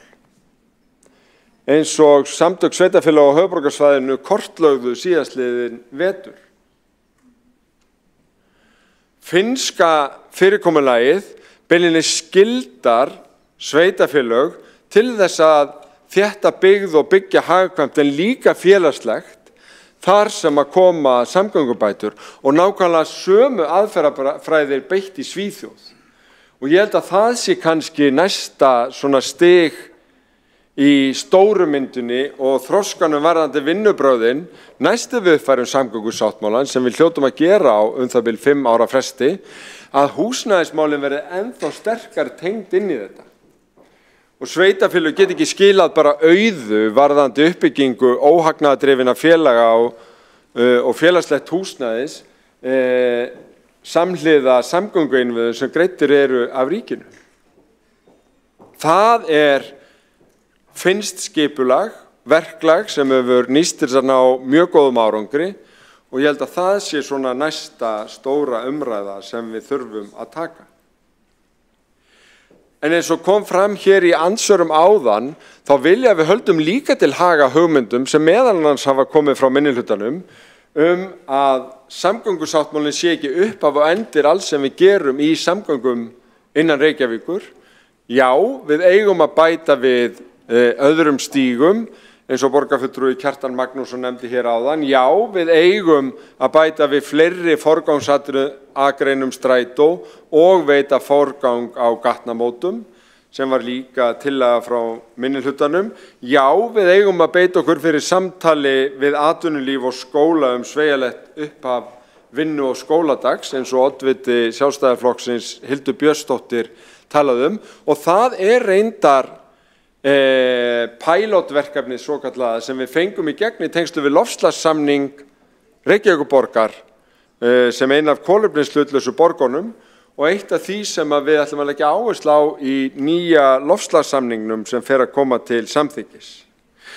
En já, við eigum líka að leggja áherslu á jafnvægi í aðalskipulagi að störf séu í útjaðrinum og í hverfiskjörnunum en ekki bara hér inn í miðkjarnunum og já, við erum að leggja nýja línur varðandi gangagerð með Miklubraut í göngum og ég fagna því að fólk núna farið að tala Sundabraut í göngum ekki sem eitthvað tilræði við Sundabrautaverkefnið eins og heyrðist oft og árum saman þegar ég talaði fyrir þeirri leið eins og mjög margir íbúar, heldur kannski sem sáttaleiðin í útfærslu á þeirri stóru og sumpart vandasömu framkvæmd.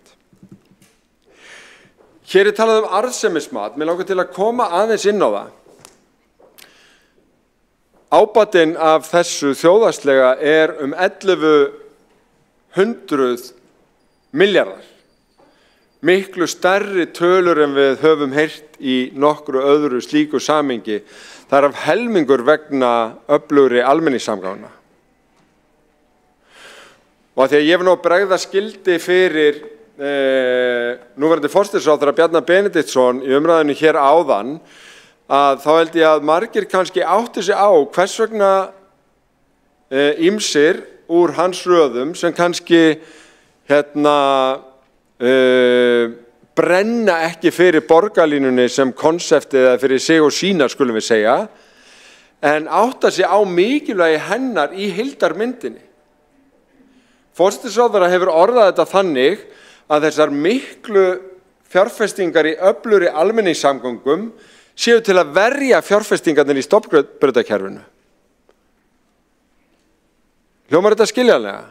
Það sem þarna átt við að greiningarnar sína að jafnvel þó að einhver bæting verði í flöskuhálsunum Reykjanesbraut bústaðavegum með breytingum á gatnamótum þar, þá endist hún kannski í 5 til 7 ár.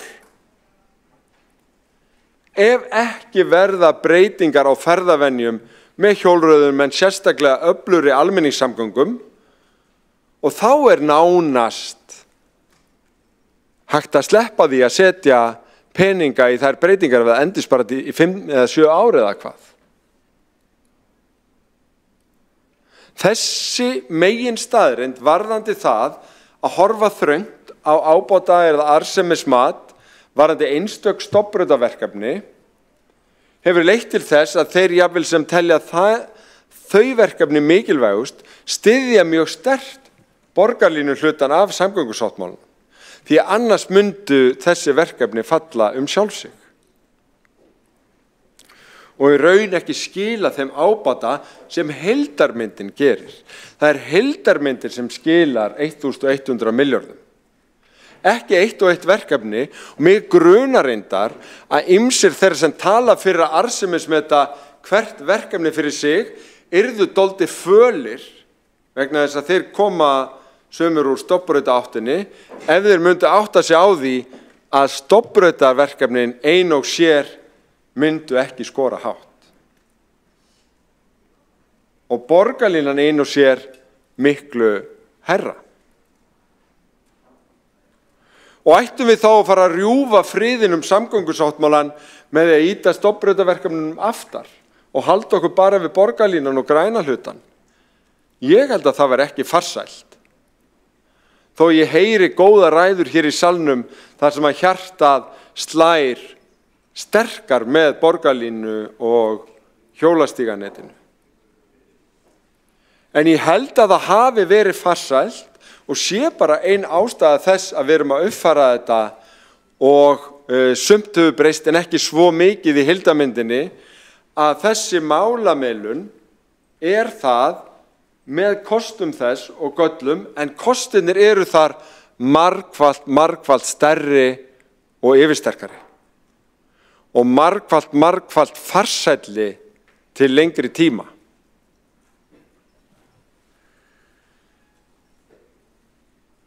Mér finnst rauðu þráin í öllum vera sá að það væri spennandi að skoða leiði til að flýta þessu öllu saman. Og við skulum bara gera það, bæði í umræðunni og í praktík á næstu árum og standa vörðum að þetta gangi núna fram fljótt og vel út frá þessari málamiðlun. Ég heyrði vel þar sem Sanna Magdalena Mörtudóttir borgarfulltrúi rifjaði upp og hafði eftir Ragnari Þóri Ingólfssyni sem rétt, að það var talað áherslu á óhagnaðardrifin félög og félagslega uppbyggingu í Keldnalandi lífskjarasamningunum, en það líka talað það í húsnæðissáttmála Reykjavíkurborgar og ríkisins og vísa til lífskjarasamninganna í viljayfirlýsingunum Keldnalandi milli Reykjavíkurborgar og ríkisins og betri samgangna. Þannig að við þurfum auðvitað bara að fylgja því eftir í samvinnu við verkalýðshreyfinguna eins og við höfum gert gjarnan í öllum stærri húsnæðismálum. Þannig að verkefninu ekki lokið en samgöngusáttmálinn, samgöngubæturnar, valkostirnir líka risastórt kjaramál í sjálfu sér að geta komist ódýrar og betur höfuðborgarsvæðið og geta rekið heimili án þess að vera með 2-3 bíla. Borgarfulltrúi Dagur B. Eggertsson hefur lokið máli sínu. Næstur tekur til máls borgarfulltrúi Friðjón R. Friðjónsson.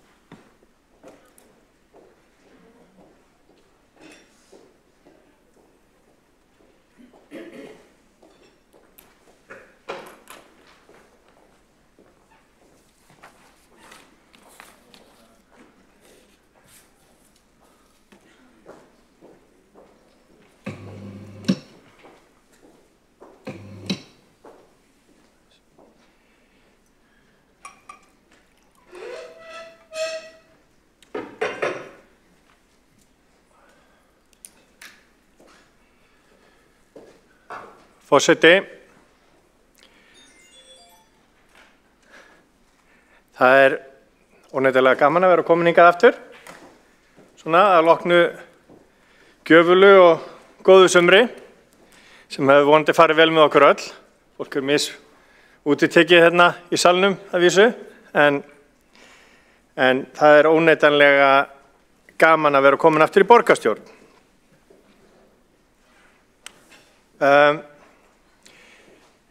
Ég hafi nú hugsað mér að láta svona megin framlag mitt í þessari umræðu bíða seinni umræðu. En það voru nokkur atriði sem að komu fram núna og svona sem að ég var að hugsa sem að mér finnst alveg tilefni til þess að árétta. Það er mjög jákvætt að þessi sáttmáli setji fókus á höfuðborgarsvæðið.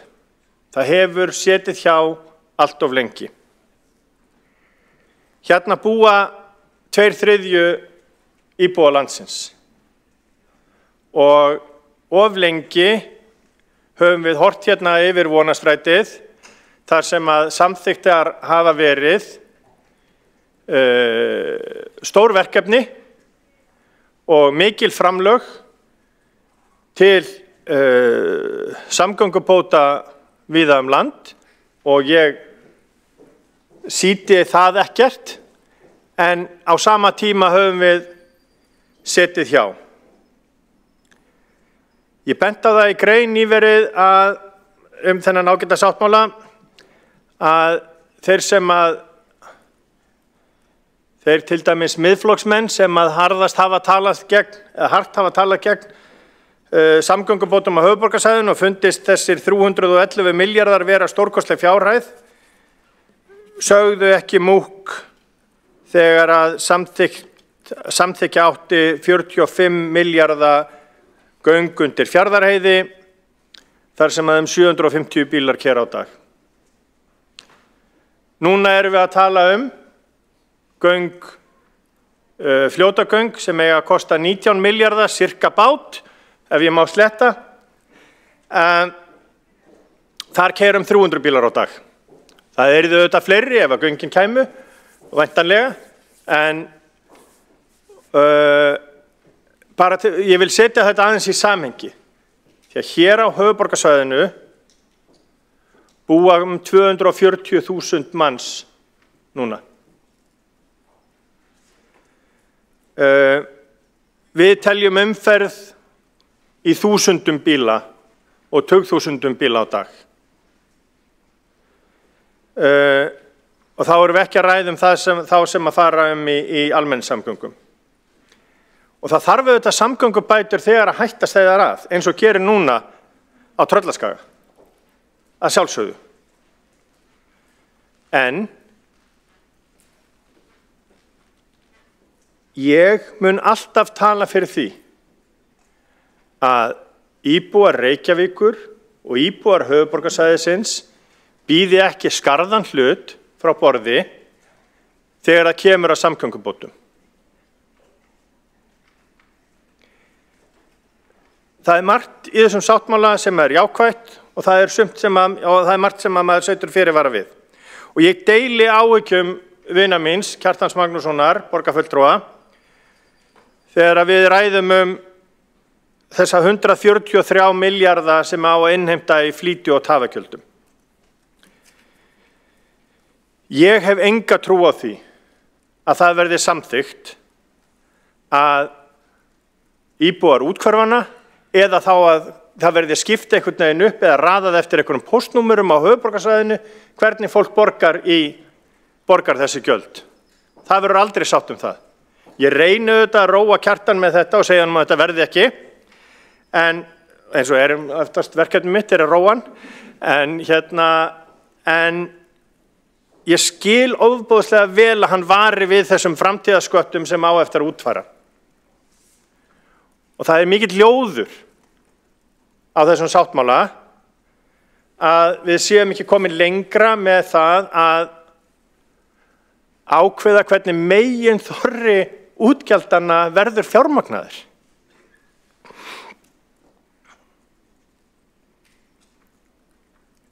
Tafagjöld nefnilega getur líka lagst ver á þá sem eru efnaminni. Við vitum það að fermetraverð á höfuðborgarsvæðinu hefur ráðist stundum af því hvar hverfin eru og hversu fjarri kvosinni eða miðjunni á höfuðborgarsvæðinu það eru. Og það væri vond niðurstaða ef við sætum upp með það að þeir sem að hafa minna milli handana velja, við myndum einhvern veginn stöðu þannig að það verði ódýrara að búa eða sem sagt kaupa húsnæði utar en það verði síðan dýrara að koma inn. Og við verðum auðvitað samt sem áður að líka að raða þessu þannig að þeir sem að nota, þeir greiða. Þannig að það verður að vera eitthvað samhengi þarna á milli. Það er eitt sem að vakti athygli mína í sáttmálanum sem ég langaði sérstaklega til að nefna. Og það er það að í viðbótargögnum kemur fram að það er gert ráð fyrir 1,8% vexti í mannfjölda næstu 16 árin. Sem er alveg rökrétt. Því að ef við horfum 10 ár aftur í tíman, 5 ár aftur í tíman, þá er vöxturinn frá 1,9% upp í rúm 2%. Bara vegna þess að við höfum verið að taka á okkur fleira fólk heldur en venjulega meðal annars. En vöxturinn hefur verið þó nokkuð mikill.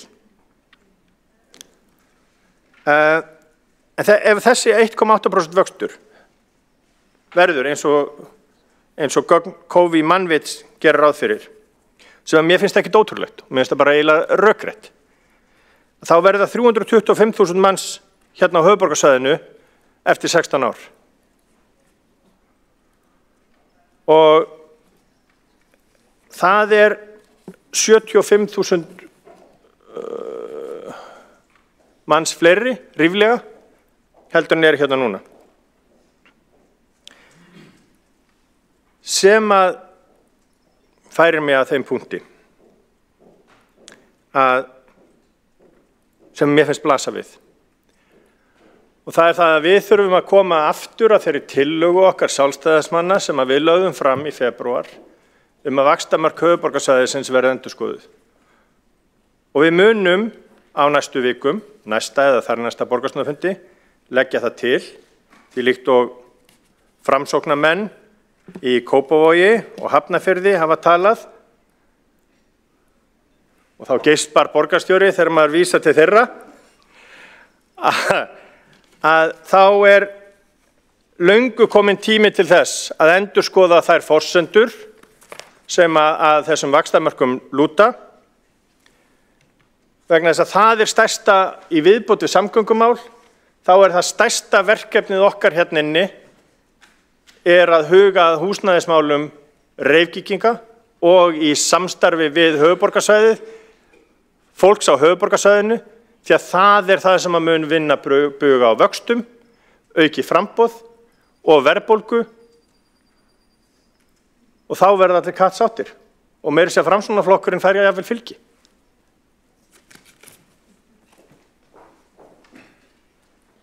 Borgarfulltrúi Fríðanir Friðarsson hefur lokið máli sínu. Næstur tekur til máls borgarstjóri Einar Þorsteinsson.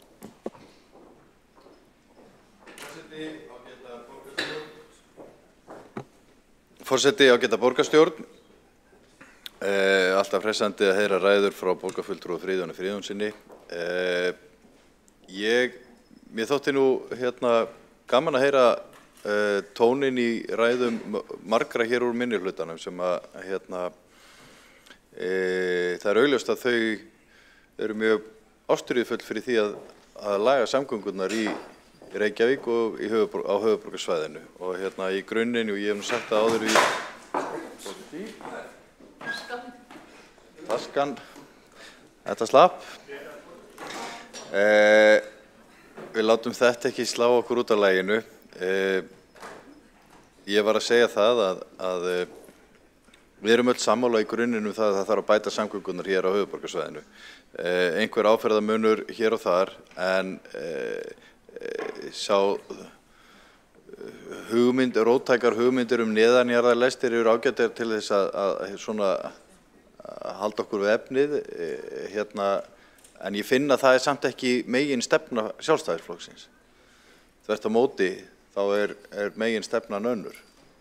Og það er rétt sem formaður borgarráðs kom inn á áðan, að að samgöngusáttmálinn varðar ekki bara leiðina fyrir borgarlínu, hjólastígana, stofnvegina, heldur varðar hann líka leiðinu það hvar skynsamlegast að byggja.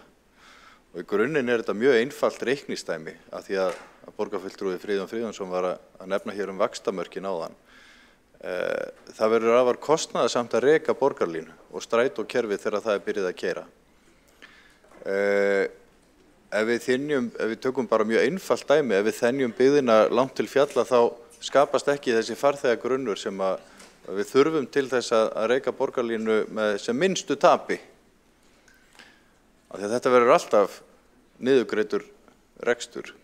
Þannig að það eru hagsmunir þeirra sem vilja fara vel með peninga, sem ég veit að borgarfulltrúin telur sig vera í hópi, að byggja þannig að nýta landið vel, búa til sterkan farþegagrunna og í kringum þessa stofnvegi og borgarlínu ásana, þannig að dæmið gangi upp. Þetta voðalega einföld jafna.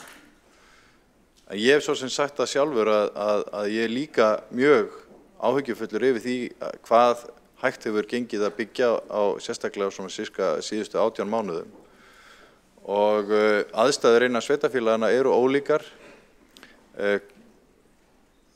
með tilliti til þess hversu mikið land þau eiga, en tölurnar sýna þó að innan núverandi vaxtamarkaðar hægt að byggja 50.000 íbúðir. Og þannig að þetta vinna sem þarf að hugsanlega að opna eitthvað á, en byggjum hana á gögnunum og byggjum hana á stóru myndinni. Hvað skynsamlegast fyrir höfuðborgarsvæðið að gera? Og hagsmunir sveitarfélagana í kringum okkur, þeir þurfa að skoðast líka í þessu samhengi. Hvernig byggjum við samgöngurnar, hvernig byggjum við húsnæði, hvað best fyrir borgarana, hvað hagkvæmast fyrir okkur öll og halda þannig áfram og halda þannig á samtalinu. Ég ætla ekki að lengja þessa umræðu hér, nú við verið hérna síðan á hádegi að ræða samgöngusáttmála, það ágætt. Við eigum aðra svona stund framundan á næsta borgarstjórnarfundi þar sem við tökum samgöngusáttmálan uppfærðan til seinni umræðu. Ég þakka ykkur fyrir málefnalega umræðu og læt máli mínu lokið.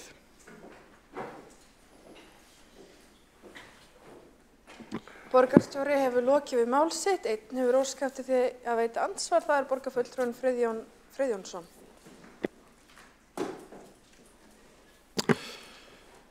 Forseti, það rétt að jafnan þarf að ganga upp og við tökum kannski umræðuna vaxtarmörkin þegar við leggjum fram þá tillögu, en ég vil benda á að það með við framkvæmdahraða núna, þá ansi langt í að 50.000 íbúðir verði byggðar.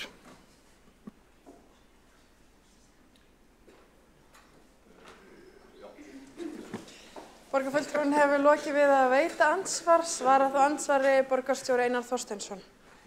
Forseti, já, það bara rétt, það langt í það að 50.000 íbúðir verði byggðar.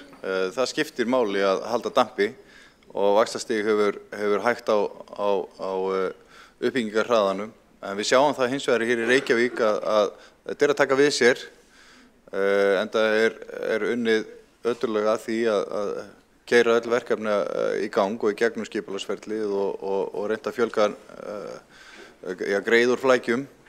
Þannig að núna á fyrri helmingi þessa árs farin í gang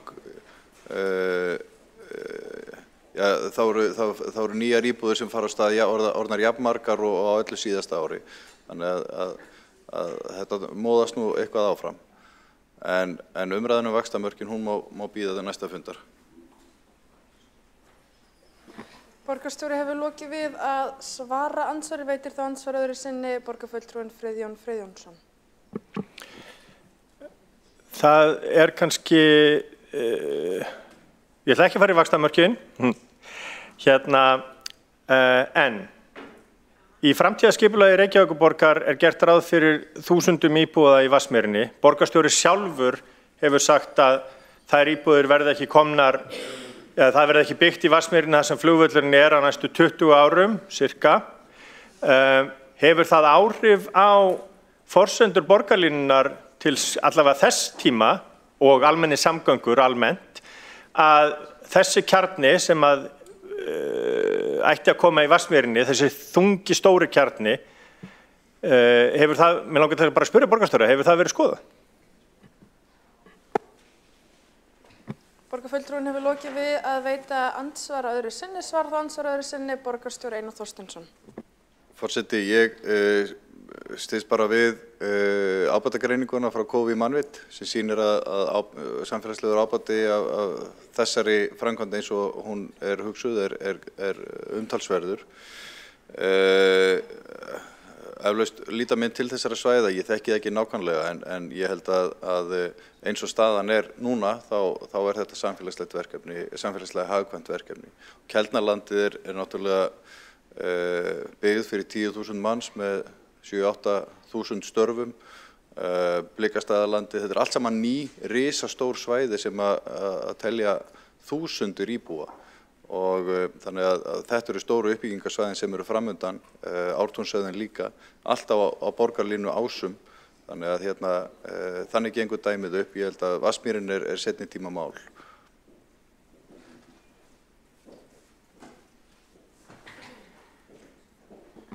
Borgarstjóri hefur lokið við að veita andsvar öðru sinni og telst á andsvörum undir þessari ræðu lokið og sömuleiðis er mælendaskrá lið 1 á dagskrá tæmd. Og þá göngum við til, þá er lagt til að málinu verði vísað til síðar umræðu á næsta fundi og göngum við til atkvæðagreiðslu þá vísun og mér sýnist salurinn vera fullmannaður. Nei, það vantar einn fulltrúa og þá er salurinn fullmannaður. Já, og þá göngum við til atkvæðagreiðslu að vísa lið 1 á útsendri dagskrá til síðar umræðu á næsta fundi borgarstjórnar, það er samgöngusáttmáli höfuðborgarsvæðisins. Þeir sem eru sammála því vinsamlegast gefið þess merki. Allir. Er það samþykkt með öllum greiddum atkvæðum? Aðalsteinn, varst þú? Já. Allir fylgist með þeir sem eru samþykkir því að vísa því til næstu umræðu vinsamlegast gefið þess merki. Þetta er fyrsti fundurinn eftir sumarfrí og allir sammála. Takk fyrir. Forseti gerir örstutt 2 mínútna fundarhlé.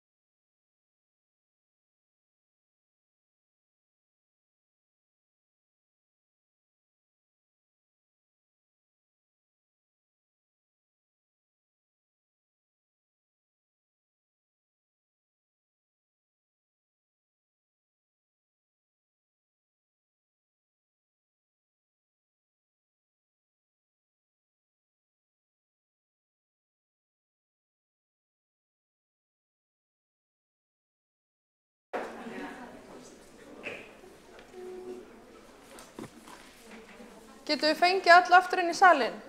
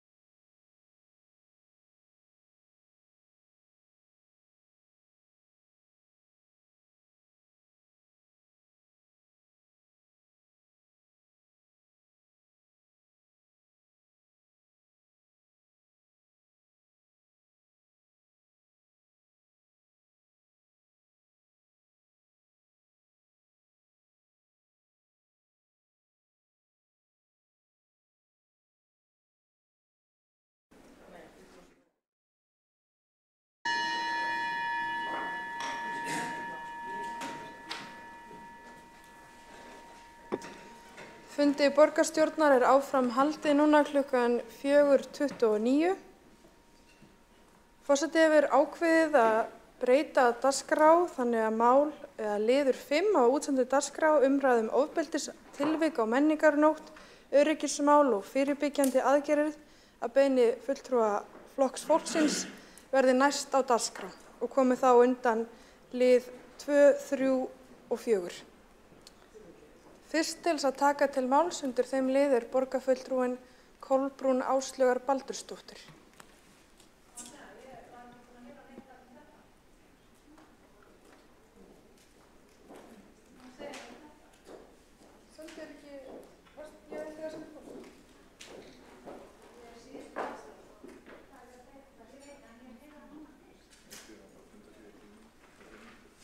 Viltu fá fundarhlé aftur?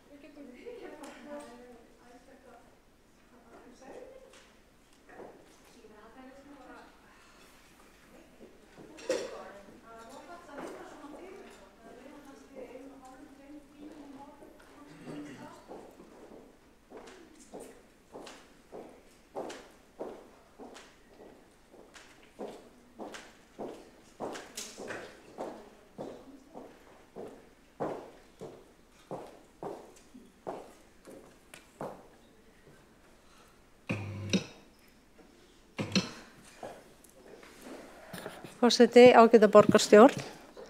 Já, eins og ég segi, þá átti ég vona að vera síðust á dagskrá, en fljótt skipast veður í lofti og einni sekúndu þá dagskrá breytt og þetta mál komið 3 málum framar og allt í góðu.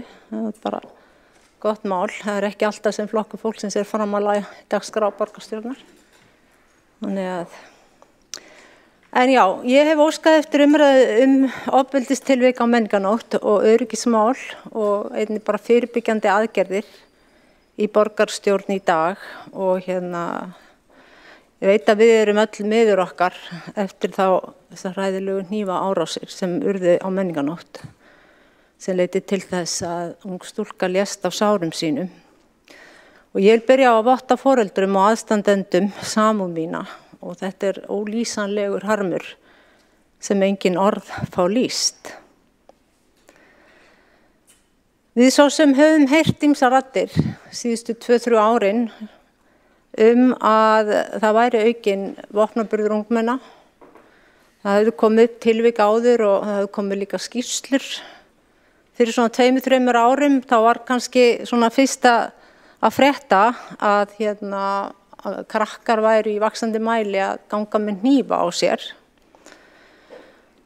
Og auðvitað held ég að það sé núna von allra og ekki síst aðstandenda að andlát þessar stúlku verði til þess að við kannski bregðumst meira við og umfram allt kannski lærum að vinna með fyrirbyggjandi hætti. Og það er kannski það sem ég vil svona ræða mest núna hér, það er þetta með fyrirbyggjandi aðgerðir. Mér finnst það bara aðalatriði vegna þess að ég veit ekki með ykkur en ég er að naga mig í neglurnar með að hvort að ég sem borgarfulltrúi hefði mögulega geta eitthvað komið sterkar inn, sagt meira, sent inn fleiri mál, bóka meira sem sneri svona að einhverju fyrirbyggjandi til þess að svona þurfi ekki að gerast. Við erum búin að sjá menningarnótt síðustu 2 ár þar sem við erum að heyra og vitum að unglingar koma í bæinn mikið til án fylgdar fullorðina og það er sérstaklega þegar líða tekur á kvöld. Og við erum svona farin að sjá líka aukna hópamyndanir og það eru þessu ofbeldistilvik svona grófari heldur en kannski var fyrir nokkrum árum þó þetta hafi nú kannski verið að koma svolítið í bylgjum. Og mér finnst svo mikilvægt að við séum bara alltaf að hugsa, ekki endilega bara með þetta, heldur svo margt annað, bara hvernig getum við komið, hvað getum við gert til þess að koma í veg fyrir eða allavega að sporna við að einhverju svona hræðilegir atburðir gerist. Þetta er bara svo sem eins og þegar maður er með smábörn í sinni umsjón, maður er alltaf að hugsa einhvern veginn fyrirfram, maður er alltaf einhvern veginn skrefa undan, hvað getur mögulega gerst. Þetta er það sem maður er að kenna líka bara börnum og barnabörnum, að hugsa aðeins lengra en ef sitt nær. Nú við í flokki fólksins sem erum sálfræðingur og kennari, við erum mjög mikið að ræða þessi mál og erum kannski einhvern veginn mjög mikið inn í líðan og heilbrigði, bara kannski eins og gerist þegar maður er búin að vera lengi ákveðin stétt. Og við lögðum fram með tillögu í mannréttinda- og ofbeldisvarnaráði fyrir held ég að séu núna 2 ár að það kæmu saman þau ráð og svið borgarinnar sem hefðu að gera með þjónustu við börn og myndu vinna saman. Og leggja drög að fyrirbyggjandi aðgerðum. Bara finna allt mögulegt sem hægt væri að koma með, upp á yfirborðið sem gæti þýtt svona fyrirbyggjandi. Og þetta er einhvers konar stýrihópur og áherslana á að koma með hugmyndir af fyrirbyggjandi aðgerðum. En þessi tillaga fékk ekki þá brautargengi en sem mótsvar eða svona viðbrögð við henni þá kom meirihlutinn í mannréttinda- og ofbeldisvarnaráði með aðra tillögu samráðsvettvang. Stóran hóp hagsmunaaðila og stofnana sem að koma að þjónustu við ungmenni. Og þetta var alveg hið besta mál nema við bókuðum þá að við óttuðumst að vegna þess að þessi hópur var svo stór og margir aðilar og mörg fyrirtæki og stofnanir að það ætti mögulega í erfiðleikum með að hittast. Og við vitum það bara þegar það er verið að kalla saman stóra hópa að það er erfitt að finna fundartíma. Og ég veit ekki, kannski er þessi samráðsvettvangur búin að hittast og farin að vinna á fullu en allavega hefur við ekki frétt neitt af honum. Það er ekkert ennþá komið frá honum. En núna þegar þetta gerist þá spyr maður sig, er kannski eitthvað í farvatninu og hvað er það þá? En ég hef líka verið að hugsa þegar svona gerist að hvað er það sem við þurfum að bæta okkur með? Og ég segi við vegna þess að mér finnst við vera meir og minni hluti, við erum í rauninni bara eins og einn maður þegar kemur að heitunni borgarstjórn. Við stöndum öll saman í þessari borgarstjórn. Þannig að mér finnst ég alveg jafn ómöguleg og kannski einhver með öðrum kann að finnast sig vera þá hann sé meiri hlutunum. Við erum borgarstjórn og ekkert okkar getur sagt bara ég get ekkert gert það því ég ræði ekki. Við ráðum mismunandi að þá erum við samt sem áður einn borgarstjórn. En ég svo sem áður talað það hérna, mér hefur þótt svona, ef væri einhver stórgalli við borgarstjórn þá er kerfið oft svifaseint og óskilvirkt. Og það mál taka langan tíma, mjög oft, og það hafa fleiri talað það en ég, að maður kannski líka vill stundu sjá bara hlutina svolítið snarpari, skarpari og sneggri. En ekki að mál sniglist áfram og mál sem varðar ungmenni og ég tala nú ekki svona einhver lífspursmál þar sem eins og við erum að tala núna að þá þarf bara mikla skilvirkni og hraða og það einhver að vera með umboðið, einhver sem segir heyrðu við erum að fara að gera þetta og bara vinna hratt. Ég veit alveg sjálf þegar maður í samvinnu við marga að það tekur oft ótrúlega langan tíma allt saman. Nú við bara þurfum auðvitað að halda áfram að láta í okkur heyra og nú hefur við verið skömmuð fyrir að vera með ómikið af málum en ég samt að hugsa, hefði ég átt að vera með fleiri mál þannig. Ég hefði með sjálfan mig, sem manni líður svo rosalega illa yfir þessu. Ég vil að við sýnum meiri fyrirhyggju og ég vil líka að við segjum bara svolítið við okkur, við þurfum að vera meira svolítið fram í tíman. Það er bara, við verðum bara að gera það. Lesa aðstæður samfélagið, túlka og álykta til framtíðar þegar kemur að fólki og atferli þess. Við þurfum að taka mark á þegar það eru teikn á lofti og kólguský og ekki bíða. Og þetta er vel hægt að gera, þetta er bara spurning ákvörðun. Vinnum hraðar og skilvirkar. Látum hlutina ganga, hratt og örugglega. Mér finnst sama með í segjum Alþingi, nákvæmlega sama, það er rosalegur hægagangur í því kerfi líka.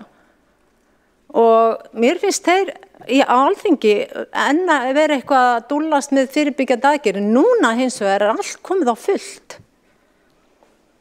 En það er þess að fyrirbyggjandi aðgerðir sem verið að gera núna og við erum búin að lesa í blöðunum og heyra fólk tala sem að mann auðvitað hefði viljað sjá bara koma inn mikið fyrr og það á við Alþingi eins og okkur. Þetta er þessi stjórnvöld, tvö stjórnkerfi sem að stýra hér og það eru akkurat þau sem að þurfa að halda þessum bolta á lofti.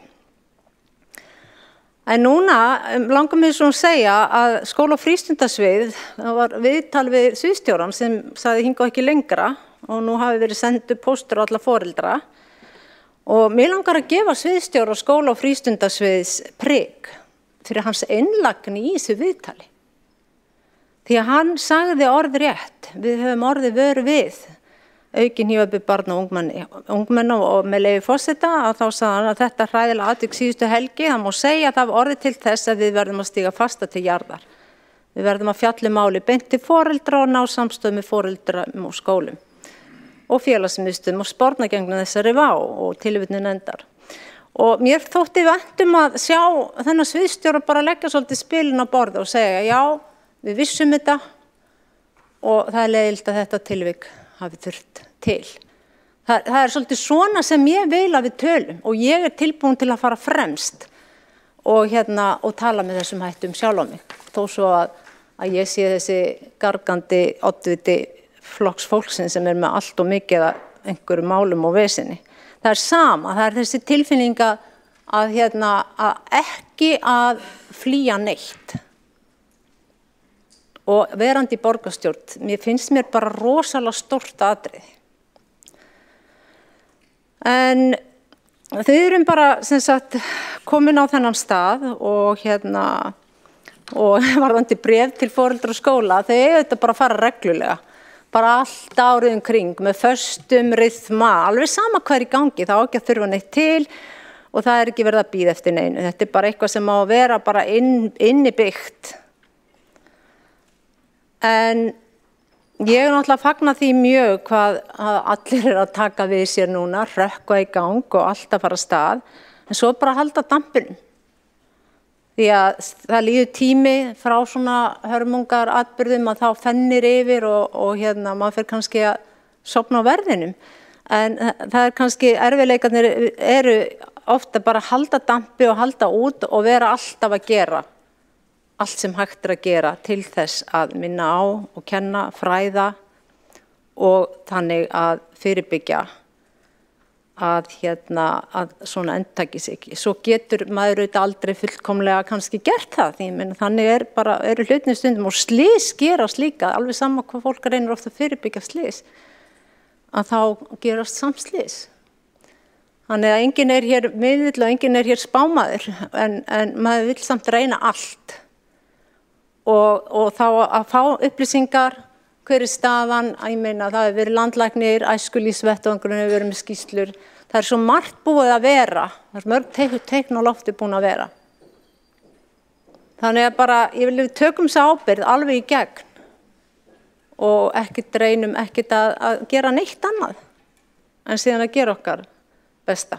Ég ætla að fá að koma upp í aðra ræðu. Borgarfulltrúinn hefur lokið við mál sitt. Næstur á mælendaskrá borgarstjóri Einar Þorsteinsson. Forseti, kæra borgarstjórn, hér þessu óskað að við ræðum menningarnótt og þá í tengslum við skelfilegt ofbeldisverk í miðbænum það kvöld. Ég sjálfur harmi sleginn yfir því að ung stúlka hafi látið lífið í þessari árás og ég vil votta fjölskyldu hennar og öllum þeim sem eiga sárt að binda innilega samúð mína. Ég vil líka votta gerandanum, þessum unga pilti og aðstandendum hans samúð. Ég held við finnum það öll núna að við erum í dag samfélag í sorg og ég finn að við viljum öll bregðast hratt við, stíga fast til jarðar og segja hingað og ekki lengra. Við viljum öll útrýma ofbeldi úr okkar samfélagi þótt að við vitum að líklega tekst það aldrei að fullu, en ég held að núna hafi lína verið dregin í sandinn.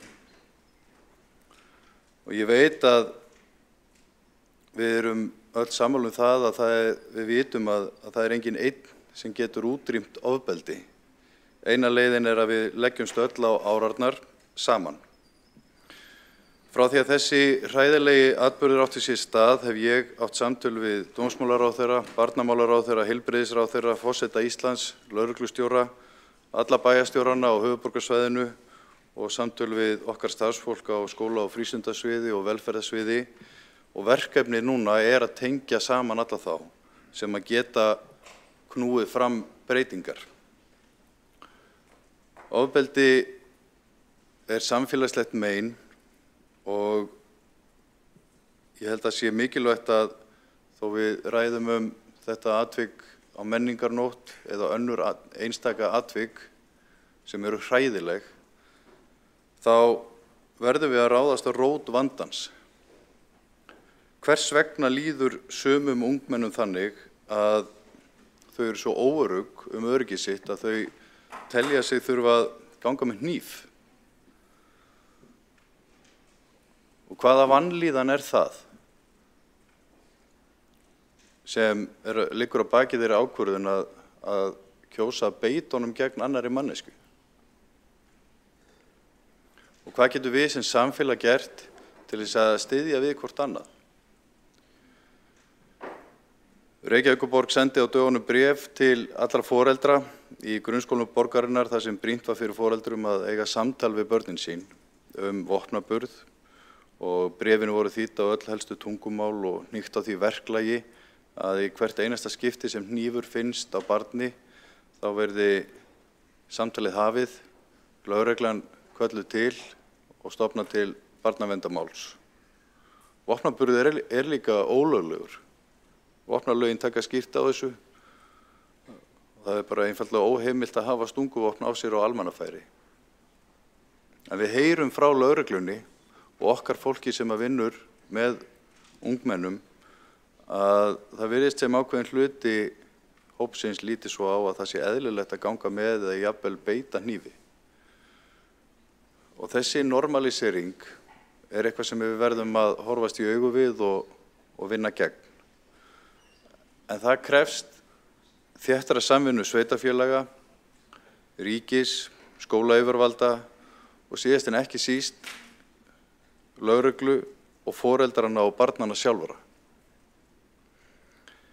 Fyrir sumar kynntu mennta- og barnamálaráðuneyti, dómsmálaráðuneyti og heilbrigðisráðuneyti aðgerðir til þess að sporna við ofbeldi. Og þær byggja á samvinnu við sveitarfélögin og lögreglu og hluti þeirra er þegar komið til framkvæmda eins og efling samfélagslöggæslu sem við áttum nú góðan fund hér í borgarstjórn fyrir nokkrum mánuðum síðan. Og núna er verið að tengja alla þessa aðila og morgun er stór fundur þeirra aðila sem taka þátt í mótun og innleiðingu þessara aðgerða og þar á Reykjavíkurborg sæti. Og það skiptir máli að bregðast hratt við, en það skiptir held ég meira máli að bregðast rétt við. Það er talað þjóðarátak, það er langtíma verkefni, en við erum byrjuð og munum fjalla betur þær aðgerðir sem ráðist verður í þegar búið að stilla saman strengina. Forseti og kæra borgarstjórn, í augnablikinu er hugur okkar hjá þeim sem eigum sárt að binda. Það var aðdánavert að fylgjast með krökkunum í Versló, mæta í bleiku í skólan í gær og mæta þessum mikla missi með kærleika. Það skulum við gera líka. Þess vegna erum við með bleikblóm hérna á borðinu. En fyrir mitt leyti þá er algjörlega komið nóg. Og við verðum að gera allt sem við getum til þess að tryggja íbúum okkar öruggt og gott samfélag, sérstaklega börnum og ungmennum.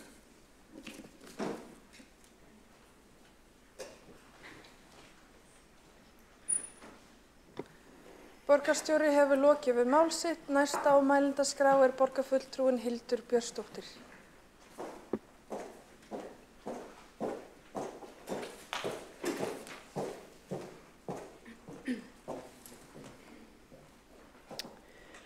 Forseti, ágæta borgarstjórn, ég kem hingað upp undir umræðu hræðilegt ofbeldistilvik sem átti sér stað á menningarnótt sem leiddi til þess að ung stúlka í blóma lífsins á menntaskóla aldri lést af sárum sínum og fleiri voru særðir.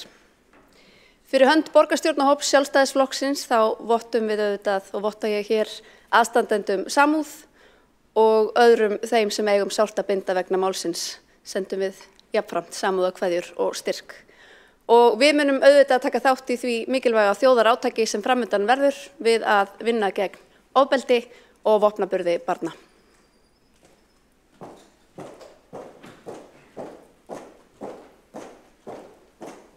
Borgarfulltrúin hefur lokið við mál sitt. Næstur á mælendaskrá er borgarfulltrúin Magnús Davíð Nordal.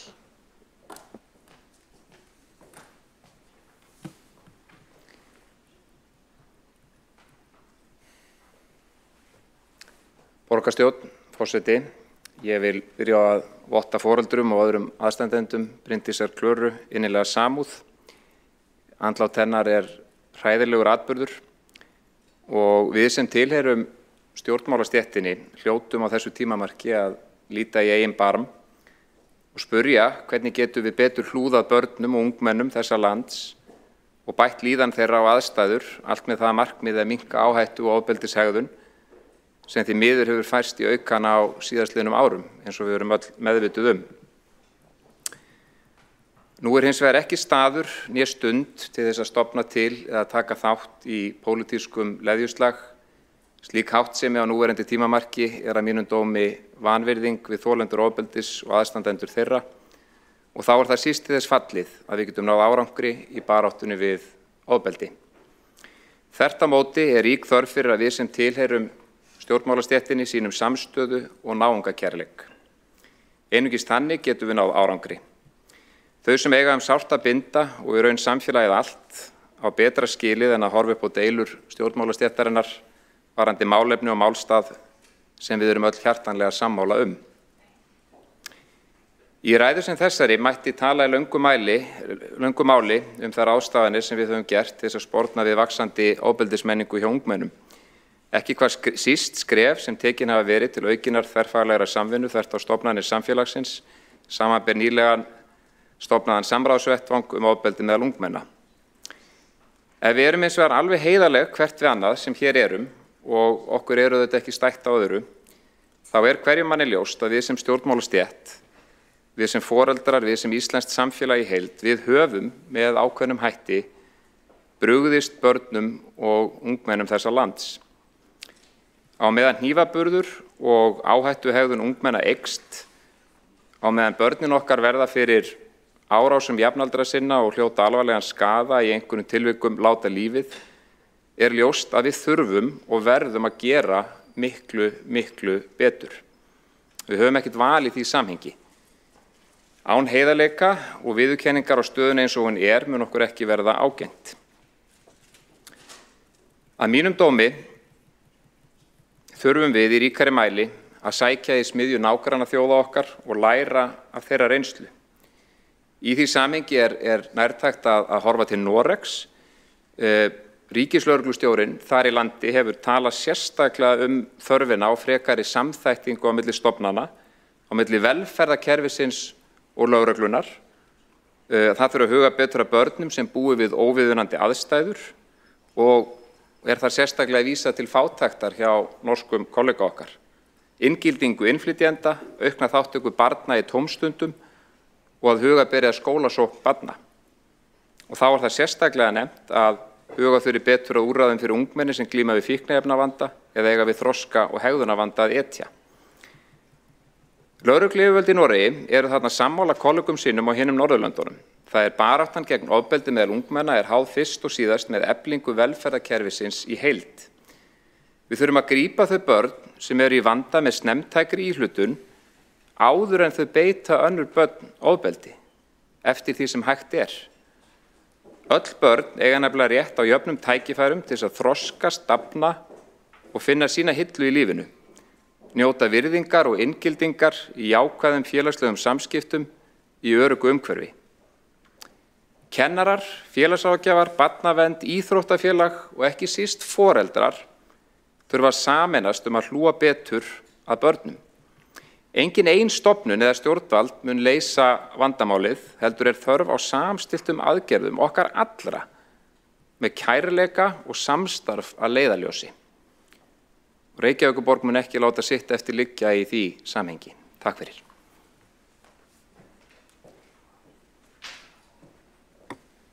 Borgarfulltrúinn hefur lokið við mál sitt. Næst á mælendaskrá borgarfulltrúinn Ásta Þ. Skjaldal Guðjónsdóttir.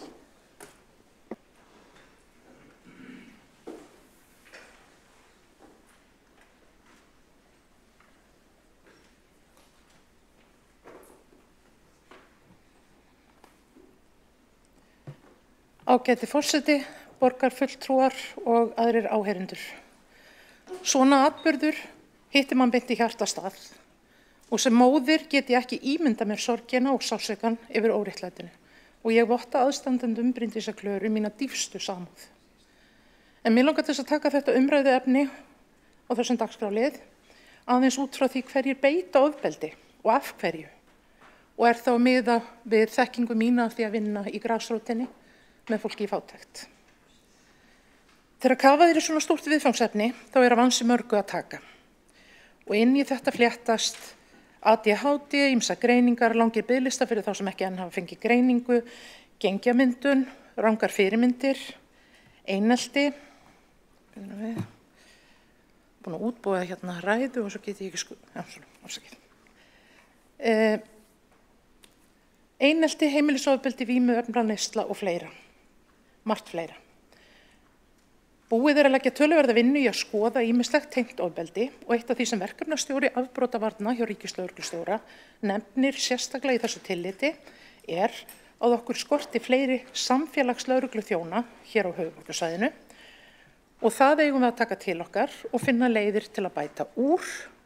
En ég vil með leyfi forseta minna á fyrri bókun löggæslu sem hljóðar svo: Sósíalistar taka því undir að fjölgun lögreglumanna á forsendum samfélagslögreglu sé af hinu góða, en það sé þó aðeins ein af þeim mörgu aðgerðum sem ráðast þurfi í á sviði löggæslu á Íslandi. Tilvitnun lýkur. Enn fremur hefur verið lögð vinna í að útbúa sérstök ráð fyrir foreldra barna sem tengjast ofbeldi og finna má á síðunni 112.is sem eru góðra gjalda verð, en þó finnst okkur vanta að skoða vandan einnig út frá ójöfnuði. Ég vil með leyfi forseta vitna í skýrsluna Ójöfnuður meðal kvenna í íslensku samfélagi sem kom út í ágúst á þessu ári. Niðurstöður þessar styðja við þá almennu vitneskju að konur á lágum launum eigi erfiðara með að ná endum saman en aðrar konur og hærra hlutfall búi við efnislega skort.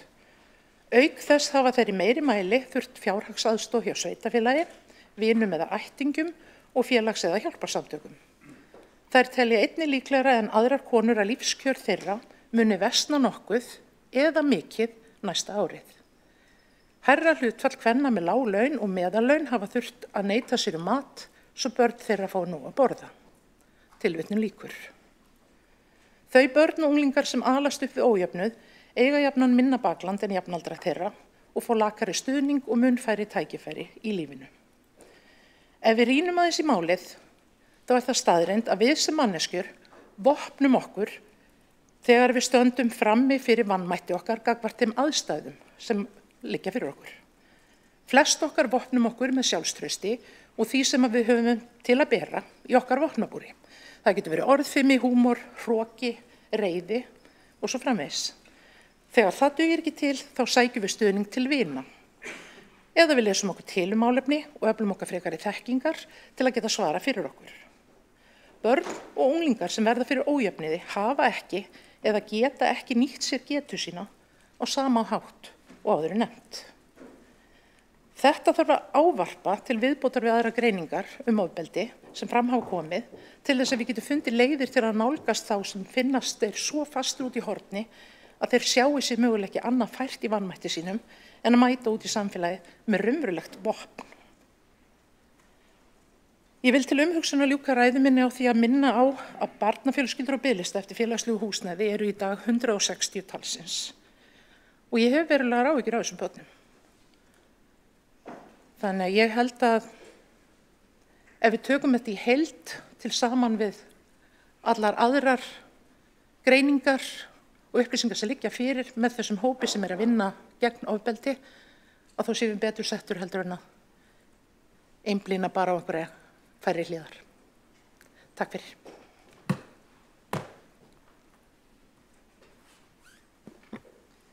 Borgarfulltrúinn hefur lokið við mál sitt. Næsta á mælendaskrá er borgarfulltrúinn Heiða Björg Hilmisdóttir.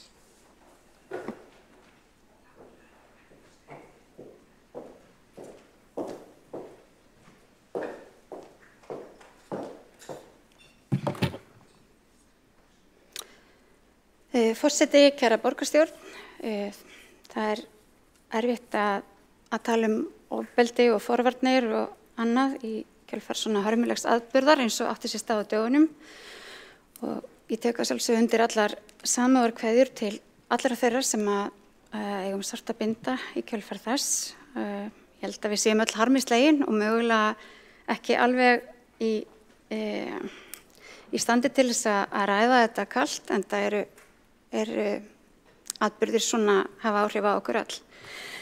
En við höfum hins vegar rætt reglulega ofbeldi og ofbeldisforvarnir hér í þessum sal og á vettvangi borgarinnar í ráðum og nefndum. Við settum hér að stað fyrstu ofbeldisvarnarnefnd sveitarfélags á Íslandi, settum ákveðin þrýsting þar á ríkið auknar aðgerðir gegn ofbeldi.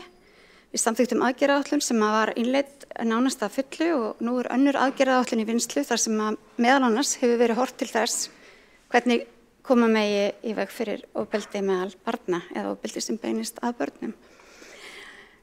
Við erum með starfandi teymi á vettvangi borgarinnar sem að vinna gegn og bregðast við með skipulegum hætti ofbeldi á hinum ýmsu stöðum og þið þekkið það. Við settum saman teymi sem vinnur með aðilum sem standa að skemmtistöðum borgarinnar.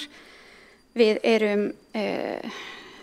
stendum að því að fylgjast með borgarumhverfinu í samstarfi við almannavarnir og fleiri sem að taka ábyrgð á umhverfinu hér. Við erum með teymi sem að vinna með öllum sem koma að ofbeldi í nánum samböndum eða ofbeldi á heimilum. Við erum með lögreglu og sýslumanni og heilsugæslu og öllum þeim sem þar koma að. Og svo höfum við sett á stað ofbeldisforvarnarteymi í hverfunum okkar, þar sem samstarfi lögreglu, skóla, félagsþjónustu, frístundastarf, íþróttir, framhaldsskóla og svo framvegis. Fyrir utan það, auðvitað settum við á stað í samvinnu við barna- og menntamálaráðherra flotan, sem ég held að hafi verið gríðarlega góð viðbót og mikilvægt skref. Við saman gegn ofbeldi, sem sá hópur sem hefur fyrst og fremst verið að fókusera á heimilsofbeldi og það ofbeldi sem á sér í svona stað í nánum samböndum. Héldum fund síðastliðinn vetur þar sem við fengum inn fólk sem að tengist börnum og ofbeldi meðal barna, því að þó að flestum börnum farnist vel, þá var þarna ákveðin merki aukna vanlíðan í þeim hópi og alvarlegra ofbeldi. Í kjölfarið var sett á stað teymi sem samsett af þeim aðilum sem koma að starfi með börnum. Og við byggðum þetta teymi á reynslu okkar af Saman gegn ofbeldi sem hefur verið farsælt samstarf núna í næstum 10 ár. Og ég held að það hafi verið farsælt að gera það þannig og hafa þetta kannski ekki endilega okkar pólitíska borði, heldur að starfsfólkið okkar og starfsfólk þeirra aðila sem að vinna með börnunum komi saman, deili og ákveði saman hvað þessi rétt að gera á hverjum tíma. Við í Reykjavík höfum á að skipa meðal starfsfólks Reykjavíkurborgar mörgum að helstu sérfræðingum landsins í forvörnum, í félagsstarfi, meðal ungmenna, í barnavernd, félagsráðgjöf og í rauninni í öllu starfi með börnum og barnafjölskyldum. Og við höfum oft kallað eftir og verið í forystu þess að bæta aðstæður barna og fjölskyldna og ég kvíði því ekki að við hættum því og auðvitað á ekki að þurfa neina slíka hræðilega atburði til þess að hvetja ykkur til þess og ég vil halda því fram að við höfum lagt mikið á mörkum en auðvitað þarf að kalla eftir meira samstarfi þvert á svæði og ég fagna því að sveitarfélögin á höfuðborgarsvæðinu komið sér saman slíkt samstarf. Sveitarfélögin allt landið hafa verið að taka þátt í svæðisbundnu samstarfi gegn ofbeldi sem verkefni sem við höfum reynt í hverfunum okkar en mögulega mætti við taka þetta stærra og víðar fyrir. Ég held að við eigum alltaf að vera að endurskoða allt sem við erum að gera til þess að koma í veg fyrir ofbeldi því að ofbeldi hefur afleiðingar á líf fólk sem oft verða ekkert aftur teknar. Og allir þeir sem að koma að þessu hræðilega atviki eru eflaust að upplifa það núna, hvort sem hver sem þeirra aðkoma var og það verður erfitt fyrir þau að lifa með því þar sem eftir ævinar. Það er til svo mikils að vinna að koma í veg fyrir ofbeldi. Við höfum verið samtaka hér í borgarstjórn, mér hefur fundist það mikil gæfa. Við höfum átt góð og hreinskiptin samtöl, við höfum samþykkt allar aðgerðir og aðgerðaáætlanir gegn ofbeldi samhljóða hér. Við höfum starfað með mörgum og átt mjög umfangsmikið samstarf. Við erum að sjálfsögðu núna að taka þátt í aðgerðahóp sem að ríkið hefur skipað víðtækar aðgerðir vegna ofbeldis meðal barna og gegn börnum og við erum bæði hefur samband sveitarfélaga þar fulltrúi og Reykjavíkurborg sem okkur finnst eðlilegt því hér eru margir sérfræðingur á því og við munum taka fullan þátt í því og öllu sem við getum gert til þess að byggja börnunum í borginni bara öruggara og betra umhverfi þannig að þau geti látið drauma sinna að rætast og gengi óhrædd götur borgarinnar og tekið þátt í því starfi sem að þau langar. Ég held að sé mikilvægt kannski fyrir okkur fullorðna fólkið átt okkur á ábyrgð þess að við berum ábyrgð á öllum börnum, öll börnin í borginni eru auðvitað börnin okkar og líka að við tölum ekki upp ótta og hræðslu og aukum ekki á þá svona sundrungu sem að svona atburði geta haft í för með sér. Því að rétt eins og börnin í Verslunarskóla Íslands sem að hafa tekið höndum saman að lausnin sé meiri kærleikur og meiri samstaða, meira samtal, þá held ég að það geti líka verið ágætis svona leiðarstið fyrir okkur hér í borgarstjórn að horfa á það að þetta er okkar sameiginlega ábyrgð, orðin okkar þau geta líka haft afleiðingar. Við berum öll ábyrgð á öllum börnunum í borginni og við munum sannarlega gera allt sem við getum til þess að gera samfélagið barnanna okkar betra.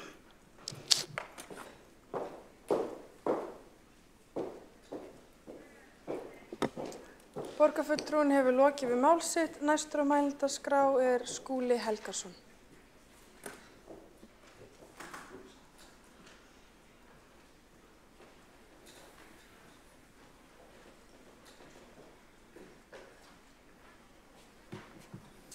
Forseti, ágæta borgarstjórn, ég vil eins og félaga mínir hér byrja á því að votta aðstandendum ungu stúlkunnar sem lést fyrir helgi eftir hnífstungu árásina í miðbænum innilega samúð og öðrum sem eiga sárt að binda eftir þennan atburð og önnur ofbeldisverk síðustu daga og vikur. Ég verð að vera alveg hreinskilinn með það hér að það er mjög erfitt að tala þetta hörmulega atvik og ég held að okkur líði mörgum þannig að það sé erfitt að hafa hugan við verkefni daglegs lífs við þessar aðstæður því það er myrkur í sálinni hjá okkur öllum. En það er líka gott og mikilvægt að finna samstöðuna í samfélaginu að bregðast þurfi við á festu og myndugleiks og þessi sorgaratburður marki þáttaskil og verði tilefni til vakninga þjóðarinnar allrar alvarleika málsins og aðgerða sem að leiði til betra samfélags. Það verður ekki létt verk en það er ekkert verkefni mikilvægara en það. 1% barna mætir með hníf í skólann sinn í þeim tilgangi að meiða aðra eða verja sjálf sig. 3–4% barna til viðbótar mæta með einhvers konar önnur vopn, hnúajárn, piparúða, barefli eða annar. Þetta eru niðurstöður úr íslensku æskulýðsrannsókninni sem að kynnt var á dögunum í samhengi við umfjöllun aukna tíðni ofbeldisverka meðal ungmenna. Hin hliðin á þessum peningi er að 95% barna mæta ekki með vopn í skólan og langflestir beita ekki ofbeldi. Vandinn varðandi vopnaburð er því afmarkaður við lítinn hóp en hann getur haft mikil og óafturkræf áhrif eins og atburðir síðustu daga og vikna sína. En það eru fleiri hættumerki vaxandi ofbeldismenningu sem við þurfum að taka alvarlega og bregðast við sem samfélag. Í nýlegri skýrslu stýrihóps Hitthúsið sem kynnt verður á næstunni segir með leyfi forseta: rannsóknir sýna fram á að andlegri líðan barna og unglinga hrakar. Svefntími þeirra hefur minnkað og neikvæð áhrif vegna mikillar skjánotkunar hafa aukist. Dæmi aðrar áskoranir eru nikótínvörur og aukin neysla unglinga og orkudrykkjum sem innihalda koffín. Ofbeldi er að aukast og hatursorðræða að verða meira áberandi í samfélaginu. Við hinni auknu tíðni ofbeldisverka þarf að bregðast og stjórnvöld hafa þegar boðað aðgerðir í raun samfélagsátak gegn ofbeldi meðal barna. Þar hefur þegar verið kynnt ýmislegt gagnlegt eins og áhersla á fjölgun samfélagslögreglumanna sem vinna með barnavernd, félagsþjónustu, fagfólki í skóla- og frístundastarfi og fleirum að því að greina vandann og leita á honum lausna. Ræða við börn og ungmenni, skólafólk, fagfólk og fleiri. Undanfarna daga hefur mikið verið fjallað nauðsyn þess að efla löggæslu, fjölga lögreglumönnum, auka sýnilegan viðbúnað og það á allt rétt á sér. En við megum ekki gleyma því að kafa dýpra og grafast fyrir orsakir þess að sum ungmenni grípa til þessara örþrifaráða og vopnaburðar sem að getur verið lífshættuleg, jafnöldrum þeirra og öðru saklausu fólki og sannarlega markað óafturkræf spor í líf þessara ógæfusömu gerenda. Það þarf sérstaklega að einbeita sér að geðheilbrigði barna og ungmenna og rannsóknir síðustu ára hafa staðfest að þunglyndi og áhyggjur hafa farið vaxandi meðal ungmenna og það getur verið lífshættulegt ef ekki gripið inn í með markvissum stuðningsaðgerðum. Ég held að það sé ekki tilviljun að heilbrigði var einn af 5 lykilþáttum í nýrri menntastefnu Reykjavíkur fyrir nokkrum árum og hefur verið mikilvægt leiðaljós í menntamálum síðan.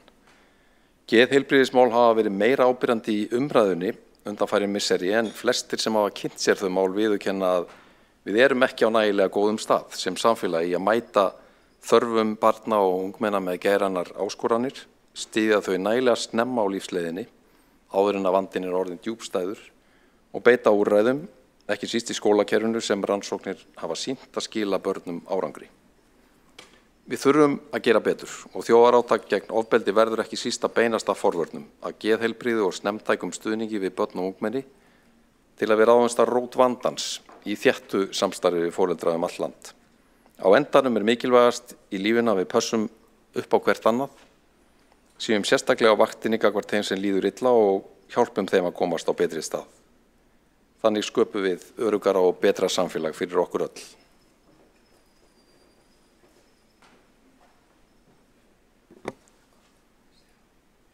Borgarfulltrúinn hefur lokið mál sitt. Næst á mælendaskrá borgarfulltrúinn Kolbrún Áslaugar Baldursdóttir.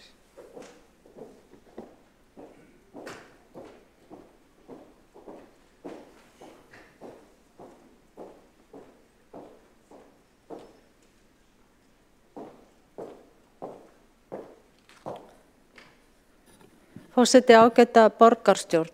Mér langar að byrja á að þakka málefnalega umræðu hérna og svona vilja að ég heyri til þess að við öll bara lítum í okkar barm og ég vil taka sérstaklega undir orð borgarfulltrúans Magnúsar Davíðs Nordal þegar hann talaði áðan eftir því sem ég heyrði að við berum öll ábyrgð og hérna við höfum brugðist, heyrðist mér Magnús segja borgarfulltrú og mér líður sjálfrið þannig.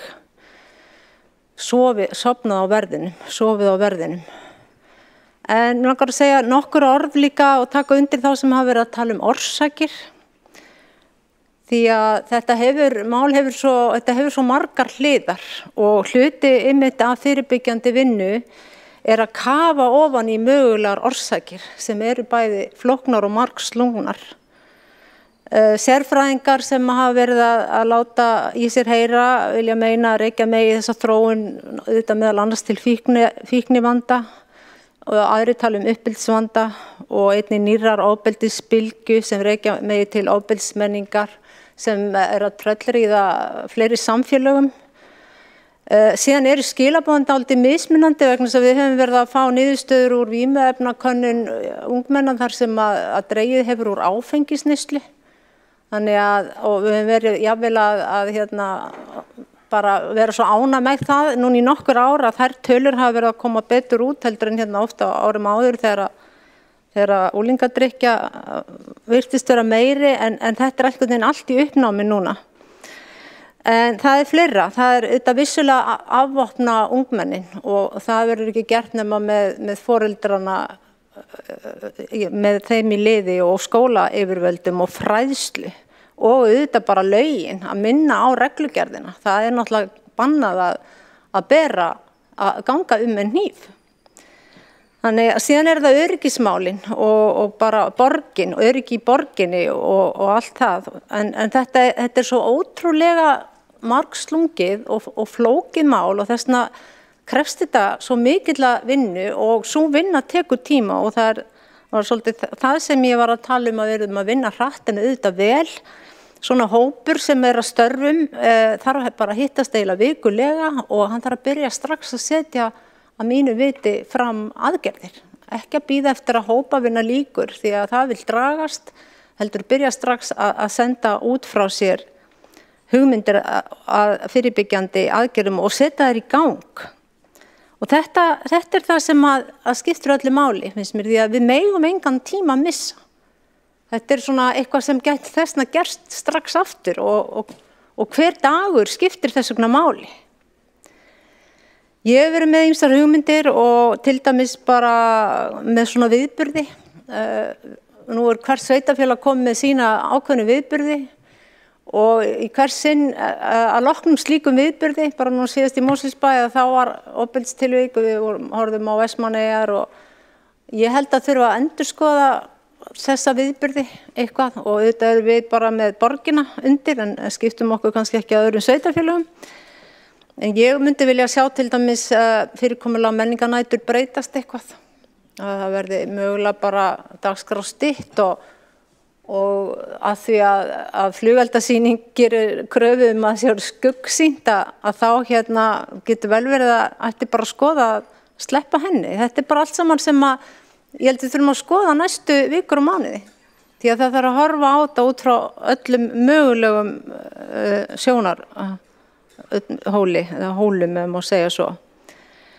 En fyrst og fremst vil ég aftur leggja áherslu á að alltaf að hugsa fyrirbyggjandi og mér finnst við eigum að orða það meira.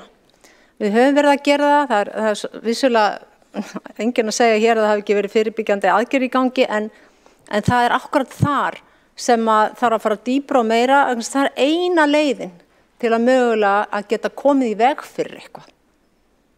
Það er með því að vera alltaf skrifa undan og reyna eins og mann getur að sjá fyrir sér hvað gæti gerst og hvernig mögulega er hægt að sporna við því með einhverjum aðgerðum. Og auðvitað er aldrei algjörlega hægt að koma í veg fyrir að svona gerist eins og ég kom að í fyrri ræðu. En ég vil endilega bara fá svo að lokum að koma í smá samantekt og lokaorð og aftur þakka fyrir málefnalega umræðu og ég veit að við stöndum sem einn maður í þessu máli eins og við höfum alltaf gert þegar á reynir.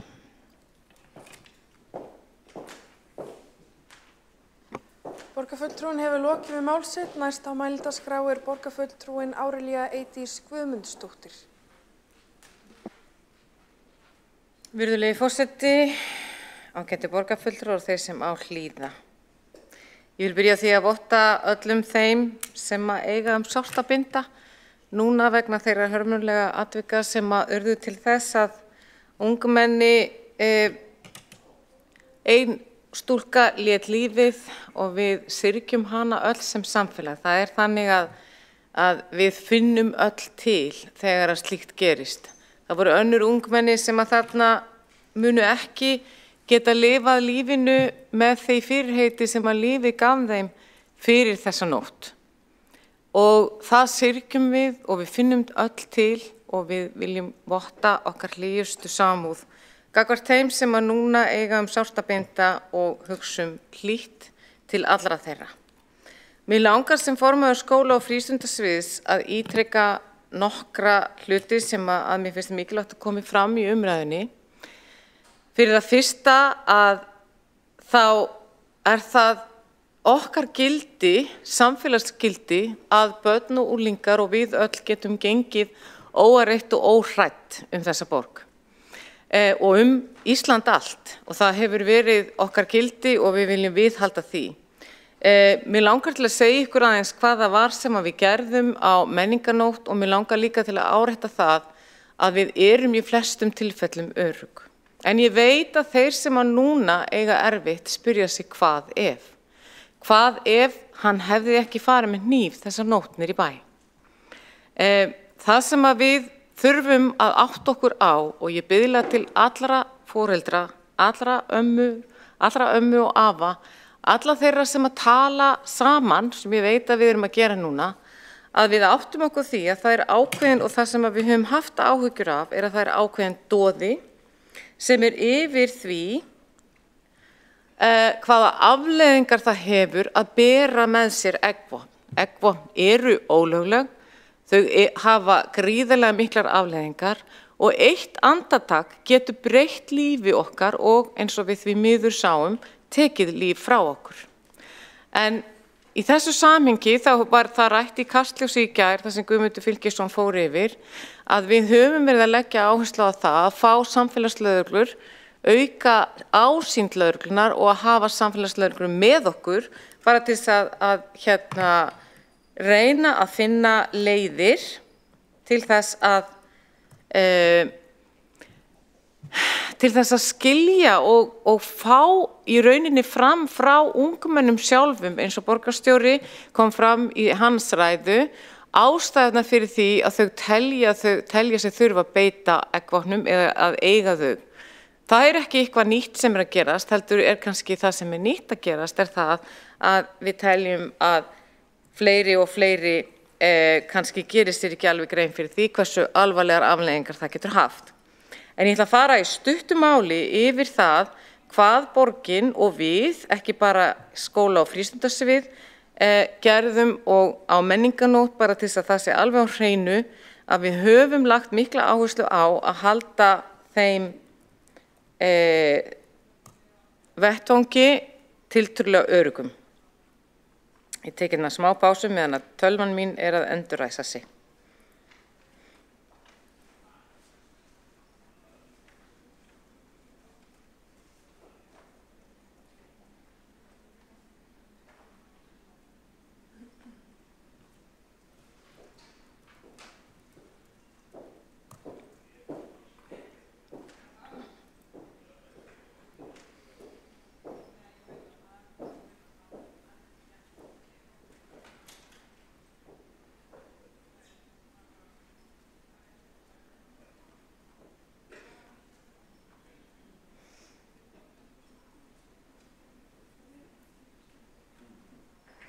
Það ætlar ekki að ganga upp, þannig að ég ætla að fara yfir það. Ég vona að ég verði ekki ónákvæm í þeirri yfirferð, en á vegum Reykjavíkurborgar voru 30 starfsmenn að störfum á menningarnótt. Það voru 12 starfsmenn frá nágrannasveitarfélögunum okkar. Það voru gönguhópar, 8 gönguhópar sem hófu að ganga klukkan 18, svo fara aðrir gönguhópar af stað aftur og þeir eru allir með lögreglu.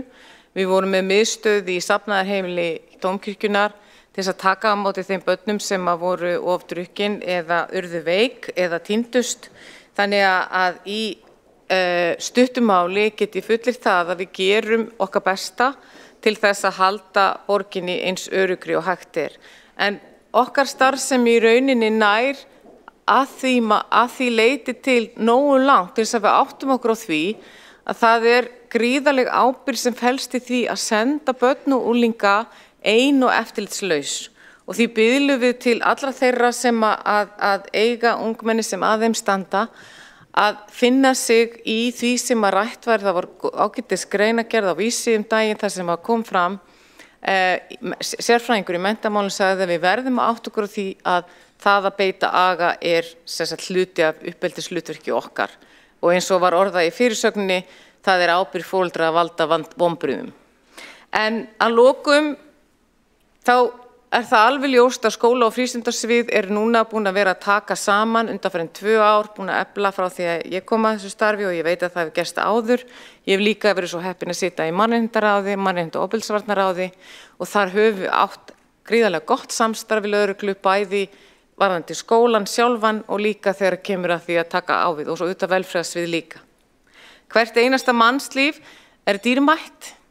Hvert einasta atvik þar sem að við getum haft góð áhrif hvort og annað og reynt með einum eða öðrum hætti að koma í veg fyrir að slíkt geti gerst sem að núna gerðist, skiptir máli, og við höfum verið að einbeita okkur að því að núna undanfarna daga að jafna okkur á þessum aðgerðum, neða þessum atburðum, og reyna að horfa til þess að við getum farið í samstarfi í framhaldsskólana, við getum farið í samstarfarandi þjóðarátök, vegna þess að við vitum að við þurfum að beina sjónum okkar að ekki einungis þeim sem eru að verða 16 ára, heldur líka þeim sem eldri eru. Takk fyrir.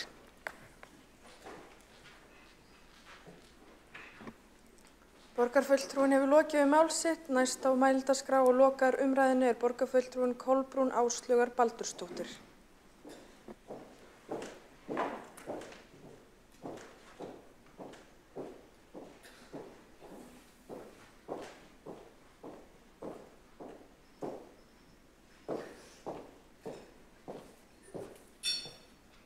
Forseti, ágæta borgarstjórn.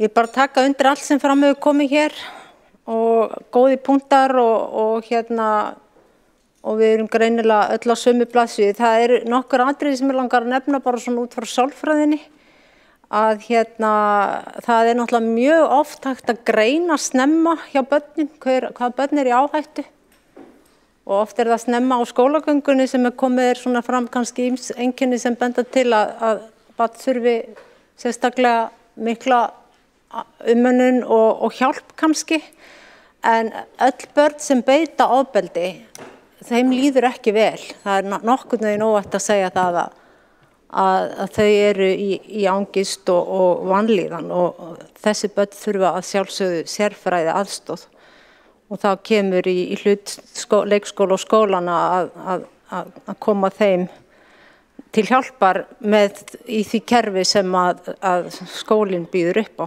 sem eru sérfræðingar skólaþjónustu. En eins og ég segi, þarna eru oft strax teikn á lofti þegar barn jafnvel 6, 7, 8 ára að það gæti verið í áhættu. Þó svo að maður geti aldrei sagt kannski mikið meira en það. En síðan hluti af vandamálina því við fórum að tala dálítið orsakir að það eru þetta samfélagsmiðlarnir og allt sem að gerast á þeim og af og til heyrum við hörmungasögur hvernig verið að leggja einelti eða níðast á einstaklingi gegnum samfélagsmiðla og jafnvel að taka myndskeið af ofbeldi og dreifa sem að fá alveg ótrúlega mikla athygli og manni bregður mjög við að heyra þetta því að þarna maður komin með eitthvað í hendurnar sem svo erfitt að takast á við. En aftur eina leiðin að þessu í gegnum fræðslu og líka sjá til þess að börn, flest börn, öll börn helst hafi það gott, líði vel, sé að fá þörfum sínum fullnægt og það fyrst og fremst þetta öryggi, ást og umhyggja, örvun, menntun og allt þetta en það þetta húsaskjólið, það að einhver elskar barnið og sér það að það algjört grunnatriði til að annað geti fengið að þróast og þrífast með barnsins. En snertiflöturinn, ef við horfum út frá borgarstjórn, að snertiflöturinn við börn hjá okkur í gegnum leik- og grunnskólana og íþrótta- og tómstundarhreyfinguna. Og kannski þurfa þessi svið, skóla- og frístundasvið og íþrótta- og tómstundasvið að vinna meira saman og tengjast þetta velferðarsviði, það bara fletir sem ætti að vera hægt að skoða, hvort það þurfi eitthvað að tengja meira samvinnu, samstarf. En umfram allt að nú í gangi þessi samráðsvettvangur sem ég nefndi hérna í fyrstu ræðu og það væri mjög forvitilegt að heyra frá honum hvað að koma út úr þeirra vinnu sem mun nýtast bara strax inn í það sem í gangi í borginni og hvað framundan í vetur. Þannig það kannski svona næstu fréttir sem við fáum. Ég veit ekki til þess að einhver önnur svona stór kerfi sé í gangi í borginni sem akkúrat að fjalla ofbeldi og aðgerðir í því sambandi. En Flokk fólksins á fulltrúa í mannréttinda- og ofbeldisvarnaráði þannig að ég vænti þess að það komi fljótlega tíðindi frá þessum samráðsvettvangi. Nú, ég ætla ekki að hafa þetta lengra, ég vil enn og aftur bara þakka fyrir umræðina og ég hafði nokkra áhyggjur að vera með þessa umræðu, þetta erfitt og viðkvæmt mál en mér langaði samt til þess að taka þennan slag og ég svo ánægð og þakklátt að þið skildi koma með í hana. Það hefur stundum verið þannig að maður einn með mál og sérstaklega viðkvæmt og erfið mál. En ég líka mjög upptekin af því að bara horfi í eigin barm sem borgarfulltrúi, sem mannskja, sálfræðingur, borgari og vil gera betur. Og ég alveg stödd í stundum hefði. Ég held sér ekki hægt annað en að stundum að hugsa hefði maður nú eða hefði við nú eða hefði þetta nú gerst eða ekki gerst. Það bara hluti af lífinu, það að vera að líta tilbaka og stundum að nutta sér upp úr einhverju sem betur hefði mátt fara. En það líka bara þá ávísun á það að gera ennþá betur í framtíðinni. En þá læt ég máli mín lokið og takk fyrir. Borgarfulltrúinn hefur þá lokið við mál sitt og telst þá umræðu 5. lið á útsendu dagskrá lokið. Borgarstjórn hefur ákveðið að bóka sameiginlega þetta mál og les nú forseti borgarstjórnar upp sameiginlega bókun borgarstjórnar. Borgarstjórn harmi slegin vegna þeirrar árásar sem átti sér stað á menningarnótt og leiddi til hörmulegs andláts ungrar stúlku. Við vottum aðstandendum innilega samúð og sendum þeim sem eiga sárt að binda ljós og kærleik á þessum erfiðu tímum. Borgin okkar á að vera öruggur staður fyrir okkur öll. Reykjavíkurborg tekur fullan þátt í þjóðarátaki gegn ofbeldi og vopnaburði barna.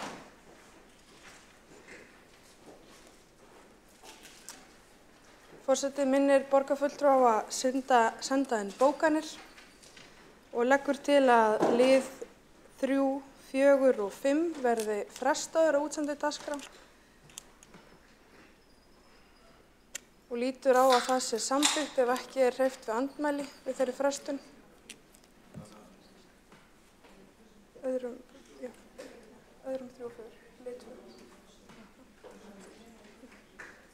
og 4, já 4. Og lið 4, forseti endurtekur sig, forseti leiðréttir hér með, það er lið 2, 3, 4 og 4 sem er lagt til að sé frestað. Og það er enginn sem hreyfir andmæli með því. Og 6, já, þetta er, já, afsækja þetta. Það er semst liður 2, 3, 4 og 6 sem óskar eftir að sé fresta. Og ekki er eitthvað sem hreyfir andmælum við því þeirri frestun. Svo er ekki og er það talið samþykkt ef enginn hreyfir andmælum. Og þá göngum við til 7. liðar á útsendi dagskrá. Það er fundargerðir borgarráðs frá 27. júní, fundargerðir borgarráðs frá 11. júlí, fundargerð borgarráðs frá 15. ágúst, fundargerðir borgarráðs frá 22. ágúst, 5. liður SSH, tekjuskatts undanþága byggðarsamlaga, rekstrarform Sorpu BS, fundargerð borgarráðs frá 29. ágúst, 5. liður viðauki við fjárhagsáætlun Reykjavíkurborgar, 6. liður tillaga að sameiningu lífeyrissjóðs starfsmanna Reykjavíkurborgar við brú lífeyrissjóðs sveitarfélaga. Og fyrst til þess að taka til máls er borgarfulltrúin Líf Magnúsdóttir.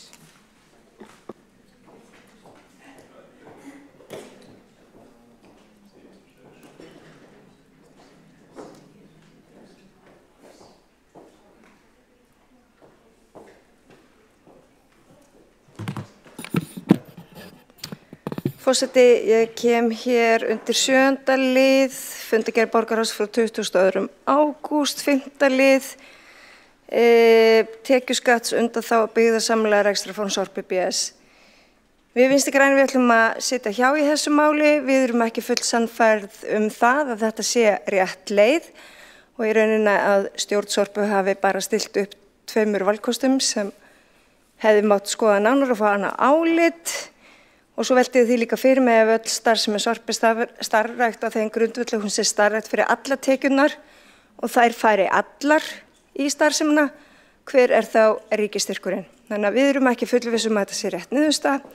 Við hefum viljað taka öðruvísi málinu og við setjum því hjá.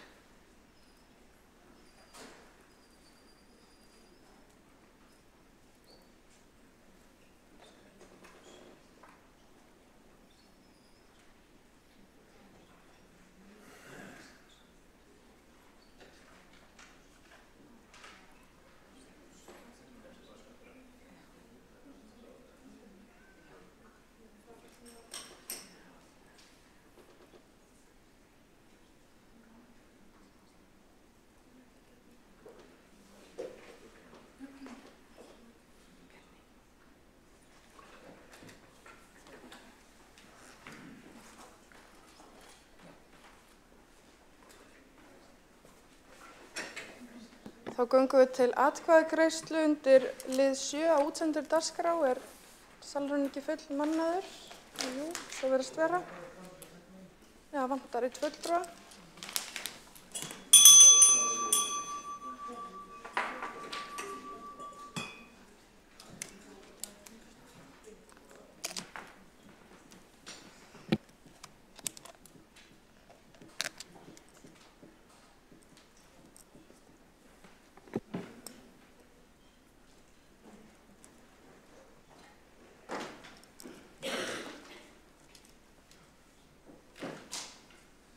Þá göngum við til atkvæðagreiðslu 5.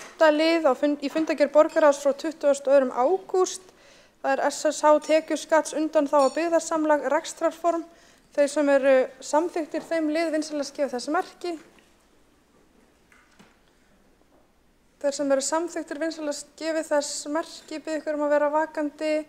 Það eru fulltrúar meirihlutans og Sjálfstæðisflokksins, þeir sem að móti kunna vera, aðrir sitja hjá. Þá er að fundargerð borgarráðs frá 29. ágúst, 5. liður, borist hefur óskum að kosið verði sérstaklega 5. lið undir 5. lið dagskrárinnar, 5. lið viðauki við fjárhagsáætlun Reykjavíkurborgar undir þeim lið. Er þetta skýrt fyrir fundamenn? Þannig í viðauka við fjárhagsáætlun sérstakur liður númer 5 og borist hefur tillaga að kosið sé sérstaklega þann lið. Og forseti verður við því og því kjósum við fyrst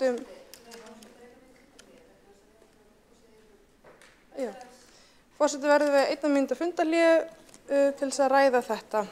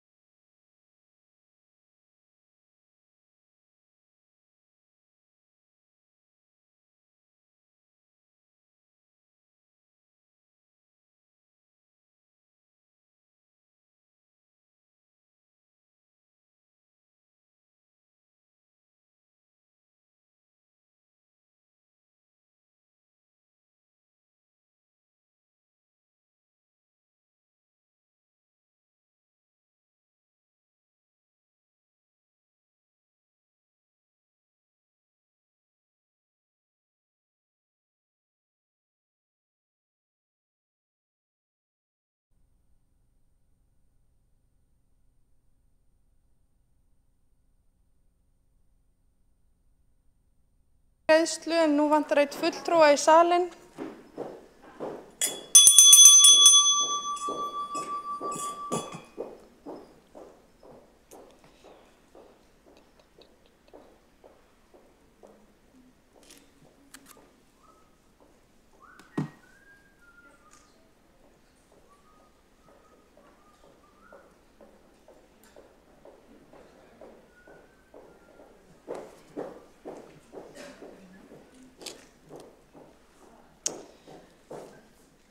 Þá göngum við til atkvæðagreiðslu 5.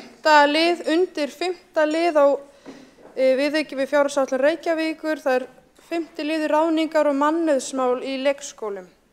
Og þeir sem eru samþykkir þeim lið vinsamlegast gefi þess merki.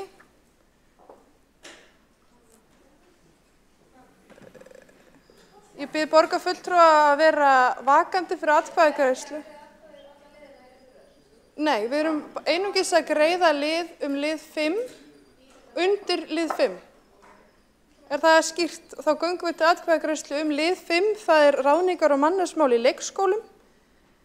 Þeir sem eru samþykkir þeim lið, vinsamlegast gefi þess merki.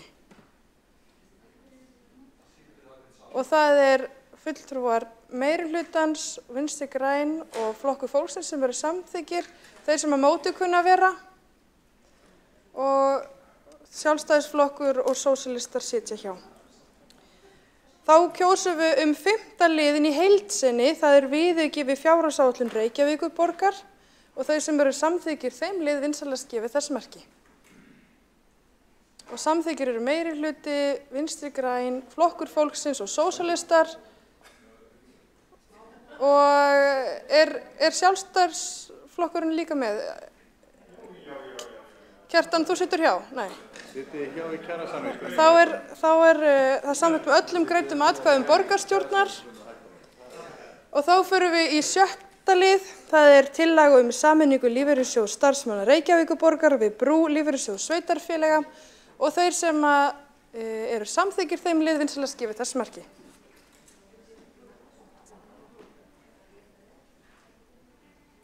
Þeir sem eru samþykkir eru allir að kjósa sem ætla að kjósa. Þetta er samþykkt með öllum greiddum atkvæðum.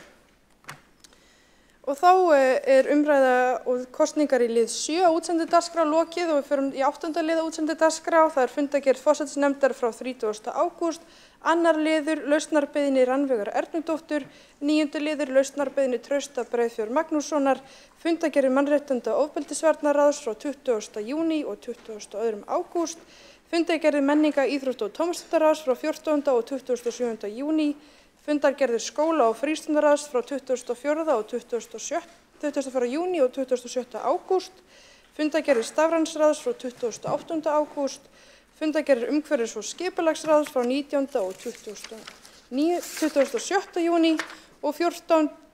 og 21. ágúst, fundargerðir velferðarráðs frá 19. júní og 21. ágúst.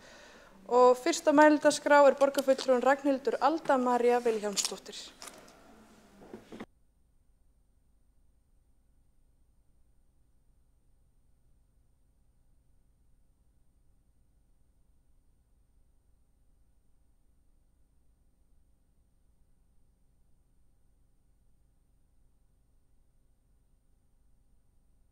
Ágæti forseti og borgarstjórn, ég ætlaði nú reyndar bara að koma með litla athugasemd sem er í skjalinu beiðni laust frá störfum í borgarstjórn fyrir Rannveigu Ernudóttur að þá stendur í skjalinu að við sem að samþykkja að veita borgarfulltrúnum tímabundna laust til 1. september 2004 sem er liðin.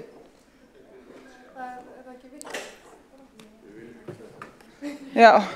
Það er eiginlega eina, það er allan skjalið sem er sko á, ég ætlaði sko bara rétt að koma með þessa athugasemd, en svo kunni ég ekki að þú kallaði mig upp. Þannig að ég bara, þannig að ég veit ekki alveg hvað ég vilja gera, ekki það að mér fannst hún eiginlega með þeim betri þannig að þessu pírataflokki sko. Nei, ég aðeins að grínast og gantast það. Borgarfulltrúin hefur lokið við mál sitt. Við finnum út úr þessum athugasemdum. Næsta mælendaskrá er borgarfulltrúin Alessandra Brím.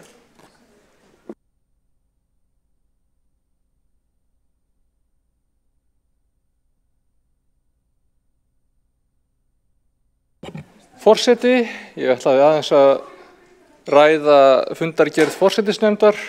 Mér langaði að ræða lausnarbeiðni Rannveigar Ernudóttur.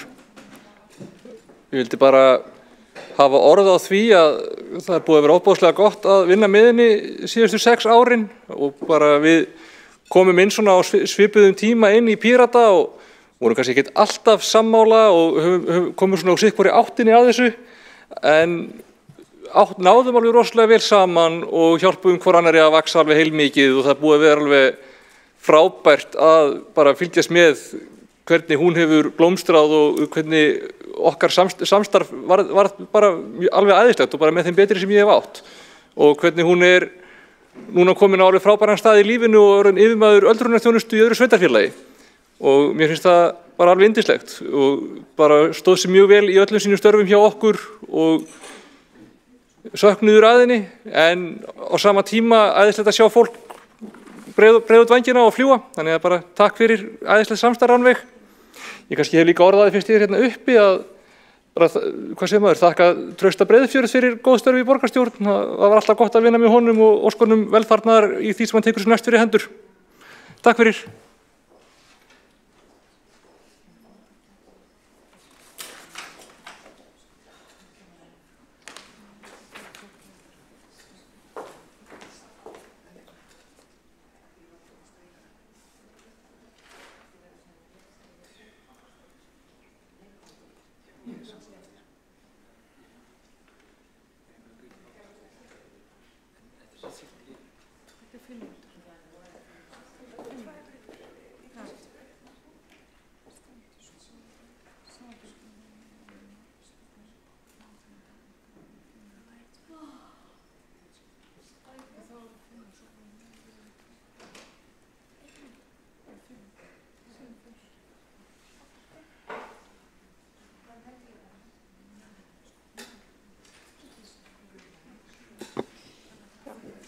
Borgarfulltrúinn hefur lokið við mál sitt. Næsta mælendaskrá er borgarfulltrúin Ragnhildur Alda María Vilhjálmsdóttir.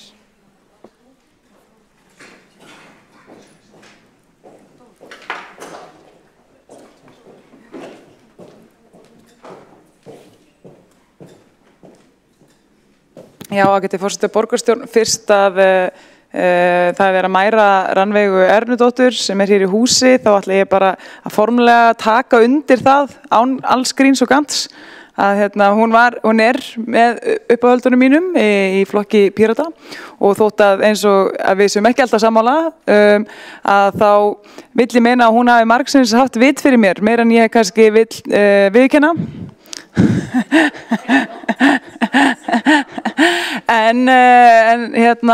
Og ég á mér þann draumheitan að komin einn daginn yfir í Sjálfstæðisflokkinn því ég veit að hún er frábær viðbót þar en ég held að ég þurfa að bíða svolítið lengi enn sem komið er. En ég veit að það er mikill missir af henni hér úr borginni, bæði úr störfum borgarstjórnar og í þar sem hún var að vinna áður fyrr og hún hefur strax byrjað að gera mjög gott mót þangað sem hún er flutt og þannig að við söknum hann alveg mikið hér og ég held að ég get alveg fullir það fyrir hönd okkar sem höfum unni með þér í Sjálfstæðisflokknum og svo óskum við líka honum Trausta Breiðfjörð allsins besta einnig fyrst ég er hérna uppi þá held ég geti sagt það líka fyrir hönd okkar í Sjálfstæðisflokknum og fyrirgefa honum alla hluti sem hann hefur sagt Sjálfstæðisflokkinn. Herri, takk fyrir. Borgarfulltrúinn hefur lokið mál sitt. Forseti vill leiðrétta það sem kom fram áðan. Í útsendnu gögnu kemur fram að fulltrúinn hefur verið í tímabundnu leyfi til 1. september 2024 en nú hefur verið að óskast eftir lausn frá störfum. Næsta mælendaskrá er borgarfulltrúinn Dóra Björt Guðjónsdóttir.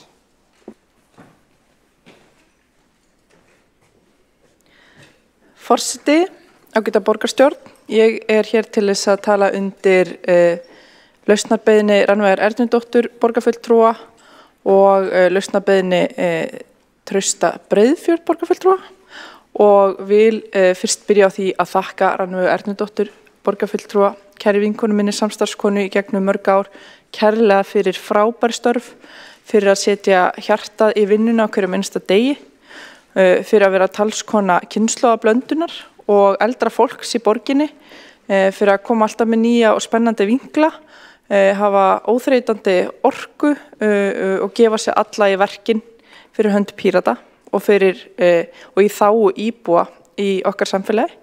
Það hefur verið heiður og mjög dýrmætt og gefandi að starfa með Rannveigu Ernudóttur borgarfulltrúa en hér er hún farin frá okkur, fljúgandi á vit ævintýranna í öðrum sveitafjölugum að sinna góðu fólki sem að þar býr, sem fá að njóta hennar krafta og það er bara fallegt og skemmtilegt ef að ekki að þau störf séu að samaskapi gefandi og góð og að borgarfulltrúin muni blómstra á þeim vettvangi. Knús og kossar, ég heyri það að það er, maður hættir fær maður syndaaflausn í Sjálfstæðisflokknum, það er gott að vita því, maður geti búið að því og að samaskapi vil ég nota tækifæri og þakka Trausta Breiðfjörð kærlega fyrir, borgarfulltrúa kærlega fyrir samstarfið, hann hefur sömuleiðis komið með góða innkomi í borgarstjórn að mínu mati. Knús og kossar.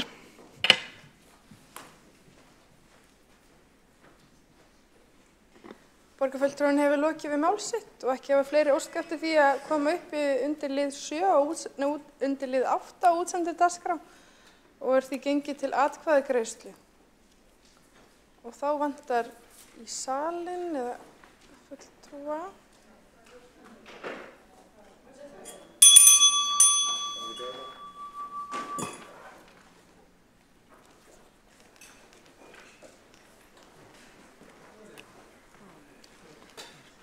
Þá bið ég borgarfulltrúa að fylgjast vel með atkvæðagreiðslum.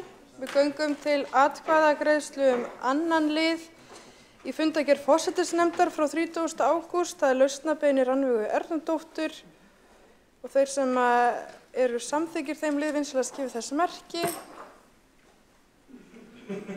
Og það samþykkt með öllu greiddum atkvæðum. Og við göngum þá til atkvæðagreiðslu 9. lið undir fundargerð forsætisnefndar frá 30. ágúst, lausnabeiðni Trausta Breiðfjörð Magnússonar og þeir sem eru samþykkir þeim lið vinsamlegast gefi þessu merki og það er samþykkt með öllum greiddum atkvæðum. Og þá er umræðu lið og kosningu til lið 8 útsendri dagskrá lokið. Forseti óskar þeim aðilum sem hér hafa fengið lausn frá starfi velferðnaðar á nýjum stað og þakka fyrir gott samstarf. Og þá er dagskrá borgarstjórnar tæmd. Forseti vill kanna hvort allar bókanir hafi skilað sér. Allar bókanir komnar inn. Og þá er hægt að slíta fundi og fundi borgarstjórnar þriðjudaginn 3. september er þá slitið klukkan 17:52.